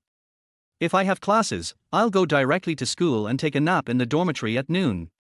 That's too tiring. You won't have the energy to attend class." Shi Qing was a little worried. Guci didn't care. "I'm in good health, it's okay to stay up late occasionally." My dear, there is more to this chapter. Please click on the next page to continue reading. It's even more exciting later. After all, under the influence of his parents, he has always been self-disciplined and knows how to take care of his body. Moreover, he met the requirements for sperm donation that year and his health is indeed good. "Then do you have classes tomorrow morning?" Shi Qing still felt guilty seeing how hard Guci worked to take care of her and Ruan. "Not tomorrow morning. Let's rest here tonight and sleep a little longer tomorrow morning," Shi Qing suggested again. Guci didn't reply this time, but just cooked silently. Shi Qing was also busy checking the plan in the email, and from time to time he looked at Ruan who was about to fall asleep in the crib next to him. Guci cooked very skillfully and served each dish and each soup to Shi Qing. "You just ate pig's trotters. I was afraid you couldn't eat too much, so I made a little less. That's enough. I don't usually eat much." Shi Qing picked up the bowl and chopsticks, his hands still busy on the keyboard, but his movements were very gentle, for fear of waking Ruan. Guci watched for a while and found that Shi Qing didn't eat much and was always busy. "Is there a lot of work to deal with?" he also asked in a low voice. "These plans will be discussed in the video conference later." Shi Qing didn't even take his eyes off the screen. Seeing this, Guci took the bowl from Shi Qing's hand. Shi Qing was stunned, only to see Guci scoop up a mouthful of rice and hand it to her mouth. She opened her mouth and ate. I can eat it myself after I'm done. You can't go hungry, and you can't eat cold food. Guci said, picking up another dish and passing it to Shi Qing's mouth. When my mother didn't eat on time when I was a child, my father said this. Shi Qing's heart was beating fast. The fatigue he had originally felt from these tasks suddenly disappeared. You're so nice to me, I'm a little bit. Chapter 29. If I like you, how can I dislike you? You are my aunt, my family, isn't it normal for me to be nice to you? And you helped my parents' clinic through the difficulties back then. I am just helping you to the best of my ability. Guci's face was calm, just like a child being sincere to his elders. Shi Qing was about to say something but stopped herself and let Guci feed her. It was indeed much more efficient for her to take notes on the plan with both hands, and she had almost finished eating when the meeting was about to start. Guci cleaned up the dishes and prepared some fruit and handed it over. A hand wearing a little genius suddenly appeared on the screen of the video conference. This familiar scene stunned a project manager in the meeting.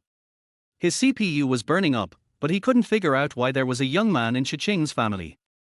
His gossip spirit was burning, and bold ideas were rising in his mind, causing him to be distracted for a moment. Manager Zheng. Manager Zheng. When Shi Qing saw that Manager Zheng's screen was not moving, he thought it was stuck. Manager Zheng finally came to his senses and said, Yes. Chairman, I think the plan is fine. I will continue to follow up on the project. He quickly made amends. Is that the question I'm asking? Shi Qing's face instantly turned cold. She worked actively and diligently here every day. She didn't have meetings every day, and each meeting didn't take up much time. Yet these old guys dare to be distracted in front of her. Manager Zheng couldn't utter an explanation. We are already declining at our age. Manager Zheng is older than me. It's better to take medicine as soon as possible to prevent it. The meeting is adjourned. Shi Qing closed the meeting after he finished speaking. Guci, who was standing by, looked at Shi Qing, who still looked annoyed, and said, Are you hinting that he has Alzheimer's disease? Isn't it? Shi Qing was furious. He pointed at the computer screen and said angrily, You don't know, not only is Zheng's project slow, but he also has to be distracted for a while, whether it's a voice conference or a video conference. I really don't know what he's thinking about. Guci was eating fruit and laughing. What are you laughing at? Shi Qing was puzzled. I just saw your computer screen. It seems that all the people in the meeting are in their 40s and 50s. Maybe you are really too old. Why don't you add some younger employees to the next meeting? It will not only train them but also improve the heavy meeting atmosphere. Guci said.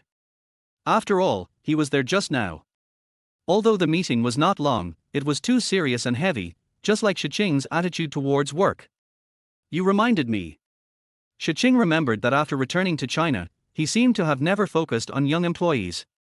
She was eating fruit for a while, and suddenly thought of something, and asked Guci out of the blue. Do you think I'm old?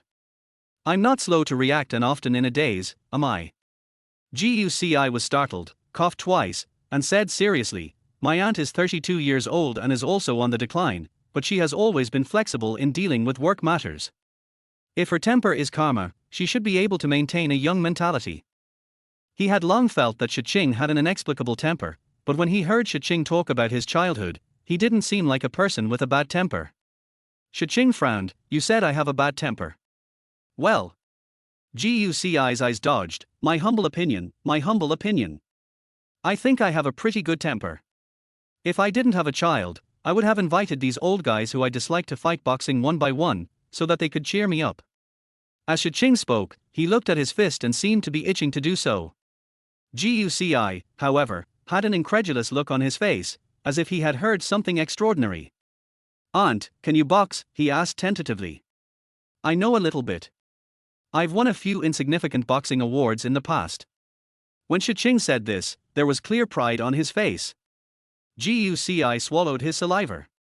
He now understood how Shi Qing developed such an aura. Late at night, Guci asked Shi Qing to go to rest. Even though Shi Qing had helped Guci clean up another room and got up early to change shifts, Guci still did not go to sleep in his room. After preparing a simple breakfast, Shi Qing considerately arranged a driver for Guci. He arrived home quickly and fell asleep. He didn't leave until the afternoon class. The driver still took him to school, and he returned to the community only after the class was over. Perhaps because his attention had been on this aunt recently, he couldn't help but think of Shi Qing that day, wondering if Shi Qing had eaten while it was hot. The nanny was taking care of Wan at home and washing clothes for Shi Qing. "Auntie, wait a minute."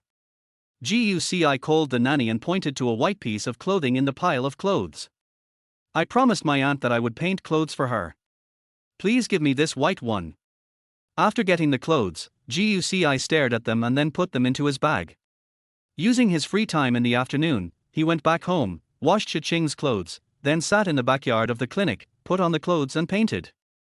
"Which white dress of yours is this? I have never seen it before."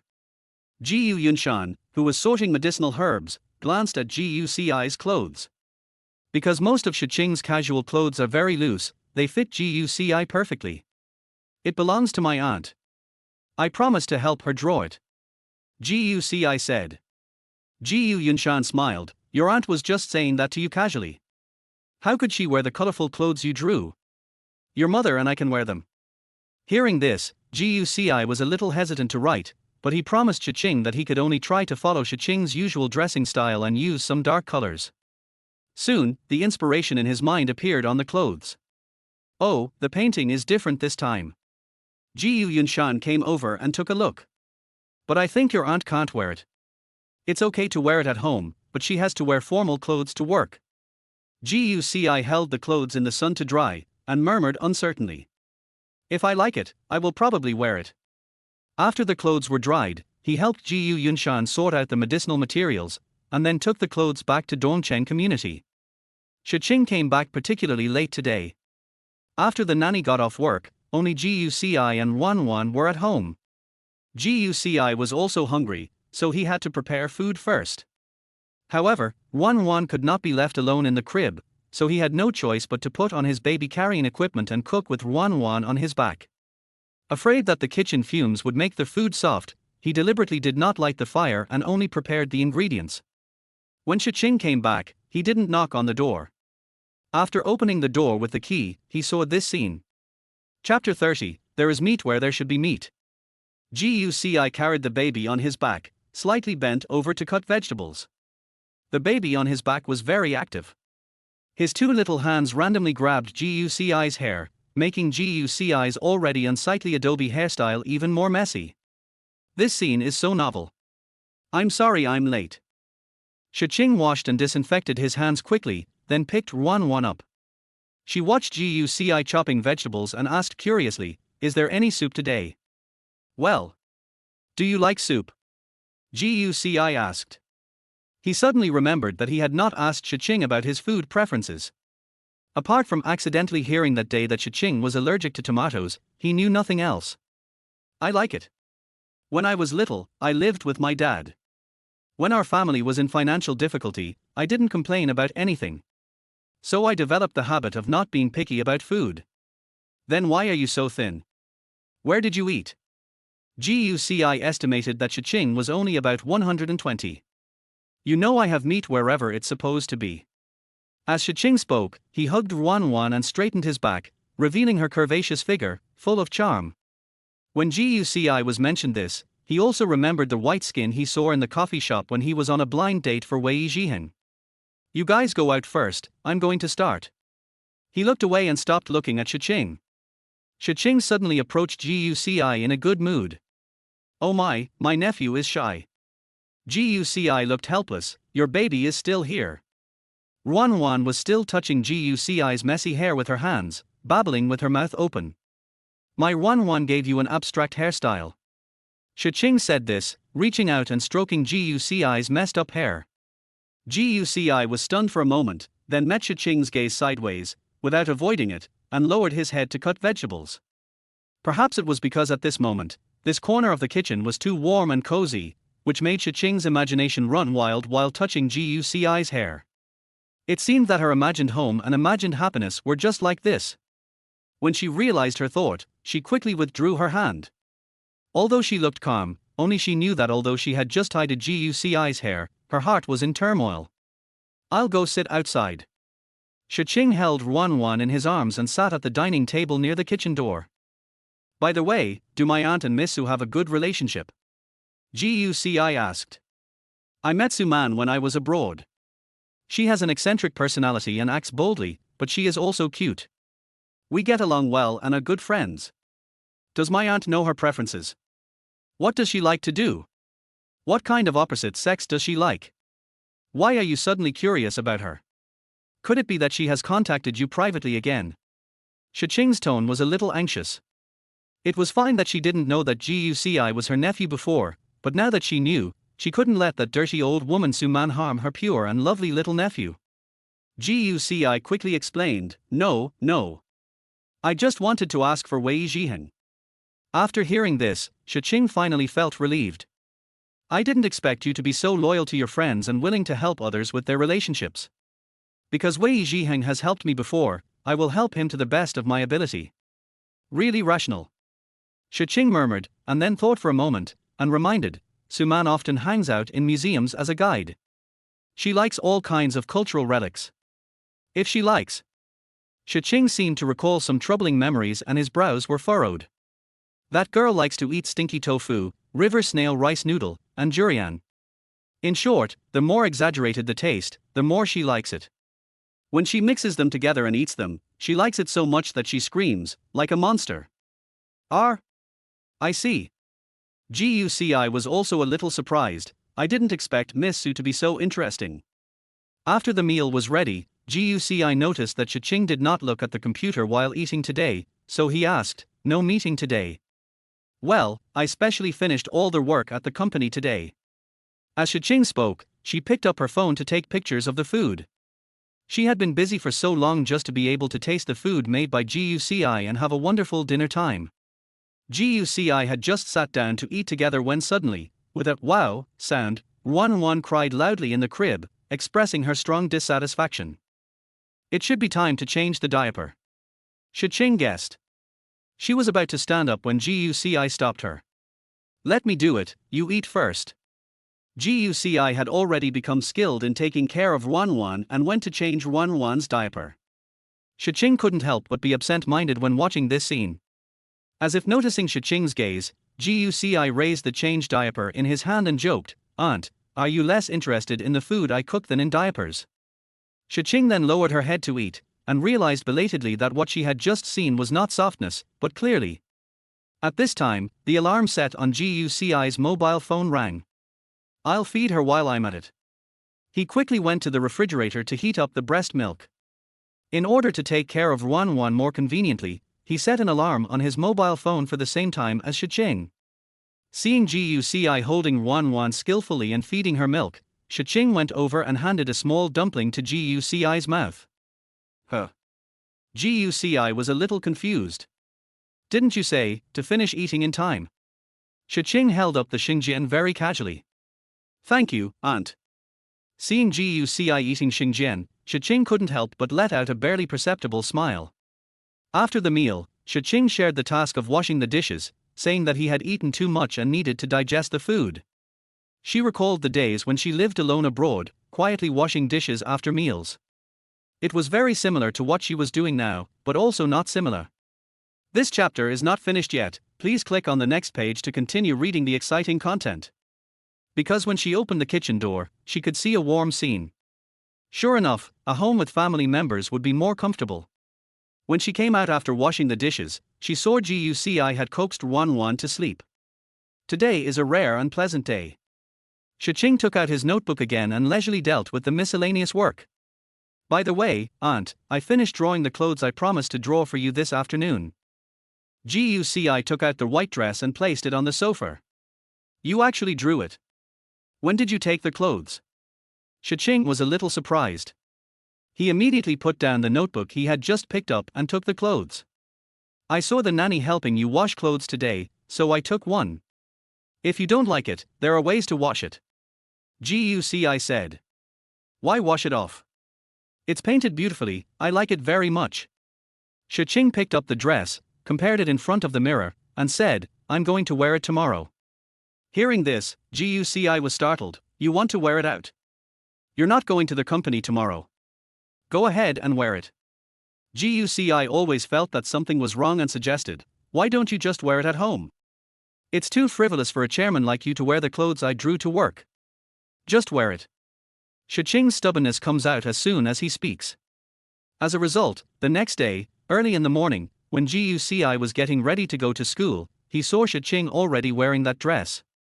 Your painting is in the Chinese style, right?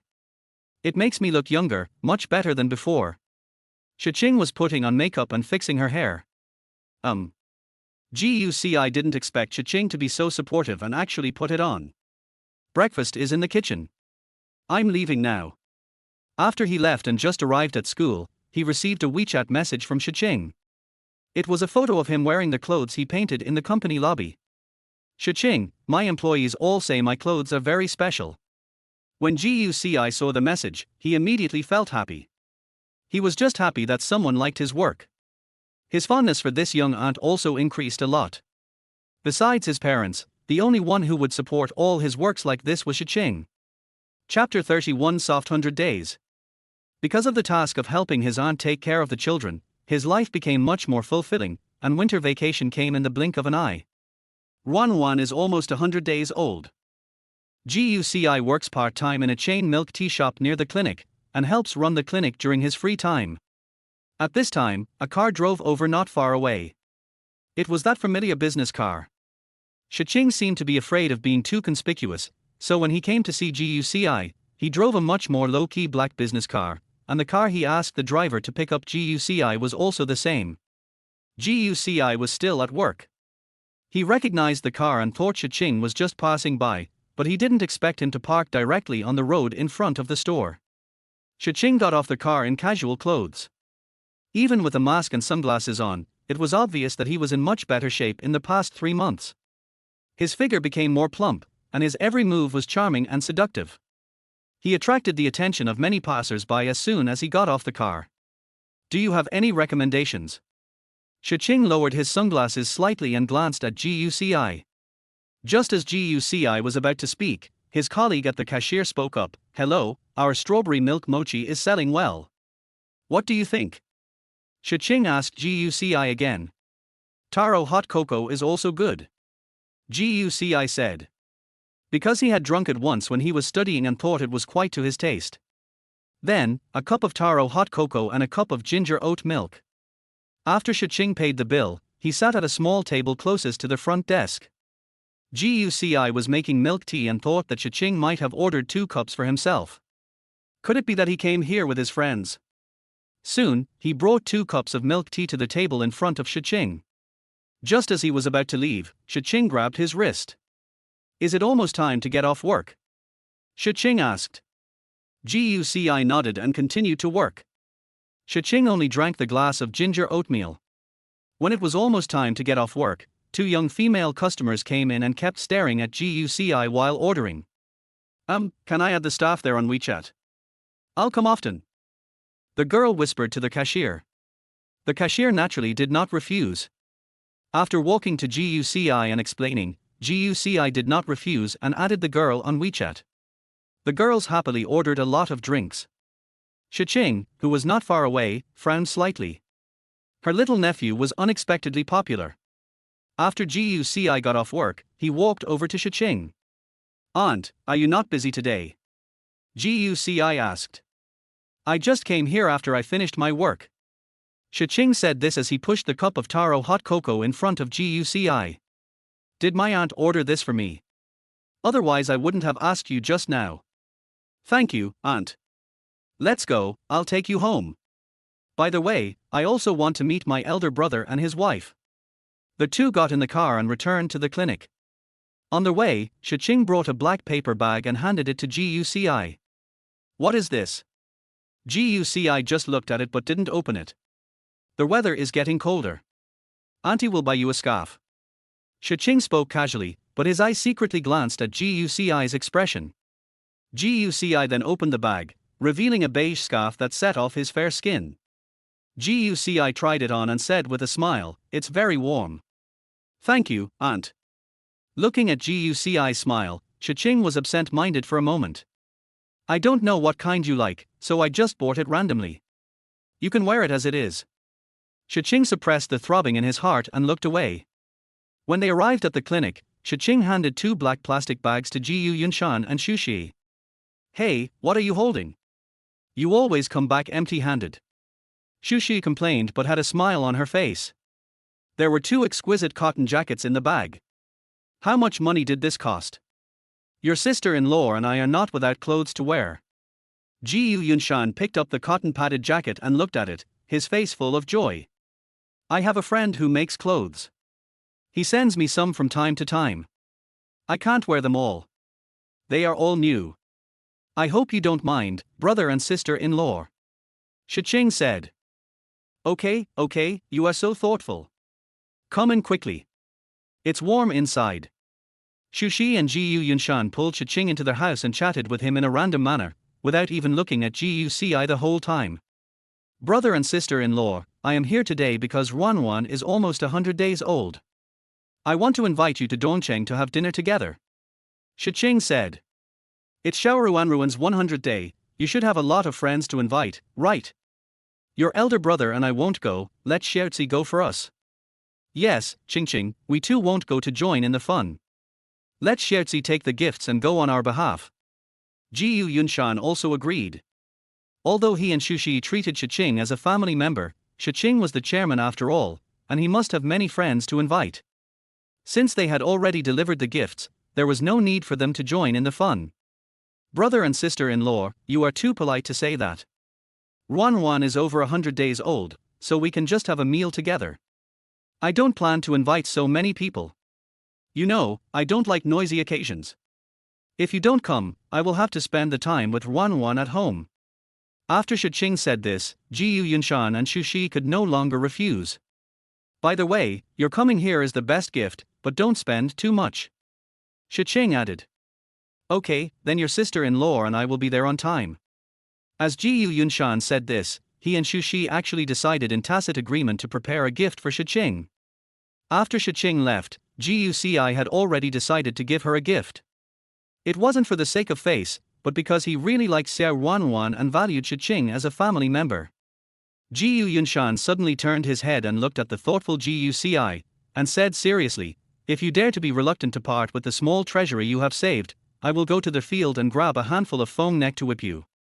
Am I that stingy in your heart? Guci was full of doubts about his life. Was he still Ji Yunshan and Xu Shi's biological son? That's fine, prepare something decent, don't be too outrageous. Ji Yunshan didn't know where he learned these words. Chapter 32 Encounter. I know. Guci had already thought about what to give. Due to WeChat message. Su Lingyan, are you free? I have tickets to the art exhibition. You can go with me and we can have dinner together after the exhibition. Su Lingyan, picture. As if afraid that Guci would become suspicious, Su Lingyan also took a photo of the exhibition ticket. Guci, it's late, I won't go. During this period, Su Lingyan had been sending messages to Guci intermittently. When he was in school, he invited him to hang out countless times, but he refused every time. Sometimes he would call him, but Guci still refused.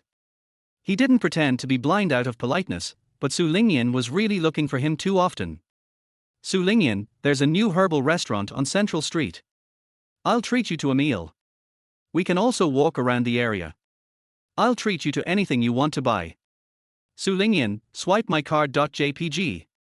Medicinal food. Guci paused while typing.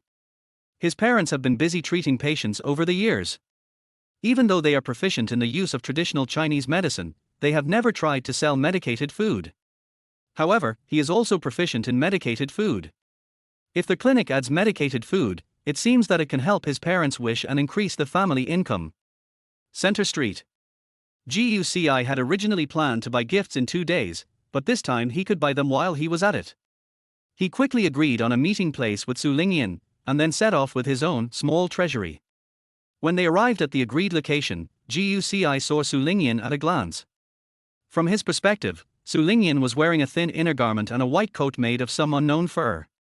It was too conspicuous. Her legs were flesh-colored, and he guessed it was a leg-exposing artifact because he had seen Xie Huaning wearing it before. I don't know why Su Lingyan suddenly changed her style and dressed more maturely today. Sorry for their wait, Tilda.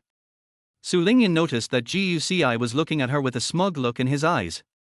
She inquired for a long time before she found out that Guci might like mature girls, so she boldly gave it a try.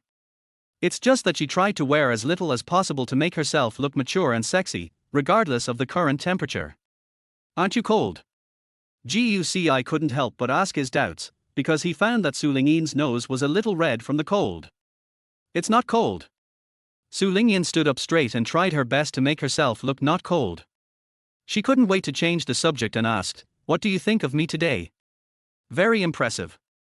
You should rarely catch a cold," Guci said sincerely. He only found out today that Su Lingyan was such a cold-resistant girl. Su Lingyan seemed to be hesitant to speak, and after holding it in for a long time, she could only say, "Let's go to the art exhibition." She had managed to get the ticket for this exhibition with great difficulty, just to lure Guci out, so she secretly swore in her heart that she could only succeed today and not fail. She must make peace with Guci. The two took the elevator from the exhibition hall lobby. Su Lingyan deliberately stood in front of Guci and adjusted the shoulder strap. There were other people in the elevator, and she had to awaken Guci's gentlemanly manners at this time. In this situation, any boy should protect her behind him. It took a long time before Guci looked at Su Lingyan. "What are you doing?" He looked at Su Lingyan with a bit of doubt. He had already noticed Su Lingyan twisting around in his peripheral vision. Aye. Su Lingyan never expected that Guci would ask him directly, and she even stuttered while speaking. "I need a convenient space. Do you understand?" Su Lingyan placed one hand on the shoulder strap, and her eyes tried hard to hint to Guci, wanting to use Guci's body to block and create a small space to adjust the shoulder strap. "Hurry up and protect her behind you. Hurry up and block her in a small corner," Su Lingyan shouted in her heart. Finally, Guci nodded as if he suddenly understood something. "Just bear with it for a while," he said. "Endure? Endure what?" Su Lingyan looked confused. "There will definitely be a toilet when the elevator arrives." Guci thought that there must be a lot of toilets in such a large exhibition hall. But he didn't expect Su Lingyan to go to the bathroom right after coming out. Why didn't she go to the bathroom at home? Su Lingyan took a deep breath. "It's okay, there must be hope." Ding, the elevator door opened. Guci found the toilet sign, kindly pointed in the direction of the toilet, and reminded, "The toilet is over there, go ahead." "I suddenly don't want to go," Su Lingyan said with a forced smile. "Is it still possible?" Guci began to visit. Looking at the endless exhibition, he couldn't help but exclaim, "This exhibition hall is really huge." Of course. This exhibition hall has a huge investment and houses many of Mr. Qi's paintings. Many people come here just for Mr. Qi. Su Lingyan looked very proud. "Actually, I wanted to bring you to see it before, but you broke up with me suddenly, and I was very unhappy. If you make peace with me now, I will." "Didn't you say this ticket was extra?" Guci interrupted Su Lingyan and asked in confusion, "Did you buy a ticket specifically to ask me out?" Instantly, Su Lingyan realized that she had let the cat out of the bag and quickly tried to make amends. "What I meant was that before I broke up with you, I wanted to bring you to see it, but now I don't want to, but suddenly, there is an extra ticket." "Oh. Thank you, you are a good person." Guci continued to look at the exhibition. He had to say that he really liked it here, so he took pictures of his favorite paintings with his mobile phone. At this moment, a familiar figure broke into the camera. This chapter is not over yet, please click on the next page to continue reading. Guci's gaze shifted away from the screen and outside the screen. He recognized the dress he had painted himself. "Shi Qing. What are you looking at so seriously?" Su Lingyan followed Guci's gaze. The woman was tall, with a voluptuous figure and slightly curly long hair, black and shiny, but the white dress with a national trend pattern on her body was tasteless in her opinion. Of course, Guci's taste was a little difficult for her to understand. However, she noticed the way Guci looked at the woman, and was almost certain that Guci was interested in mature women. "Guci, am I not good enough for you?" Su Lingyan took advantage of Guci's distraction and put her arms around his neck. Guci then came to his senses and saw Su Lingyan approaching. He subconsciously leaned back tactically and then pushed Su Lingyan aside. Su Lingyan staggered, but luckily she managed to keep her balance because she often wore high heels. But this also made her angry, and she said angrily, "Can you be a little gentler? Do you know what it means to be gentle and considerate to women? I don't like it when you suddenly get so close to me." Guci told the truth. "You." Su Lingyan endured it. "I just wanted to tease you because I saw you were in a daze. You really can't help teasing." As they were talking, Shi Qing had already walked towards them. When she heard someone calling Guci's name, she took a look and unexpectedly found out that it was really her cute little nephew. Because she had never seen Shi Qing in person, and Shi Qing was wearing a mask, Su Lingyan looked at Shi Qing suspiciously and asked, "Auntie, are you okay?" "Now I have it." Shi Qing took out his cell phone, typed a message to someone, then took Guci's hand and left. Su Lingyan immediately felt despised and shouted, "Hey! Why are you holding his hand, old woman? He is my..." "You're what?" Shi Qing took off his sunglasses and turned to look at Su Lingyan. His sharp gaze instantly interrupted the second half of Su Lingyan's sentence. Chapter 33. Age is not a problem. My ex-boyfriend. Su Lingyan's arrogance was suppressed to the point where there was almost nothing left. Shi Qing laughed and said, "Then you can line up at the back." After saying that, he took Guci away. Just as Su Lingyan was about to chase after him, her cell phone suddenly rang. "Dad." She answered the phone and Su's father started talking. What? The chairman of the board of directors. Suddenly, she looked at Shi Qing's back not far away in surprise, and finally understood why some people said that Guci might like older women. At this time, Guci followed Shi Qing walking in the exhibition hall. "Why are you out with Su Lingyan again? Did she trick you out with the exhibition tickets?" Shi Qing asked. After all, she had some understanding of Guci, and it was obviously impossible for Guci to take the initiative to ask Su Lingyan out. "There are also medicinal dishes. She said she would treat us. And I just happened to have something else that I wanted to come out for." Guci didn't say directly that he wanted to prepare a 100-day gift for Wan, because he was afraid that after he said it, Shi Qing would not let him spend the money. "Medicinal food." Shi Qing smiled. The Su family is really smart. They know how to cater to people's preferences. "Aunt, you should just focus on your own business and don't worry about me. I'll just take a look and leave." Guci just saw Shi Qing chatting with the person in charge of the exhibition hall, and he didn't want to disturb Shi Qing's work. "What are you talking about? I just took some time to come visit our partners and chat. I saw you, so of course I have to show you around." Shi Qing said this and took Guci into the elevator. "Where are you going?" Guci asked. "Go to the 5th floor. There are better works there." "Can we all go to the 5th floor?" Guci and Su Lingyan's tickets were for the 3rd floor, so they could only see the exhibits on the 3rd floor. Even if Guci was curious about the art exhibitions on other floors, he couldn't go. "Of course. You know what's good about your aunt, right?" Shi Qing said with a smile. "I knew it a long time ago. When we got to the 5th floor, there were fewer people visiting the exhibition, and they were all dressed in suits." Guci followed Shi Qing and someone greeted Shi Qing. "Aunt, I heard that there are Mr. Chi's works here." Guci asked. "Yes, I helped with the exhibition. My aunt even knows Elder Chi, so she should know more seniors, right?" "You guessed wrong. I was able to get to know Mr. Chi only after I had almost knocked down his door and begged him to meet me. At that time, the situation was not very good. The company almost relied on one work to make a comeback, and it needed the participation of well-known predecessors.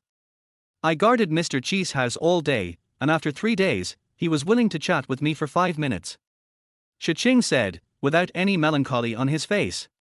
Instead, he smiled and said, "You painting idiots seem to be very difficult to deal with." Guci was a little confused. Mr. Chi is obviously very kind, how could it be?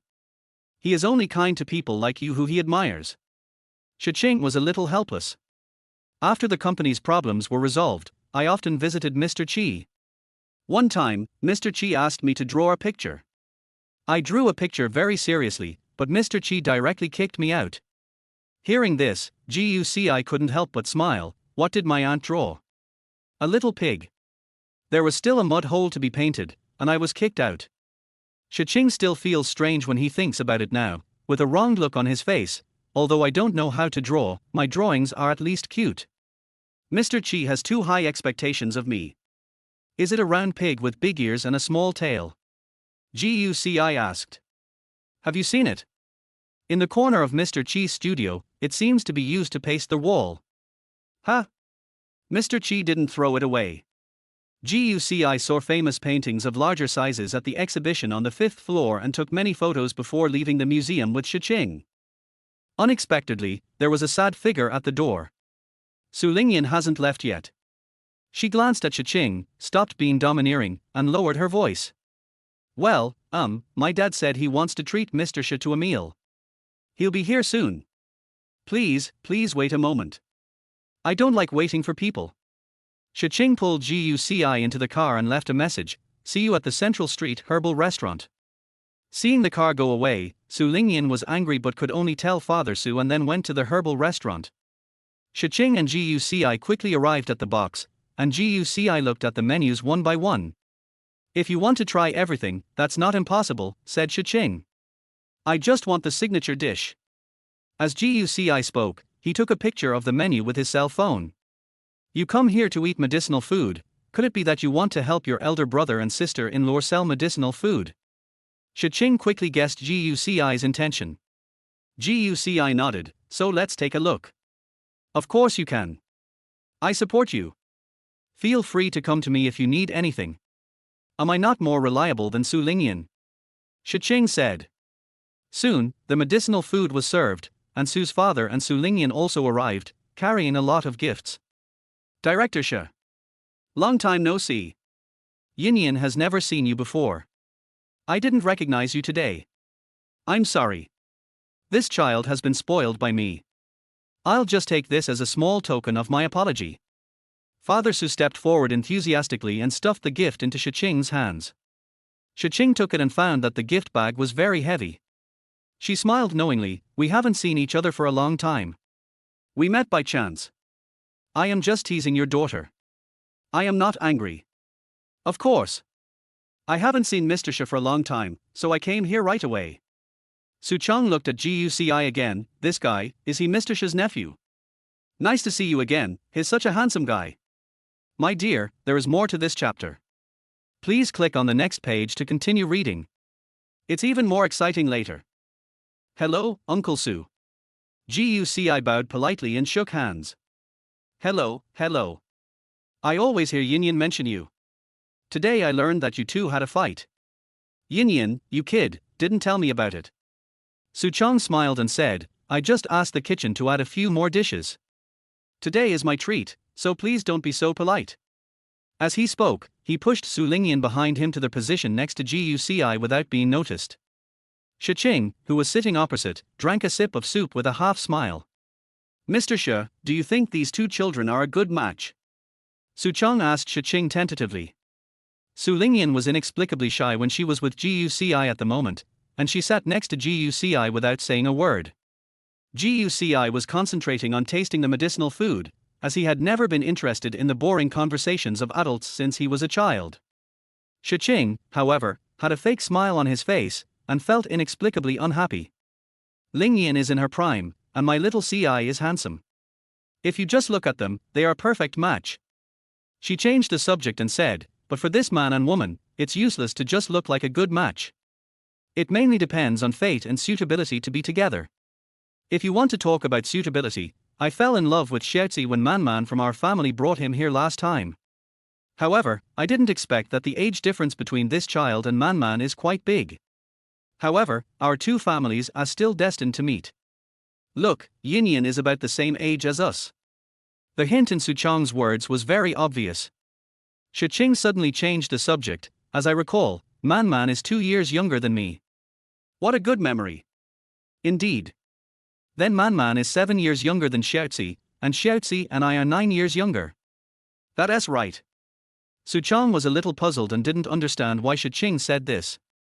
But the next moment, Shi Qing was seen picking up some food for Guci. Actually, I don't think age is a problem. Chapter 34. Just a nephew. Thank you, Aunt. Guci thanked him casually and ate the medicinal food in the bowl seriously. He wanted to get another bowl of soup, but as soon as he stretched out his hand, Shi Qing held it. Auntie will serve it to you. Shi Qing looked at Guci with a smile and touched Guci's hand openly. Guci looked at Shi Qing with clear eyes, with cordyceps sinensis hanging from his lips. Su Chong watched Shi Qing caressing Guci's hand wantonly, and even boldly reaching into Guci's sleeve, his eyes full of shocking surprise. Su Lingyan also felt it was weird. An aunt was touching her nephew. What's wrong with you, aunt? Guci felt a little embarrassed and the cordyceps in his mouth fell out. It's okay, aunt. The more I look at my little Ci, the more I like her. Shi Qing said as he helped Guci serve a bowl of soup. Thank you, aunt. Guci always felt that something was strange. During this meal, Su Chong said nothing else and finished the medicinal food in no time. Well, Mr. Shi, I have something else to do at the company today, so I won't stay any longer. Let's get together again later. I have to leave quickly, so let Yinyan stay here to eat with you before leaving. Su Chong stood up and left in a hurry. Su Lingyan had no choice but to continue eating. Watching Su Chong fleeing in disgrace, Shi Qing curled the corners of his lips, looking very proud. This old deng even wants to matchmake her nephew with a woman. What a nice thought. After the three of them finished eating, they walked out of the restaurant. Su Lingyan glanced at Shi Qing, then at Guci, and still found it hard to believe. Guci. Unwilling to give up, she deliberately untied her shoelaces, then pulled Guci, can you help me tie my shoelaces? Shi Qing frowned slightly and was about to say something when he heard Guci speak. Can't you tie your shoes? Yes, I can't. Su Lingyan thought that even if Shi Qing was interested in Guci, someone like Guci would not have any feelings for her aunt. As long as they had more romantic interactions, they would be able to reconcile sooner or later. Guci looked at Su Lingyan's shoelaces in silence for a moment, then pointed to a shop not far away. I think there's a shoe store there. You can buy a pair of shoes without laces. He suggested sincerely. Question mark. Su Lingyan's cerebellum atrophied at that moment. Shi Qing next to him couldn't help laughing. It seemed that even though Guci would be tricked out, there was no need to worry at all. Then you go buy it first, I'll go look around somewhere else. Guci was about to leave after he finished speaking when Su Lingyan, who was angry, shouted. Ar! Su Lingyan's hands were shaking, not sure if it was because she was angry or cold. Can you give me your coat?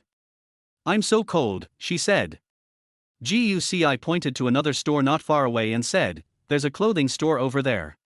Su Lingyan shouted angrily, hey! You are boy, can you be more gentlemanly? What's wrong with giving me the coat? But even if I give you my coat, I will still be cold. Guci didn't want to be sick. It was very uncomfortable to be sick. Su Lingyan shouted straight guy countless times in her heart, and then took a taxi and left. Shi Qing shook the car keys and said, take you home. Guci shook his head, I still want to walk around here. His gift hasn't been bought yet. Where else do you want to go? I'll accompany you. No, I want to go around by myself. Aunt, please go back early. I will go to see you when I am free. I see, okay. Although Shi Qing felt a little strange, he still drove away. Seeing Shi Qing walking away, Guci walked into a gold shop. Little did he know that when he returned to his residence, Shi Qing was still thinking about Guci. She called Chi Rui. Chi Rui seemed to be getting ready to go to bed, and there was a girl's voice beside him. Dear Chairman, you are a forgetful person. I have already left work. She sounded a little helpless. What do you mean when a boy suddenly says he wants to go for a walk by himself? Shi Qing asked. She always felt that Guci was not the kind of person who would like to take a walk alone. If Guci was particularly free and had nothing to do, he should stay at home and paint. Bad mood. No. If you don't want to be alone, then, you want to get rid of the people you don't want to see. After Chi Rui finished speaking, Shi Qing fell silent. Not really. Shi Qing didn't think Guci would hate her. But at that moment just now, she was in a bad mood. She seemed to really not want Guci to hate her one day. That means you don't want to be seen doing something. Chi Rui yawned and asked casually, "Is your nephew quarreling with you?"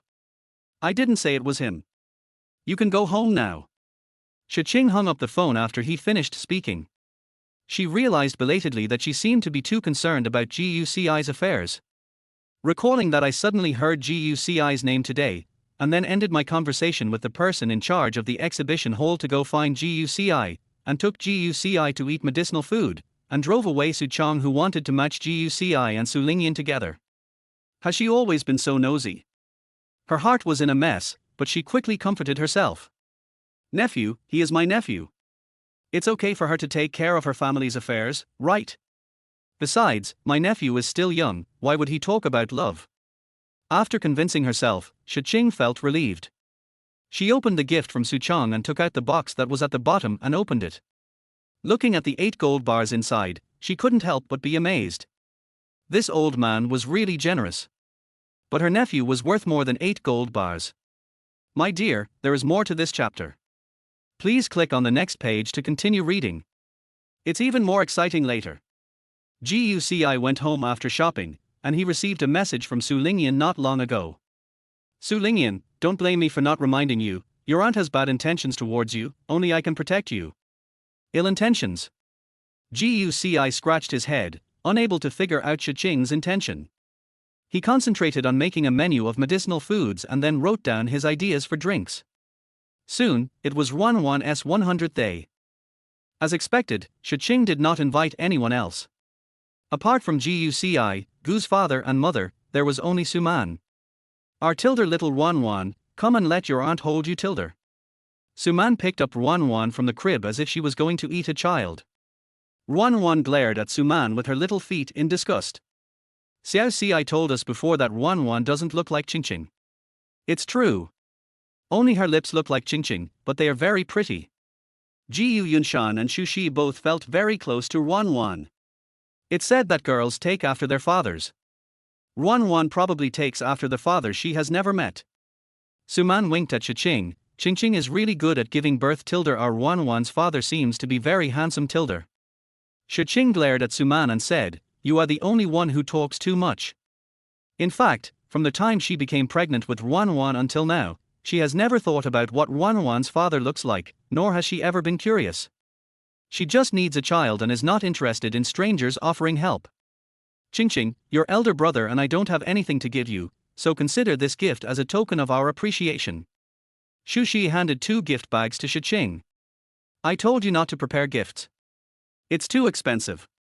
Shi Qing didn't want to disappoint the 2 elders, so he opened the gift bag. Chapter 30 500 Days Ceremony. One of the gift bags contained a patchwork quilt with exquisite workmanship. Wow! So beautiful. Is this a patchwork quilt? This is the first time I've seen it. Suman came forward. She didn't expect that there would be people who would give such a thoughtful gift. Shu Shi smiled and nodded, "Yes, I have some craftsmanship. I'll find a neighbor with your eldest brother and ask each family to sew a piece of cloth. Just don't be disgusted." "How could I dislike it? I really like it. Thank you for your concern, brother and sister-in-law." Shi Qing was touched from the bottom of her heart. Compared with expensive gifts, such a thoughtful thought could make her happier. "Qing, you don't know, when the neighbors heard that it was my sister's daughter's 100th day celebration, they all rushed to send cloth, wanting to bring blessings." Jiu Yunshan laughed suddenly. In the end, the cloth that was sent first was used. "Thank you so much, brother and sister-in-law. Even if this dress becomes soft and grows bigger, I will keep it well." Shi Qing said. "I'll go put it on Ruan." Suman took the clothes and changed Ruan happily. Shi Qing opened another gift bag and found it was full of medicinal powder and a small sachet. Jiu Yunshan explained, "The medicine powder in here can strengthen the body's vitality, prevent colds, and increase resistance. Usually, put it in this small bag and let Ruan wear it. Just change the medicine powder every 2 or 3 days. The replaced medicine powder can also be used for foot soaking." "Great. I've been thinking about what to wear for Ruan these past few days, and this is perfect." Shi Qing took the small sachet in his hand. It had a light herbal scent and a precise amount, not too strong.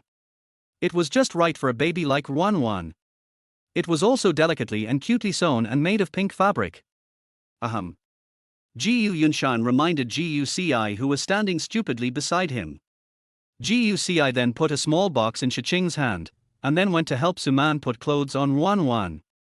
His parents had been preparing gifts for Ruan without telling him, and the gift they gave was such a thoughtful patchwork quilt, which made the gift he prepared seem too shabby. Jiu Yunshan watched Shi Qing open the box, frowning, wondering what this kid had given him, a tiny box. Shi Qing opened the box, and a dazzling golden object came into view. It is an exquisite and beautiful longevity lock. Shi Qing was a little surprised. Brother and sister-in-law, you are really stupid. How could you let Xiao Ci buy such an expensive gift? We're family, so don't be so quarrelsome. As long as it looks good in her clothes, that's fine.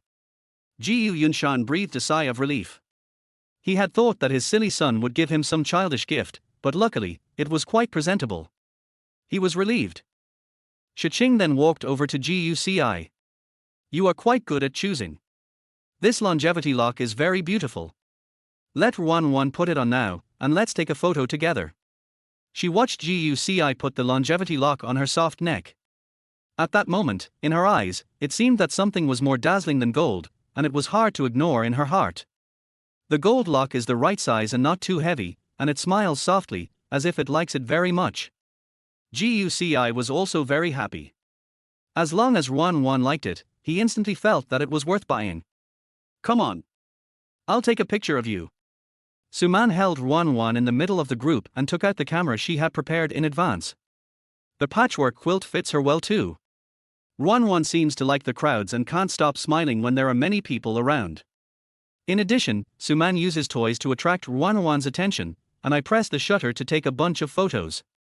Oh, our Ruan is so cute tilde, Suman smiled at the camera screen. Send me the photos later, I will post them on Weibo. Shi Qing said. Are you finally willing to show your precious daughter to us? It's my home. Shi Qing had a happy smile on her face. She just wanted that person to see that she was living a happy life now. After they had finished their meal, Shi Qing asked the driver to take Jiu Yunshan and Shushi home, and Suman also drove home. The nanny is on holiday today, so Guci stays to help take care of the children. By the way, where did you get the money to buy gold for Ruan? Shi Qing asked. I saved up for scholarship money. As Guci spoke, he put away the enlightenment books and toys that Suman had sent him. Shi Qing immediately picked up Ruan, held her up high and said, Baby, your brother bought you a gold lock with his scholarship. She responded softly by dancing around. Beep mobile phone message sound. A message popped up on Guci's phone, which was placed on the coffee table. Are you there, little brother? Why don't you reply to me? Will you be in the store tomorrow? Do you have any recommendations for milk tea? Shi Qing glanced at him and said, Your phone is ringing. Someone is looking for you. Guci took a look and looked helpless. She was a customer I met at the milk tea shop before. I had already recommended the milk tea shop app to her, but she still came to me. He pushed the mini program to the girl again. The girl responded quickly. You finally replied to me. I wanted to ask if you have a girlfriend. My friend invited me to a party. Would you be my date? Guci, why me? Shi Qing standing next to him was watching with great interest. The girl replied, Because I want you to be my NP. Blush.jpg. NP. Guci and Shi Qing saw the two letters at the same time. Shi Qing seemed to have thought of something, his brows furrowed, and his face flushed. She seemed to think differently from Guci and could only hate herself for being too mature. Guci was confused and asked, What does NP mean? Girl, stupid. You will know if you type it in the input method. Guci, diapers. Girl. Junshin Group. Song Junyao sat in the office, looking back and forth at several photos on the computer. It was the photo that Shi Qing posted on Weibo. In the photo, except for Shi Qing and Suman, the faces of the child and several people around them were blocked by cartoon patterns. Find someone to remove the watermark. Song Junyao said to the secretary. We've tried. The photo was processed very carefully, and there's more than one layer of cover-up. It can't be removed at all, said the secretary. When the child was only 100 days old, she only invited these few people. And one of them was the unreliable second daughter of the Su family. Song Junyao enlarged the picture again and asked, "Is Shisha Films going to fail?" The secretary shook his head. "I've never heard of such rumors. She bought such a small gold lock for the child when he was only 100 days old. She really didn't think it was shabby and had the nerve to take a photo of it." Song Junyao clicked to close the page again and again, but clicked again and again. "This child is wearing pink socks, so she must be a girl." "Probably," said the secretary. Seeing Song Junyao staring at the photo in a trance, the secretary said, "Chairman, we found out that the two older men were people your daughter met in her early years, and they seem to run a Chinese medicine clinic. Even though the photo covers her face, you can still see it from her figure." "Then, what about this young boy?" Song Junyao asked. "You have seen this boy. Chapter 36 I suddenly want to share with you." I've seen it." "When?" Song Junyao had no recollection of ever having seen such a young man. "When Shi Qing came to see you, a boy took Shi Qing's car keys and said he was Shi Qing's driver. The watch he wore was the same model and his body shape was similar. It is very likely that they are the same person," said the secretary. "Driver." Song Junyao looked at the people in the photo. She didn't even hire an assistant, so how could she hire a driver? Besides, there is no such young driver. And his wearing. Song Junyao zoomed in on Guci's wrist with a strange look on his face. Little genius watch. Song Junyao pinched his brows and remained silent for a long time. "There's no way my daughter would fall in love with that kind of young boy." She looked certain, thinking that she was overthinking it. After all, with Shi Qing's personality, she should like a calm and mature man who is also willing to spend time taking care of the child. "Even if you don't like it, you may still be able to have children," the secretary said casually. Song Junyao glared at the secretary. "You mean the child is this guy's?" She couldn't help but find it a little funny, and said firmly, "Absolutely impossible. But none of Shisha's partners have such young people. Shi Qing would invite him to attend his daughter's 100-day celebration. There must be a reason." The secretary analyzed and tentatively guessed, it's possible that it was a one-night stand or an ambiguous relationship. Song Junyao was silent now.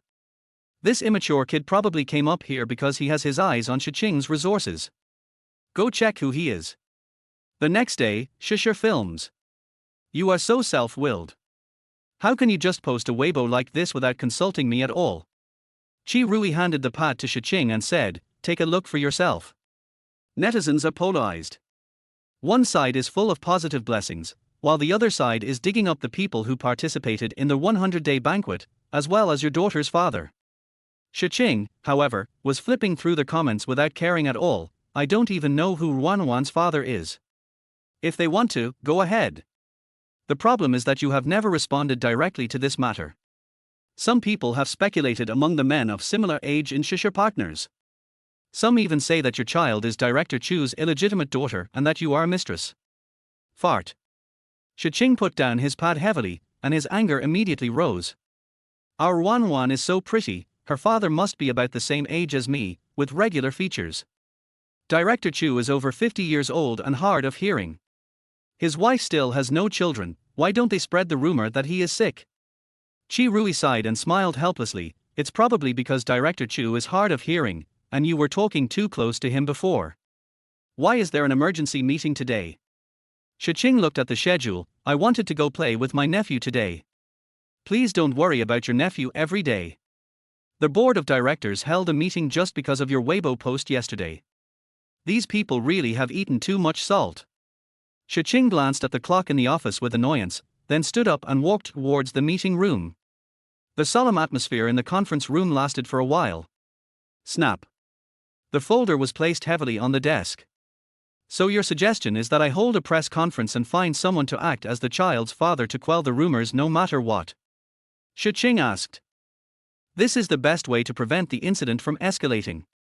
Even if we just find someone at random, it's better than letting people make wild guesses. Does this kind of thing require a press conference to dispel rumors? Isn't it a bit of an exaggeration?" Shi Qing said. "It just so happens that the new movie is going to hold a press conference, so why not clarify this matter at the same time?" It's not deliberate, but it can also dispel doubts. What's more, this matter was caused by you, the chairman. Although the incident did not cause much impact on the company, it is better to be prepared, and it will also give us peace of mind. In the evening, when Guci was about to get off work, the phone in his pocket vibrated. Shi Qing, I'm here to pick you up from get off work. Guci subconsciously looked outside the store, and saw that black business car was indeed parked outside. He quickly packed up his things and walked out. Aunt. Get in the car. Shi Qing opened the car door. Guci sat in the back seat. Actually, I can go back by myself. It's cold, isn't it nice for me to pick you up? Shi Qing said in a deep voice, casually handed a small paper bag to Guci, and continued to look at the scenery outside the window. Guci opened the paper bag, which contained sugar-roasted chestnuts, which were still hot. But he didn't eat it and looked at Shi Qing. Aunt, what happened? He always felt that Shi Qing was in a bad mood today, and his usual driver was replaced by Qi Rui. Shi Qing sighed. Because of last night's Weibo post, the board of directors held an emergency meeting and asked me to find a man to attend the event and act as Ruan's father. Has the candidate been chosen? Guci asked. Yeah. Shi Qing sighed deeply again. Because time is tight, I will have to review the content with the other party tomorrow to facilitate answering reporters' questions. You don't like this? Guci asked tentatively. I am really troubled by having to act like a couple with a stranger and pretend to be in love. And this kind of thing will happen more and more in the future.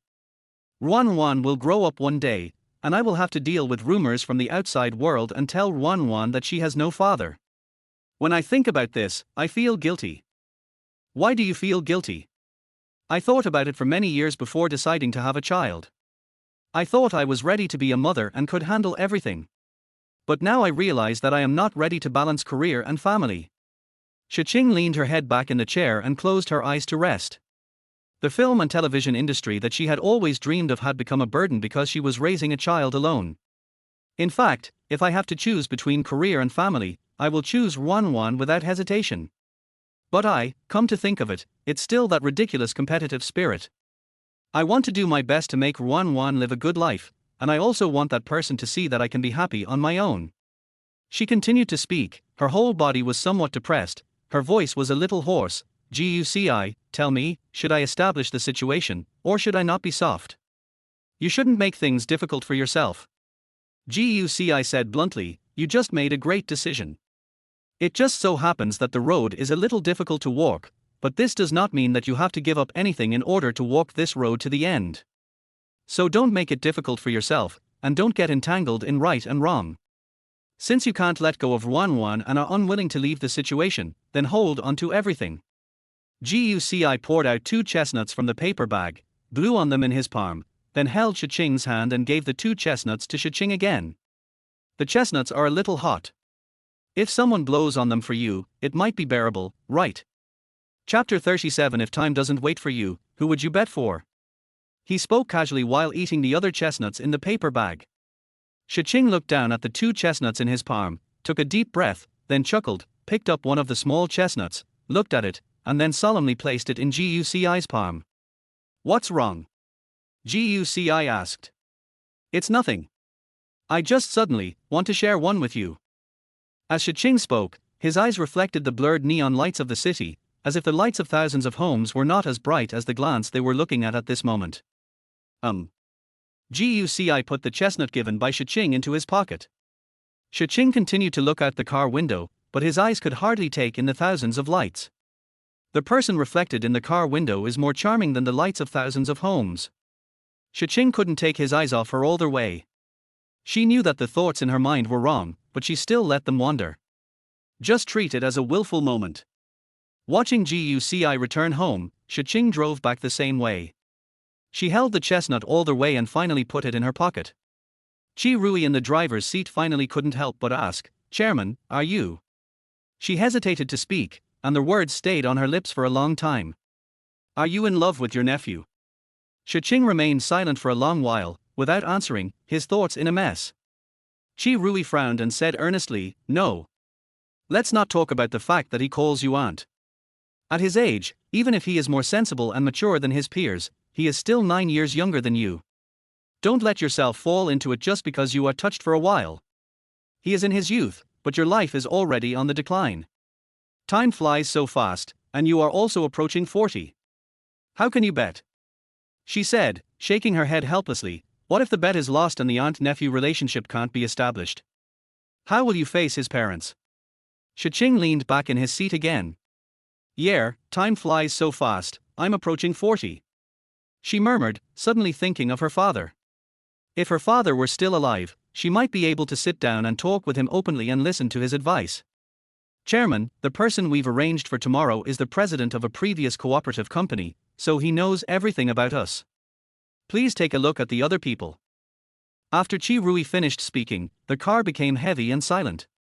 The sense of security she had felt when Guci was around just now seemed to be blown away by the whistling evening breeze, even though she had not opened the window. Shi Qing looked at the screen of his mobile phone, gazing at Guci's hand-drawn avatar, which was a bit childish but had a unique personality. He hesitated as if he was signing a contract worth millions. Finally, he tapped the screen and sent a message. Shi Qing, are you free tomorrow? She didn't even dare to speak out her request directly, and just stared at the other party is typing button above with her mind blank. Guci, what time will I go? Little did he know that Guci had already guessed that Shi Qing wanted him to accompany her because he was not used to being with actors. Shi Qing felt warm in his heart when he saw this message. Can she really not gamble? The next day, noon. Guci came to Shisha Films wearing a mask and sunglasses. This time, Chi Rui waited for him in the lobby on the first floor and took him upstairs in a private elevator. When he walked into the chairman's office, he saw a middle-aged man in a suit and tie sitting next to Shi Qing, and a woman opposite him. The three of them were talking about something. Who is? The man noticed Guci and asked Shi Qing in a low voice. He is an intern assistant, studying under Chi Rui. Let's talk about our own business first. After Shi Qing finished speaking, she stood up casually, pulled Guci, and put Guci between her and the man. She also secretly stuffed a candy into Guci's hand, as if apologizing for concealing his identity. Guci didn't care and sat obediently next to Shi Qing. With Guci around, the originally tense atmosphere eased a lot. That's about it. You two can go back and look at the points to pay attention to. Reporters will probably ask why Ms. Shi has never revealed anything about her husband. Answer according to what's written above. Be natural and don't be nervous. The woman spoke seriously, and then continued, that's about it for the questions. The rest is interaction. Reporters may take pictures of your movements. In any case, you have to be intimate. You can try to spend more time together. If you have a tacit understanding, maybe it will be perfect. Qing, come sit next to me. The man motioned for Shi Qing to sit next to him. Shi Qing had no choice but to nod and sit over. The next moment, Guci also stood up, without even sitting on the sofa, and squatted directly in front of Shi Qing. Before coming, he remembered Shi Qing saying that Shi Qing wanted him to be closer. The man was stunned for a moment and looked at Shi Qing with some confusion. Shi Qing suppressed his smile. He actually needs to get closer to people so that he can focus and hear what they say. As she explained, the man looked even more confused, but he could only nod as if he understood. Suddenly remembering something, the man took out a pair of rings. If you wear this, it might be more credible. The man took out a women's ring and reached out to put it on Shi Qing. Shi Qing was about to refuse. Suddenly, Guci rushed over and knocked the ring off. This chapter is not over yet, please click on the next page to continue reading. The man immediately stood up angrily, what the hell are you doing? My legs are numb and I can't stand steadily. Guci was telling lies very honestly. He couldn't say he did it on purpose. You? The man pointed at Guci angrily and looked around for the ring. Mr. Shi Qing quickly stepped forward, calm down, I will talk to him about it later. Seeing Shi Qing's face that met his aesthetic standards, Yang was speechless. I'm sorry, I'll find the ring. Guci pretended to be panicking and looking for the ring on the ground. He pressed the ring that had fallen on the ground under his palm, then pushed it into the gap under the sofa, and finally hid it in his sleeve. Did you find it? Yang waited for a long time, then kicked Guci's arm with his leather shoes in annoyance.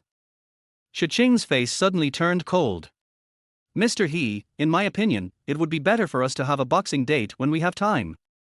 Boxing? As long as I'm free, I can accompany you anytime. He Young completely changed his tone when facing Shi Qing, even though he didn't know how to box at all. Then let's do it now. Varied. Bang. Before He Young could react, Shi Qing raised his hand and punched him, so fast that the movement could not be seen clearly. Hit you in the face. He Young took 2 steps back, covered his nose, felt dizzy, and a line of blood flowed from his nose. Oops. Shi Qing instantly showed a look of worry and stepped forward to help He Young. Brother Young, are you okay? Brother Young, why didn't you hide? It's all my fault. Chapter 38 Playing Uncle? Seeing Shi Qing's worried expression and self-blame in his eyes, coupled with the repeated calls of Brother Young, He Young was completely dizzy and quickly waved his hands to indicate that he was fine. It's just a minor injury. I'm strong enough. I'll be fine. He Young covered his nose.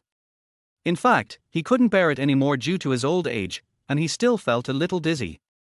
He smiled bitterly. I know you like boxing, I don't blame you. Next time, we can go to the boxing gym. I'm sorry, Brother Young. I'm just anxious. I'll have someone send you to the hospital right now.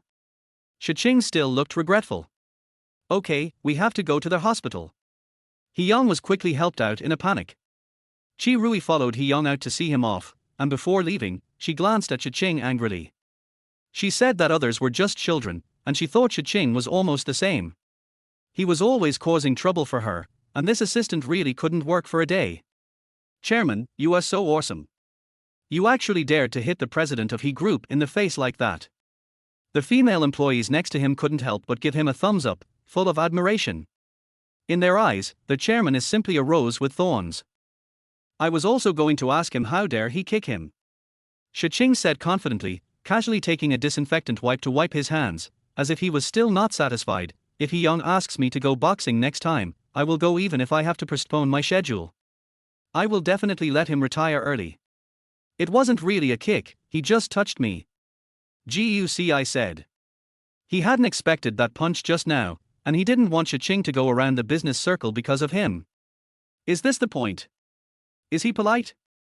What kind of attitude is that? And that contemptuous look, he's lucky to get a punch from him. Shi Qing was so angry that he wanted to chase He Young out and beat him up when he thought of the scene just now. Don't be angry. Guci didn't expect that Shi Qing would get so angry when someone touched his arm with his foot. Shi Qing calmed down a little, came to his senses and looked at the place where Guci's clothes were touched. Take off this dress and throw it away, and I'll give you one of mine to wear. Shi Qing said as he went to the office cabinet and took out a spare black sweatshirt. Guci hesitated and didn't move. Take it off quickly. Shi Qing urged. She really couldn't stand seeing Guci wearing a sweatshirt that had been kicked by someone else's shoes. Here? Guci asked somewhat uncertainly. The female employee understood and walked out. Director Shi, I'm going to leave first. Shi Qing and Guci were the only ones left in the office. Take it off. Shi Qing deliberately sat on the sofa opposite and looked directly at Guci. Then, turn around. Guci said. It wasn't that he was embarrassed, but he felt that it was too rude to take off his clothes in front of Shi Qing. Why? I'm not an outsider tilder. Shi Qing smiled deliberately at Guci, as if expecting to see Guci being shy. Little did he know that the next moment Guci turned around and took off his clothes from the collar. Before he could react, Guci's back came into view. Shi Qing's smile was frozen on his face, without even blinking. It was not until Guci put on the sweatshirt she gave him that she came to her senses and pursed her lips. You still have muscles? Shi Qing asked. My roommate has some too. Because he often has to carry a large backpack for art to paint. The drawing board and books are not light, plus he has to climb stairs, so it's normal for him to have some muscles. Guci said, showing off the muscles of his right arm. This is the hand I use the most. Is it, for drawing? Shi Qing couldn't move his eyes away. Of course. I don't lift weights. Guci said. After he finished speaking, Shi Qing's face flushed, as if he had thought of something, and he didn't dare to look directly at Guci. By the way, Guci took out the ring he had hidden and handed it to Shi Qing, I just did this on my own initiative. Shi Qing was stunned for a moment, then smiled and said, I was wondering why you were digging on the ground for so long. I'm sorry, I just thought that you might not want to wear your ring so casually with someone else, so. You did a great job. No need to apologize. I should thank you for saving me. This saves me the trouble of rejecting him. Shi Qing said, touching Guci's head, I let you guess everything. Can you read minds? It's not really a guess. Guci sat on the sofa next to Shi Qing. You are a person who works very hard and gives your all. I believe you must be consistent in your feelings. So all your first times should be given to one person. It's a pity to use something like wearing wedding rings for a play. Yeah. I do have a lot of firsts that I think are important and I want to save them for important people. Shi Qing said, looking at Guci, did you also keep a lot of first times? Guci thought about it and suddenly sighed. This tone seemed to hit Shi Qing's heart. What's going on? Is the first time gone? No way. Who is it? The heart is in a mess, but the surface remains calm. Don't you remember? Guci's face fell. Shi Qing was startled. R.W. what? Me? What do you mean? It was that time when you were in the bathroom. You looked at everything and touched everything. Guci reminded. That day was indeed the first time he was treated like that. He felt that he would never forget that feeling in his life. That time. Shi Qing turned his head away, feeling so embarrassed that he wanted to crawl under the sofa. She could only change the subject and explain, that was an accident. The first time I was talking about was the first time for the others. Oh. Guci thought. Shi Qing looked at Guci and suddenly came to her senses. She actually talked about this kind of thing with a child. Anyway, thank you for today. But I may not ask Young to help me act anymore. I may need to think of a solution. As she spoke, her eyes inadvertently glanced at Guci. She seemed to have thought of something and looked at Guci silently. Why look for anyone else? She and Guci get along so naturally, isn't Guci the best candidate? Question mark. Guci was a little confused, if you don't need me, I'll go back first. Wait a moment. Shi Qing quickly grabbed Guci and said with a smile, Dear, I really need you. She quickly couldn't wait to tell Guci her thoughts. I'll tell you what to do. After it's done, I'll pay you. I won't let you work in vain. Otherwise, you don't want me to lose money and worry about this, right? Guci looked at her in surprise and asked. You mean, let me play your husband?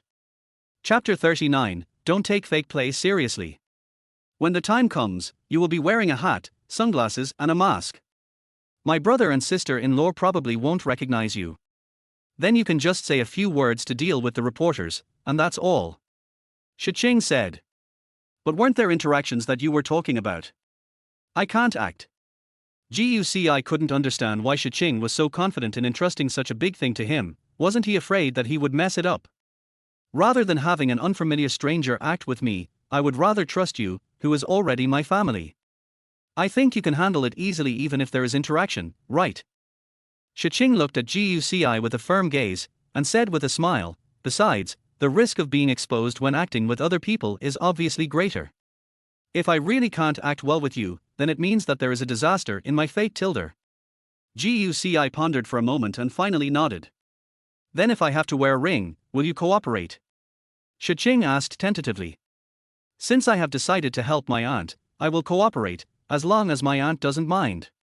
The press conference is scheduled for this Friday. We need to prepare for it in the next few days. Shi Qing really thought about it in his heart, but found that he didn't seem to object to wearing couple rings with Guci. Is it because of the aunt-nephew relationship? It was like a reason that allowed her to do whatever she wanted and get along with Guci, but it was also like a circle that was difficult to step out of, restraining her every step and reminding her not to cross the line. Friday, the day of the press conference. Qi Rui sat next to Shi Qing and sighed. Why do you always sigh? Don't you think it's unlucky? Shi Qing kept looking at the dressing room not far away. When Guci was ready, the press conference could start. At this moment, she realized that her decision was a bit bold. Qi Rui's face was filled with worry. There are so many candidates, but you chose your silly little nephew. If this performance goes wrong, I'm afraid those old men on the board of directors will complain. At least with him here, I'm not nervous at all. Instead, I feel at ease. Isn't he the best candidate? I warned you before not to fall into it, but you jumped in yourself. Chi Rui muttered, as if he had expected something. Soon, the door to the dressing room opened. Shi Qing looked over subconsciously, and was stunned the moment he saw Guci. Guci, who originally only wore light-colored casual clothes, now changed into a suit. The Bordeaux red that was both restrained and eye-catching, with a black shirt underneath, and the size of 2 buttons exposed at the collar, not only made Guci look more mature, but not old-fashioned, and even had a lot of sexual tension. The costume designer and makeup artist were also quite confident. What do you think, Mr. Shi? He has a well-proportioned figure and can definitely carry off this suit. The effect is surprisingly good. Shi Qing nodded absent-mindedly. In his heart, he screamed hysterically, costume designer plus chicken legs. Ahem, the ring is ready. Shi Qing didn't dare to look Guci in the eye, and just handed over the men's ring silently. Guci put on a ring, a black baseball cap, black sunglasses, and a black mask. He looked a lot more mysterious and it was hard to tell his age. My sister-in-law looks very beautiful today.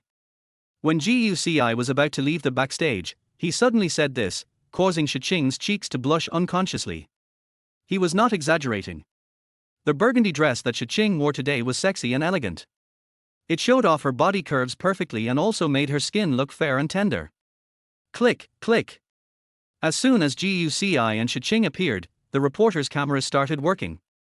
Guci gently put his arm around Shi Qing's waist, his thoughts drifting away for just a moment. Such a soft waist. Shi Qing next to him first talked about the movie and then talked about personal matters. I'm sorry that it took me so long to announce the good news. Actually, my husband and I have been preparing for a project abroad. We also spent our honeymoon abroad. We returned to China to follow up on the progress of the new film, so we plan to go abroad together. I hope everyone can pay more attention to the current situation. We will continue to create better works. Shi Qing casually picked up the microphone with his left hand, revealing a ring. As expected, the reporter began to interview Guci. Guci responded one by one according to the answer script he had memoized in advance, speaking at a steady and confident pace. May I ask who usually takes care of your children? Do you have any quarrels while taking care of your children? Or do you have any experience in taking care of children that you would like to share? A reporter who appeared out of nowhere asked an unexpected question, with the microphone facing Guci. Shi Qing reacted quickly and wanted to save the situation and skip the question, but he didn't know that Guci had already spoken. The child belongs to Qing and I, so of course we will take care of him together. I don't think raising the fruit of our love is a hassle. We have never quarreled, and when we encounter problems, we will talk calmly and solve them together. As for the experience of raising a child, Guci casually took the microphone from a reporter and earnestly told his real experience of taking care of Ruan, from feeding to changing diapers. His description was extremely detailed and vivid, as if he was a promoted dad. In general, it's hard to avoid being unfamiliar at the beginning, but it's still a wonderful experience and a precious memory between Qing and I. I will cherish the happiness that Qing has given me in the past 10 months. After Guci finished speaking, he nodded to Chi Rui who was standing beside him in a daze. He had reached his limit. Amid the astonished gazes of the reporters, it was time for the final signing stage. Perhaps he was still in shock. Shi Qing's mind was full of Guci's Qing, sweetheart, so much so that when he picked up the pen, he accidentally dropped it and it fell to the ground. My dear, there is more to this chapter. Please click on the next page to continue reading. It's even more exciting later. Shi Qing covered her chest with one hand and adjusted her skirt with the other, then slowly bent down to pick it up. But when she stood up, she didn't notice the corner of the desk above her at all. Guci casually reached out his hand and placed it on the corner of the table. Shi Qing realized it only when he touched Guci's hand when he stood up. Guci helped Shi Qing tidy up his hair, and then the two of them signed amid the sighs of a group of reporters. After Shi Qing signed, he handed the pen to Guci. Guci signed his name as he had practiced beforehand, a name he couldn't even understand. Perhaps it was a sequelae of being an art student who wanted to draw as soon as he picked up a pen. He put his name close to Shi Qing's name, and then drew a heart shape on the outside. After that, he casually wrote the word soft under both names. The press conference ended. To avoid more reporters from asking questions, GUCI still held Shi Qing in his arms, and the two quickly returned to the backstage. I was really scared just now. We invited too many reporters today, and some of them dared to ask random questions. Chi Rui let out a long sigh and gave GUCI a thumbs up. Good boy. What you said is perfect. I almost took it seriously. When Shi Qing heard the word really, she felt disappointed. She almost forgot that this was just an act. GUCI took off the ring and handed it to Shi Qing. Aunt, shall I return the ring to you? He had heard from Chi Rui a long time ago that in order to make it look as authentic as possible, this ring had to be custom made and would definitely be very expensive. Shi Qing took the ring, somewhat dazed. Because GUCI did not show her face, but she made it public that she has a husband, that means that GUCI can take off the ring, but the ring on her hand cannot be taken off. Will she have to wear the ring alone from now on? What's going on with this bitter feeling? Chapter 40, Promise Everything? Aunt, are you feeling unwell? GUCI asked with concern. He always felt that Shi Qing didn't look well. No. Just change your clothes, I'll have someone take you back. You helped a lot today, I will thank you very much.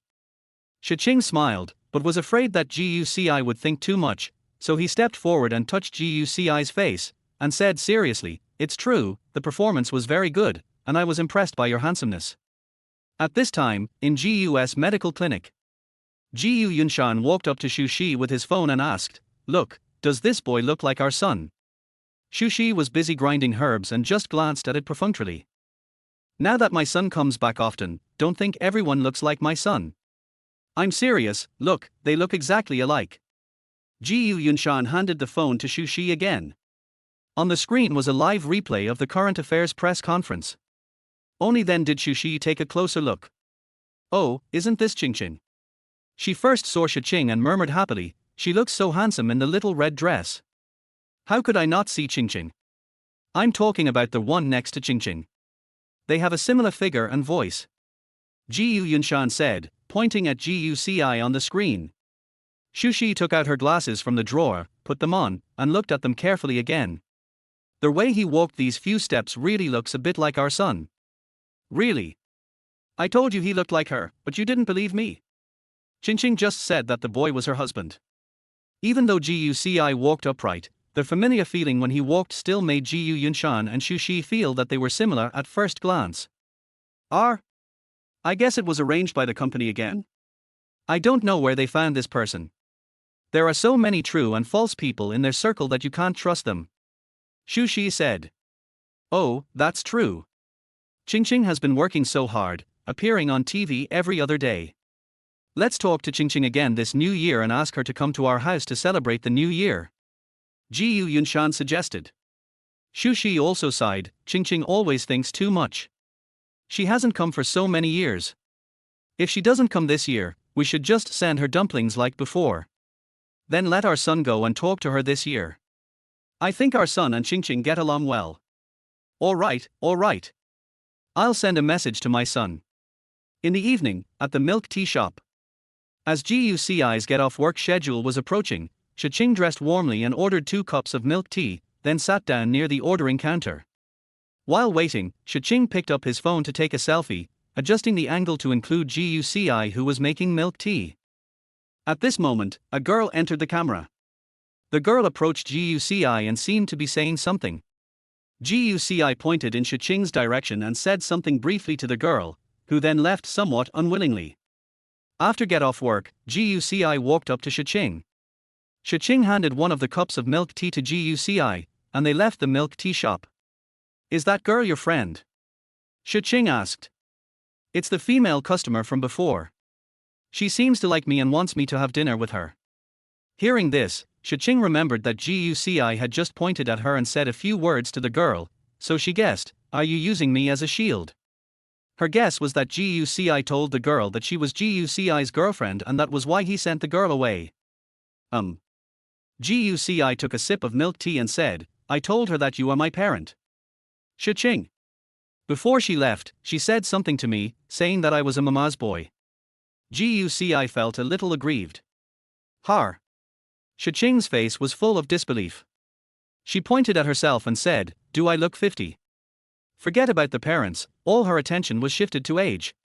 This, maybe you covered it too tightly. I just said it casually, and she subconsciously thought you were my mother. Guci quickly changed the subject and praised, "My aunt is also very beautiful today. If you don't cover your face, anyone can see that you are in your 20s. Shi Qing was now a little happier, and the two of them got in the car. You helped me this time. Is there anything you want? Auntie can give it to you, she said. Guci thought for a moment, anything is fine. Of course, I keep my word.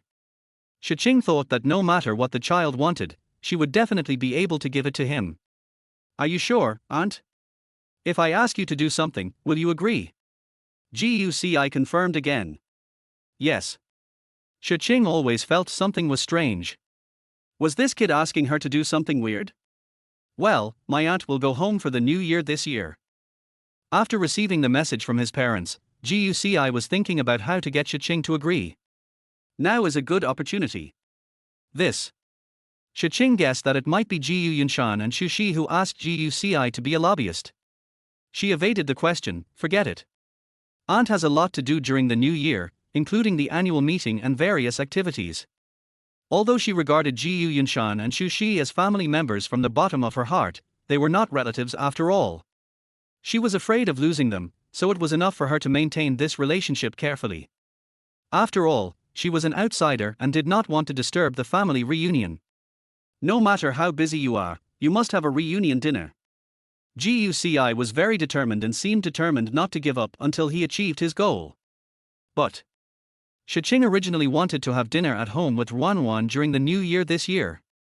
Take your time, aunt. My parents and I will wait for you. He said, but was afraid that Shi Qing would refuse to come, so he added. If I don't see my aunt on New Year's Eve, I will take my parents to the Dongcheng community to look for her. All right. This chapter is not finished yet, please click on the next page to continue reading the exciting content. Shi Qing didn't want to break his promise to Guci, so he had to agree. In the days leading up to the Chinese New Year, because Shi Qing was holding an annual meeting and organizing activities at the company, and the nanny was on vacation back home, Guci took on the task of looking after Ruan. Ruan is becoming more and more fun. He can already roll over and grab things. Soft. Guci called out, and Ruan, who was lying on the crib grabbing a toy, turned her head to look at Guci. I already know my name. Guci followed Shi Qing's instructions and played music for Ruan. But he found that Ruan didn't like soothing music, but instead liked music with a strong sense of rhythm. Moreover, Ruan's favorite toys are colorful building blocks of various shapes. She doesn't even play with cute plush dolls. Juan? Ruan threw a hapless little bear to the ground. He's quite strong. Guci picked up the doll and thought, could this child become a boxer like her mother? Although it's a bit unladylike, it feels quite powerful. Knock knock, the sound of knocking on the door. Guci ran to the door and opened it. Shi Qing came back exhausted, bringing with him the cold air from outside. You bought a lot of things. Guci took the bags from Shi Qing's hands. No, it's from the annual meeting. There are some delicious dishes there, so I brought them back for you to try. Thank you, aunt. Guci didn't expect that Shi Qing, who was so busy, would still think of bringing him something. Besides, the chairman actually packed up the food for his company's annual meeting. Did you feed Ruan just now? Shi Qing saw some unwashed baby dishes on the small table at the kitchen door.